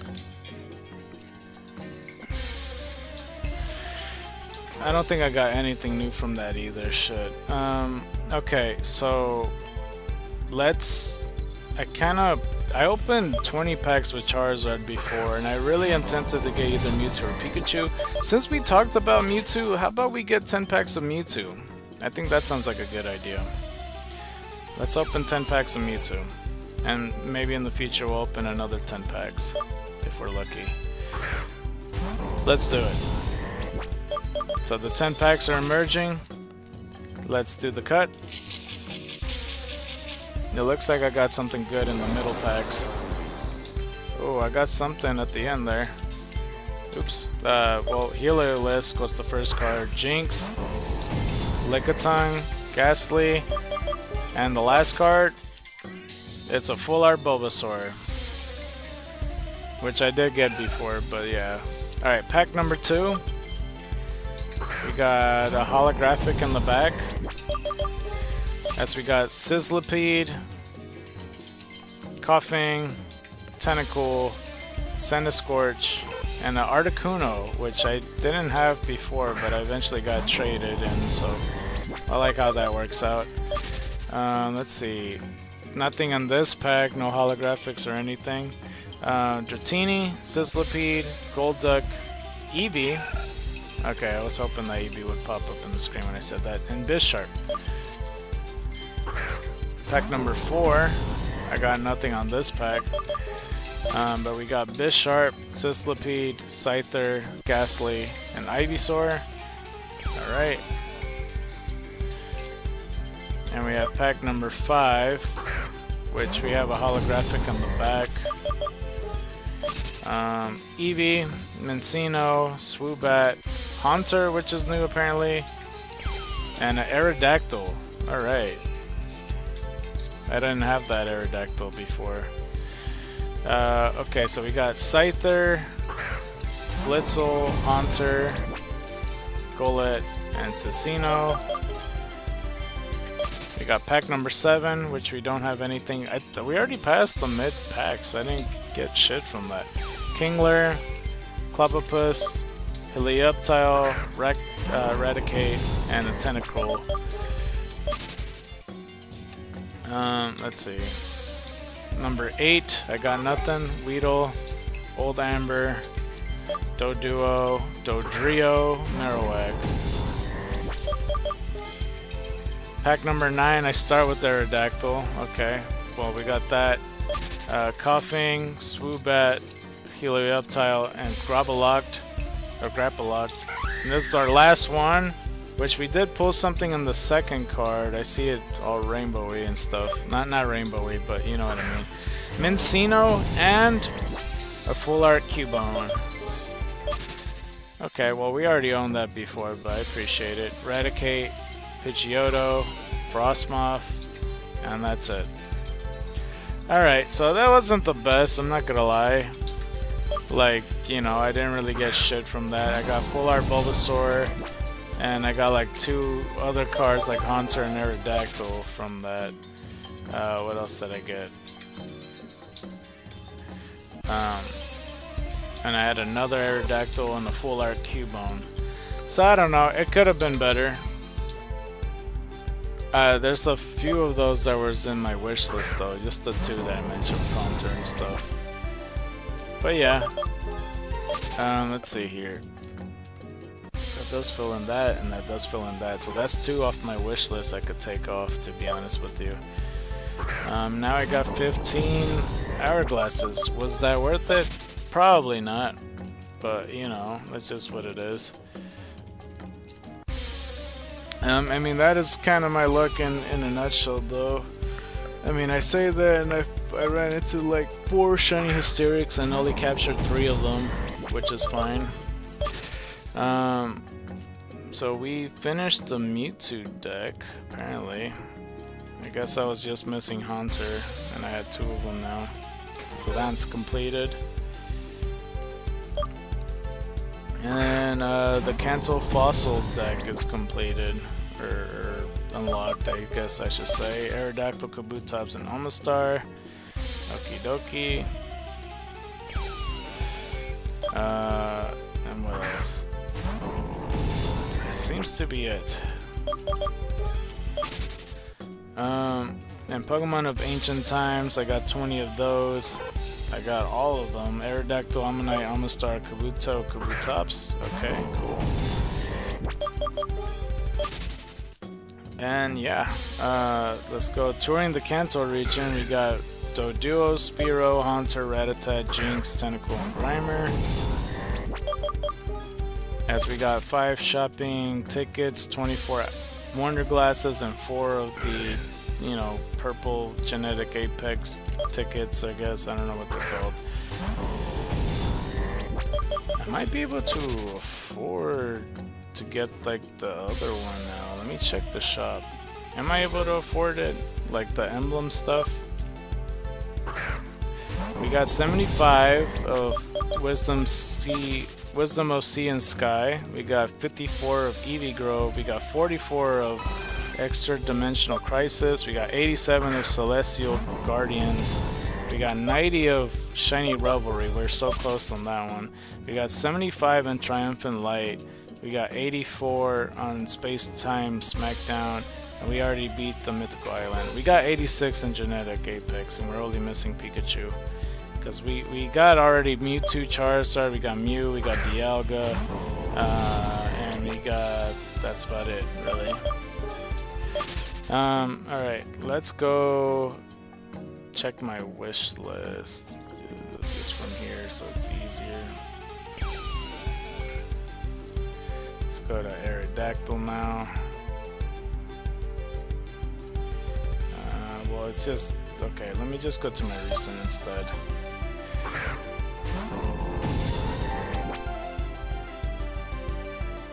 Where the fuck is it? Okay, so Haunter, we could take off the wish list.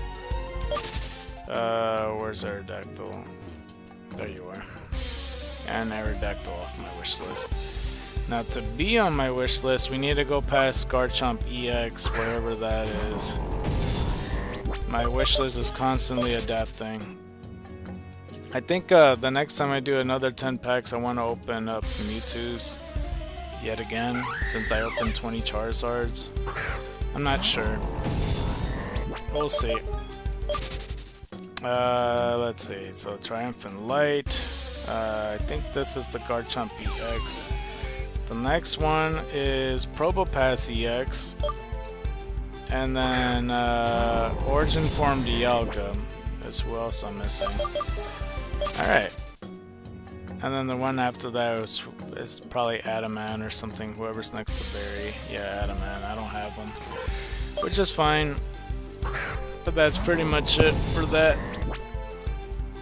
Okie dokie. Okay, well, I'm fine with putting my phone away now. I mean, I talked about it long enough when it comes to all that.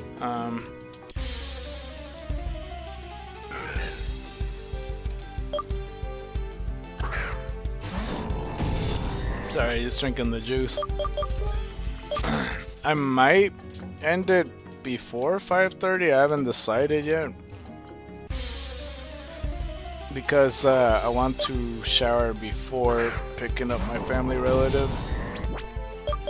Because, you know, 5:30 and all that. And then, like, super last second to leave is 5:45. Tomorrow, I do want to start at 11 a.m. But I don't know if I'm gonna do that quite yet. I'm not sure. But we're gonna determine whether we are or not. If we are, then we got like a whole day to work with, pretty much. But we'll see. We'll see.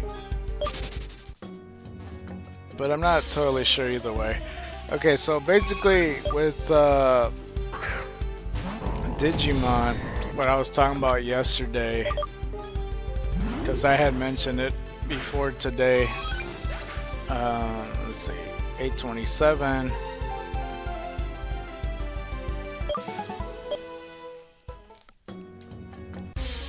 Is that pretty much, you know, it was like my least favorite season. It's like Digimon Data Squad and everything. They're also known as Digimon Savers. And it's just not a good show. But I'll go through the Digimon anyway. So it starts off with Agumon, which is like what I always wanted to consider. Like, I thought this whole series before watching the show, because I ended up watching it and you know, that's how I have my opinions that it's not good or whatever. I thought like the whole time that the X antibody was the thing. Because there's X Digimon, similar to how there's X Pokemon and stuff. With the X antibody, they make them a little bit more wild, a little more extra looking and stuff. And it just seems apparent that like none of these Digimon seasons, and this is before I watched Ghost Game or like Digimon 2020, so I don't know if they do introduce it or not. But there's not too much attention with the X Digimon at all. And I thought that's what Agumon was, because he's a complete redesign of Agumon. I mean, he looks the same. His face is a little bit more different, I guess, and he's a little bit more yellower. As Agumon's a little bit closer to orange. But like around his arms, he's wearing like red, like gauntlets or gloves or whatever you want to consider them. So it looks a bit more different. And it is a bit more different. I don't know. I don't really like this Agumon compared to the other one, because you know he's used to calling Marcus his boss, and like honestly, I wouldn't work for Marcus even if he paid me a lot. I don't know. I mean, if he paid me a lot, it just depends on the job, really. I mean, I don't know. Either way, there's a Eevee right there. Cool. Agumon does evolve, and I almost ran off. Yo, you saw that shit? It's force of habit, I guess. As we get another one in the count. I'm so glad I slowed down for that. 828. Let me stand up so I have an easier time. Oops, I almost knocked over my headphones. Okay, so basically, Agumon, as I mentioned, he digivolves into something else. It's not like a regular Greymon. This one's called Geo Greymon. Slight redesign. again, I was still under the impression before all this that that you know this was all X antibody, and that that was gonna be the whole show. Is that like you know these Digimon are closer to evil because they can't control their X antibody selves. It turns out that's not how the series works at all. It's just any Digimon that they're just lost in the human world, they run rampant, and then it's your job to take them down or whatever the fuck. I don't know. But Geogreymon, he looks like a cooler Greymon, to be honest with you. He has like spikes in his shoulders, a little bit more stripes. His helmet's a bit more stylized. You know, I think there was red on his skull, on his dark brown skull and stuff, and like a little bit more extra spikes on the bottom part, like you know, on this upper part of the jaw. As we get another Eevee. 829. I don't remember how many did we start with. Like, did we stop at like 781 or something? But yeah, that was for the most part. I don't remember if it was yesterday. We got close. I think we stopped at 70, right? Our highest record is 79 though, so if we want to beat the record on day 2, out of all things, we have to beat, you know, 79. If we ever want to do that. I haven't been keeping track of how many we found in total, but you know, that's for the most part. So for Geogreymon, he digivolves into Shine Greymon, which is a really cool version. Unless I'm getting too ahead of myself. Maybe it's just there is like a wait, which one was it? Maybe it was Rise Greymon. I think it's Rise Greymon. It's supposed to be a metal Greymon variant. Like, because if you remember what I described Metal Greymon, he had like a metal arm, metal torso a little bit, like on his pec area, and then a metal skull with wings. Rise Greymon, I'm pretty sure that's the name. He doesn't really have that. It's red armor instead. Like, he has more robotic angel wings almost. I want to describe it like robotic angel wings, like you know where they're individual bristles within the wings, and I think it's on both arms that are cybernetic, and like his pecs has it, and then his skull, they're all like you know red and white, so it's a bit different. And I hope I don't got him confused, but Shine Greymon's the evolution after that.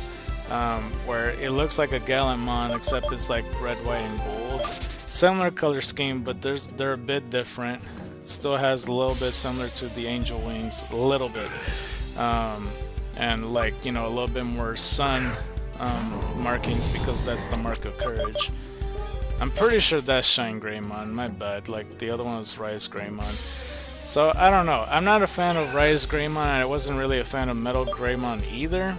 So it's just the third evolution's always been kind of weird to me because it's just a T-Rex with like orange hair all the fucking time. So never a fan of that. So yeah, that's kind of what they look like. So yeah, that's Marcus. The other guy, usually the friendship representation of the guys. This dude's name is Thomas. He's a blonde dude that you know, he owns a Galgamon. I'm pretty sure his name is, unless it's just Galmon. It's like a little blue wolf with a red headband and red boxing gloves. He looks really cool, and I really like him a lot. He's probably the cooler Digimon out there. He digivolves to Galgamon. Maybe I'm getting it mixed up. Galmon to Galgamon, which is like a blue wolf that still has like... He's on all fours now. He's much bigger. He has a red headband still, and I think he still has the red gloves. I'm pretty sure there's some sort of variation of it. He's pretty good and useful. He's supposed to be the Garurumon of the group, pretty much. And yeah, that's pretty much what it is when it comes to that. Let's go with Hot Chili Pepper. Oh. Okay, let's go like this. 830.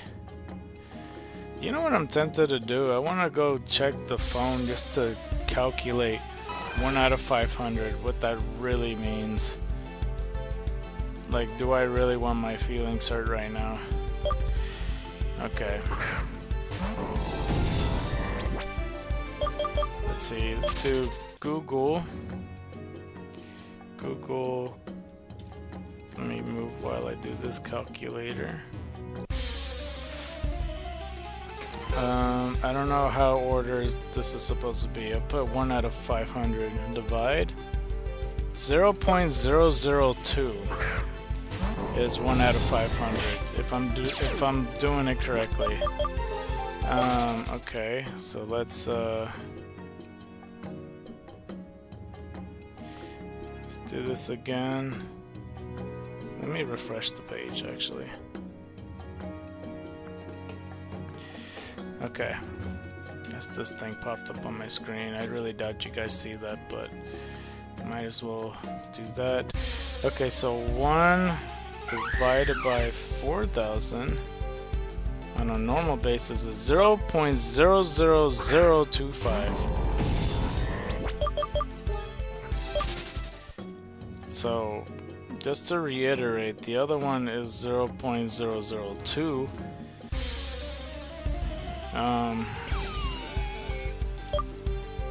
Which I still can't fathom how much of a percentage that is. Like, because 1% is very low. You know, 0.1 is extremely low, but 0.002 I can't really wrap my head around, to be honest with you. Because I don't know how rare that actually is, but 1 out of 500 at least gives me hope. But we'll see. Whatchamacallit. Okay, so with Galgamon, he digivolves to Mac Galgamon. I think that's his name, Mac Galgamon. Which is like, you know, basically where Garurumon if he was standing, except just picture that wolf, but he's all blue. And this is like a dark pronounced blue, and his face is a little bit white. He almost looks like a fox, but he's clearly a wolf. But he still has the red headband, he has like red MMA gloves, and like the rest of his body. He's prepared to fight. You know, I think he has chainmail, if anything, like a little bit of metal to him. Because where Garurumon, he's supposed to be like the punk of the group or whatever. Prepare to fight and all that shit. Let's see here. So I don't know, I just think it's rather cool. Hold on, before I do everything, let me go to Marvel Snap on my phone to claim my tickets, or my credits before I forget. Because I'm gonna lose track of time if I don't. Hot chili pepper. There we go. 831. What number should I be happy with if I end off the episode? I'm not sure. Well, how far ahead did I... Because I don't know how far I have to cut out the episode in the beginning. I'm not sure. Mac Galgamon, after that I kind of forget what it looks like. Might have to look up the evolution of it. I know it will hit me. I shouldn't be able to forget. But somebody brought up a good point before that, like, with, you know, the new designs of... you know, and also, like, not only the new designs, but the unused designs of, like, other Greymons and other, like, you know, Garurumons that has not been used as well. So it's kind of disappointing. Hold on, I'll look up what my Galgamon Digivolves to. And I'll probably describe them better if I actually take a look at them. Because you know how, like, Digimon characters, they're like a lot of detail to them. Like, you know, a lot of Digimon are over designed, but like in a good way, I would say. Did I not look at this shit already? What the hell? Fire Lord. There's a Fire Lord card. Revive one of your discarded or destroyed 3-cost cards here. I'm looking at Marvel Snap. The Mad Thinker, at the start of each turn, after drawing +2 power if your hand is full. Oh, that's neat. That fits perfectly with the double dinosaur deck. Let's see, Mole Man. Okay. Banish top cards of your deck, add 2 rocks of your hand, set their power to the banished card's cost, which is not that good, honestly. Like, I guess it could work on a negative, like a Mr. Negative deck, but it doesn't work anywhere else. Let me claim my tokens. There we go. Oh, voltage is out. What the fuck? Shit. That's not a good thing, because I don't have time to... I mean, I guess I could do it, but fuck. Crap, voltage is out. And I got 6 missions. Fucking A. Okay. Yeah, I think I will stop around 5 o'clock because I do need to like shower and prepare and stuff like that. Okay. Alright, well before we do, let's just finish off with the Digimon Savers and stuff. Let me take a look at what Mac Galgamon looks like. Mac Galgamon Digimon? I said Gargomon, what the fuck? Mech Galgamon Digimon. Now I said Mega Gargomon. Bro, I swear. Galmon Digimon. There we go. Yeah, it is Galmon. And then Galmon Digivolves to Galgamon. I was right about that.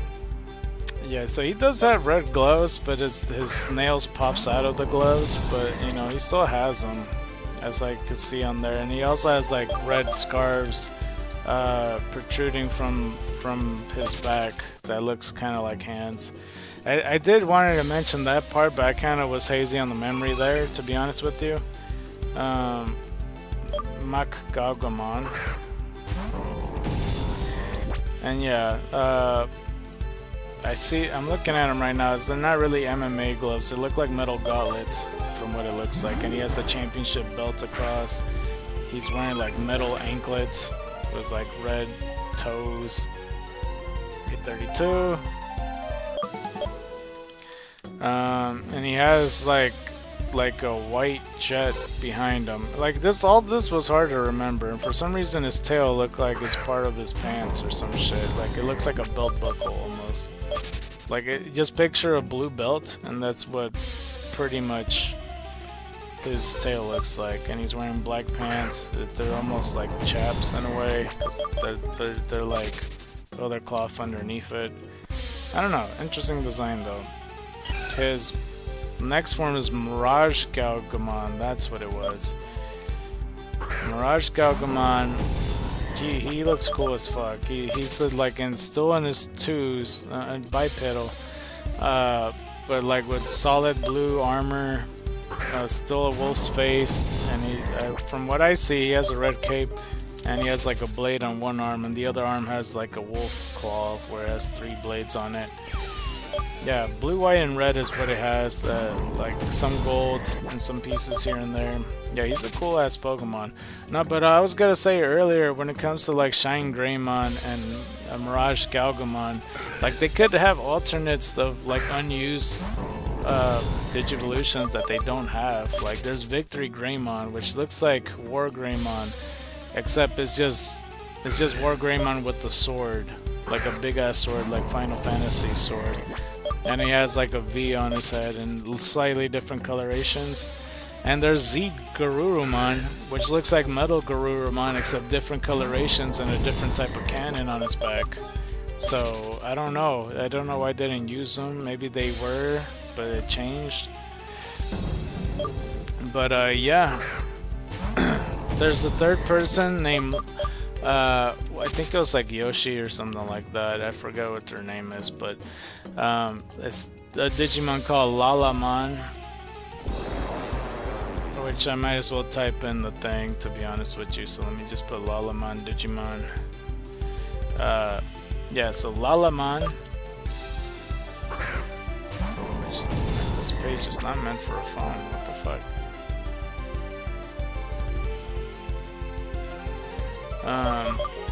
So Lalaman, if I were to discuss what it looks like, it basically looks like that character from Wind Waker. That, like, you know, what the Koroks end up being, you know, with like they look like tree people, except instead of a wooden face, they would have like a flower that's upside down that's covering the face, like a tulip. It's a pink tulip though, and the rest of the body's green, and it has like a little sprout coming out. That would be Lalaman. It looks almost like hysteric in a way. Just that little sprout coming out, except it's just like a tube instead of like a whole leaf. Lalaman digivolves into I don't remember what her name is, but hold on, let me check this.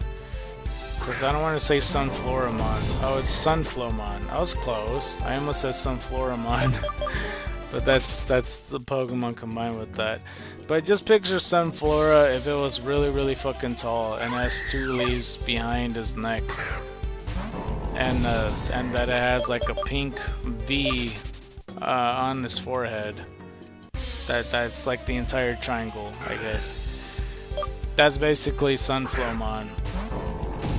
Not really a huge fan of it, but that's just what it is.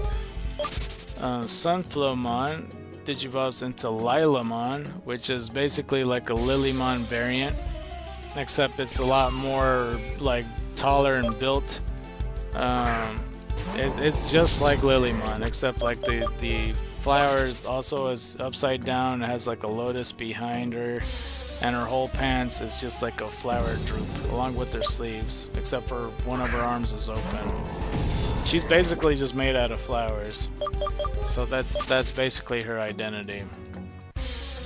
But that one evolves into Rosemon, which, if you remember Rosemon and how I described her, is exactly what Lilymon is meant to digivolve to, but she doesn't until the Tri movies. So we already discussed about that. There is like other members of the Digimon Saver Squad. I just don't know how to like say it, or like, you know, discuss about it pretty much. Hold on, I might as well just like look at all the characters and Digimon Data Squad. Digimon Data Squad characters.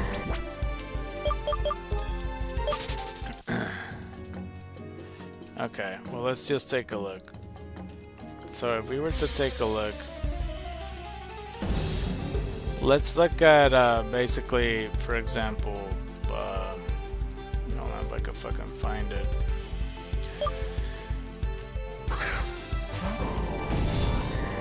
Well, it's because, like, for example, there's like 2 ladies there that work there, and they got like, you know, like the Chessmon group. And I don't know why it's not showing on the thing, but there's like black Chessmon and white Chessmon. They digivolve, and they're practically the same, except they slight somewhat different. Load Nightmon, what? Oh, Pawn Chessmon. Okay, I might as well click on Pawn Chessmon. Yeah, Pawn Chessmon white and Pawn Chessmon black. And their champions forms is to Knight Chessmon, which I thought, okay, I didn't realize. I thought they digivolved to something else. What the fuck? Oh yeah, no, they are the same. Okay, so black and white Knight Chessmon, they're basically like I didn't even describe the Pawn Chessmon, did I? Just imagine like very cartoony short knights. Pretty much, you know, exactly what you would picture in the Looney Tunes, where they got like rounded bellies and then like look slightly ridiculous and short. Basically that, and they got rounded helmets. But when they evolve to Knight Chessmon, they're like basically a centaur, you know, full of armor. One's black, the other one's white, and like they have red tails and red eyes, and like still have weapons that has a little bit red here and there. but most of them like primary color black and gold, and then the other one's white and gold. So you could just kind of imagine that. For their evolution, I would say the ultimate forms is Rook Chessmon and Bishop Chessmon, which I can't fucking click on, but they're slightly different. I don't know if I could get it to them or not. I don't know if that's actually Rook Chessmon. But I mean, from what I've seen on Rook Chessmon, he looks like almost like a building. I'm pretty sure he's supposed to be made out of chess pieces is kind of the idea, but the Rook is mostly like a mechanized, almost like a transformer. For some reason he has green on his coloration as well. As for Bishop Chessmon, for the white pawn Chessmon side, he has basically a dress and like a head guard, almost looking like a sage or a magician. That's the bishop. But yeah, he has like a baton of some kind, but he has a purple cape and like a purple apron in front of it. 833. And from what I've seen, I don't think there's like a mega of any kind, but that's one of the things. Now, there is like others too. I don't know, because I really don't know where to go from here. But basically, there's Kudamon, which is like the boss's Digimon, because there's the boss of the whole Data Squad. And Kudamon looks like a ferret, except it's completely throughout that it's just all white and has gold markings and a gold necklace. And I'm pretty sure it's meant to be like a holy Digimon, pretty much. And it's supposed to be a royal knight. His champion is called Repamon. And his ultimate is supposed to call Shireenmon. And his Mega Kentaurismon. So let's go to Repamon right quick. So Repamon is really hard to explain. I don't know, his whole evolution line is fucking weird to me, to be honest with you. Repamon looks like a very awkward fox. That his main body is like a tannish brown. He has dark brown feet. He has a yin yang symbol on his like his left thigh. He has a whole kunai blade as a tail that has an eye. He has one of those things that Renamon's evolution had that has like a red and white like bow tie around his neck. He has a white and red mask with like a grayish wig, and some blue fire coming out on both sides. And if that sounds like it's all over the place, that's because it is. It is a lot, and it doesn't make any sense to me. Like, I know it's mythological, like I get that enough, but from a white and gold ferret to like this creature that has multiple colors, and I don't know, it just doesn't make sense. And what at least makes sense is Charinmon, which is something that I have a harder time explaining, because I think it's like supposed to be a dragon fox, I guess. The colors associated is green, red, white, gold, and tan. I don't know what the hell color that is, but yeah, it's like a dragon fox horse thing. It has like wings that like has, you know, 6 ends to it, like, you know, almost like multiple wings, but it's the same wing. It has like a brushy golden tail. It has like hooves just like a horse, you know, black and gold, with like white clouds on the end of the tails, or on the end of the hooves. It's wearing like a suit almost, and armor. Like, you can see some clothes underneath it. It's like almost tan. That's why I'm a bit confused with that. But the armor is green and gold, which I understand it goes over the torso, and then it goes over the wings a little bit with its gold. I think it's wearing a helmet or mask. It's like green and red, and I don't know. It's just a lot. It doesn't make sense. It feels like unorthodox is the word I want to use. Kentaurismon is one of the Royal Knights though, that's the Mega Evolution. It is a 6-legged centaur that's all machine and all armor. It's like red, blue, purple, gold is the coloration. And yeah, it's 6 legs if you imagine that, and 2 arms. It has a white clouded tail and a golden sun kind of back shield or whatever that's all gold. And yeah, it has like a cloth apron in front of it, in front of the 6 legs it has. I don't know if I'm describing it correctly, but it has purple long hair along with like this whole suit look. His mask helmet protrudes out, like I'm pretty sure just to be like a reference. It's like, oh hey, this is an animal, but it has horns as well. So I don't know if I'm doing a good job explaining it for shit, but that's basically what it looks like. Not my favorite evolution line. Like Kentaurismon I'm fine with, but everything in between that I'm like, bro, what? The true new, like, you know how like every Digimon season has like their 6th ranger, like this is really their 6th ranger right here, because like for the 2 secretaries and the boss that has their Digimon, they're not really the main focus or characters. They just chip in whenever they really need to. But the real 6th ranger here is this kid right here that owns Falcomon, which his name is Keenan Crier.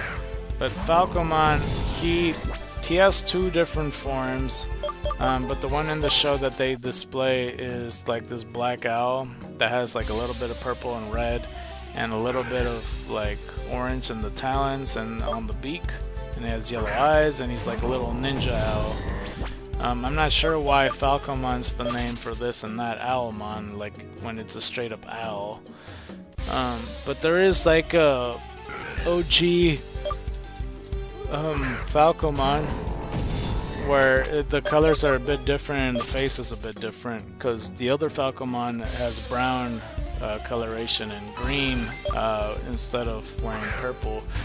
And I got used to that Falcomon so much more and the evolution line so much better, because I seen a playthrough where they used Falcomon before, and it's really good, like the evolution line that is. But Falcomon, it's a bit of a weird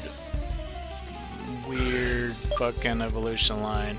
So it digivolves to Pekmon, which is basically a straight up ostrich. Big ass feet, might I add. Like his feet is bigger than his torso, which is sad. He has a red brushy tail and red hair on top. Still wears purple, except it looks almost like overalls to me. You know, with that little fancy ninja undervest that looks like it's metal proof, but 834, or not metal proof, but you know what I mean. Hold on, I'm just checking right quick. Yeah, I don't know if I put it away, but I put it back on. And yeah, it's supposed to be a ninja, but I don't fucking know. It has like yellow wings and a yellow face now, so it's no longer like a black owl. But that's kind of what Pekmon is that. But Crowmon's cool. I like Crowmon. That's his ultimate form. It's like a big ass crow with golden parts. Like, you know, it almost looks like weapons at the end of the wings. Almost looks like claws, and he's had a golden helmet and like golden bells by his torso that's like braided in his chest hair, because it has chest hair for some reason. Just picture like how Honchkrow has like the feathers on his like torso. It's kind of like that. But yeah, Crowmon's so much cooler than Pekmon and Owlmon. But Ravemon is the other Mega Evolution, or you know, after the ultimate. It's it basically is supposed to be like an angel of some kind. He's humanoid now. One arm he has the wing connected to it that's white, along with his white claw and mostly purple and black suit. His other arm, he has another white glove, but like his black wing is separated. I'm not really sure how attached or detached these two wings are. I don't really remember.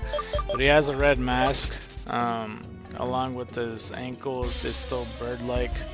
He does have like knee pads, but they kind of spike out, and his shoulders also kind of spike out, which is interesting. But yeah, that's basically for the most part what he looks like, and he does have a burst mode, it seems. But burst mode with him and then like all the other Digimon is exactly what you kind of expect. But I'll probably talk about burst mode some other time. There is like a few other people, I guess, that I can mention. Because there is like a Kappa, or like a Kamimon, I should say.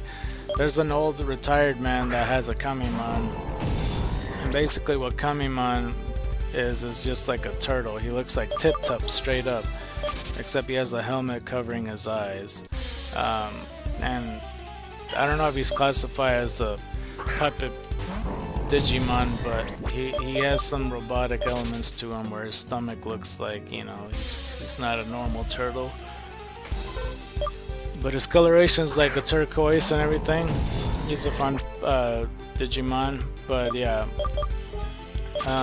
Kamimon digivolves into Guapamon, which I thought it was Kappamon, but I guess not. I don't like this Digimon for shit. This is a Kappa. As you know, Kappas are like bald on the top, and then they're like duck turtle creatures. This one's supposed to be like a DJ. It has like orange hair, it's bald, it's wearing headphones, it's trying to do like a dance of some kind, and it does look kind of like a puppet because his stomach is kind of stitched up, and then he has like a bandage, and he's wearing like platypus flippers on his feet. So I don't know, I don't really fuck with this thing. I don't think it has like evolution further past than that's shown in the anime. So Schwajamon, I don't remember when the fuck this was shown. Apparently it was shown. I can't even tell what this looks like. There is a Jumbo Gamamon. Wait, did they? I don't think they ever digivolve fully like this. I'm not really sure. I thought it just went up to champion. I don't think I've ever seen it go to ultimate or Mega before. But his partner was called Homer, I guess. I don't remember him being called Homer. I thought they just called him Professor or some shit. There is other Digimon involved in that show, but you know, they're mostly dedicated to evil. But that's for the most part Digimon Data Squad. I'll probably look more into it and talk about it tomorrow, if I'm being honest. I think we should end the stream very soon, so I think as soon as we find the next Eevee, we will call it a stream or whatever comes first, whether an egg or something, because I want to end it by 5:15. I was thinking about ending it at 5, but then my dumbass decided to talk about Digimon Savers. But yeah, let's just try to find the next Eevee. So if you like this episode, don't forget to press that like button. If you really like this episode, please consider subscribing. If you haven't considered subscribing yet, please watch another one of my videos. I play the video games, and if you like playing video games, you might like my stuff. With that being said, in the next time, I'm gonna try to get up and get the stream ready by 11 a.m. If it doesn't work out, then I'll still go for like noon time. But I want to do a bit more tomorrow because I felt like I was lacking today because I had to, you know, do a bit of a hiatus break in the middle of the stream, and I don't want to do that. Like that was like 10-15 minutes, and yeah, nah, I want to get a bit more prepared than that. The next stream thumbnail is gonna be fucking annoying because I'm gonna have to put all 3 shinies as opposed to the 2, and it's gonna look all messy, but you know, whatever. That's gonna be the case. So yeah, either way, that's gonna be it for the most part. Please consider donating, whether you're watching this in a VOD or not. I'm not really sure, but you know, there's PayPal, there's Venmo, Cash App, there's Zelle, there's Patreon, GoFundMe. You know, preferably GoFundMe, because like then you can see the progress bar and all that stuff. And yeah, and just be sure to claim, of course, your good old shiny hysteric, because now we got 2 of them to work with, and along with the shiny nose pass. 835. And that's gonna be it for today's video. So white tigers and dragons to you, and you've been scarred by the night. I'm out.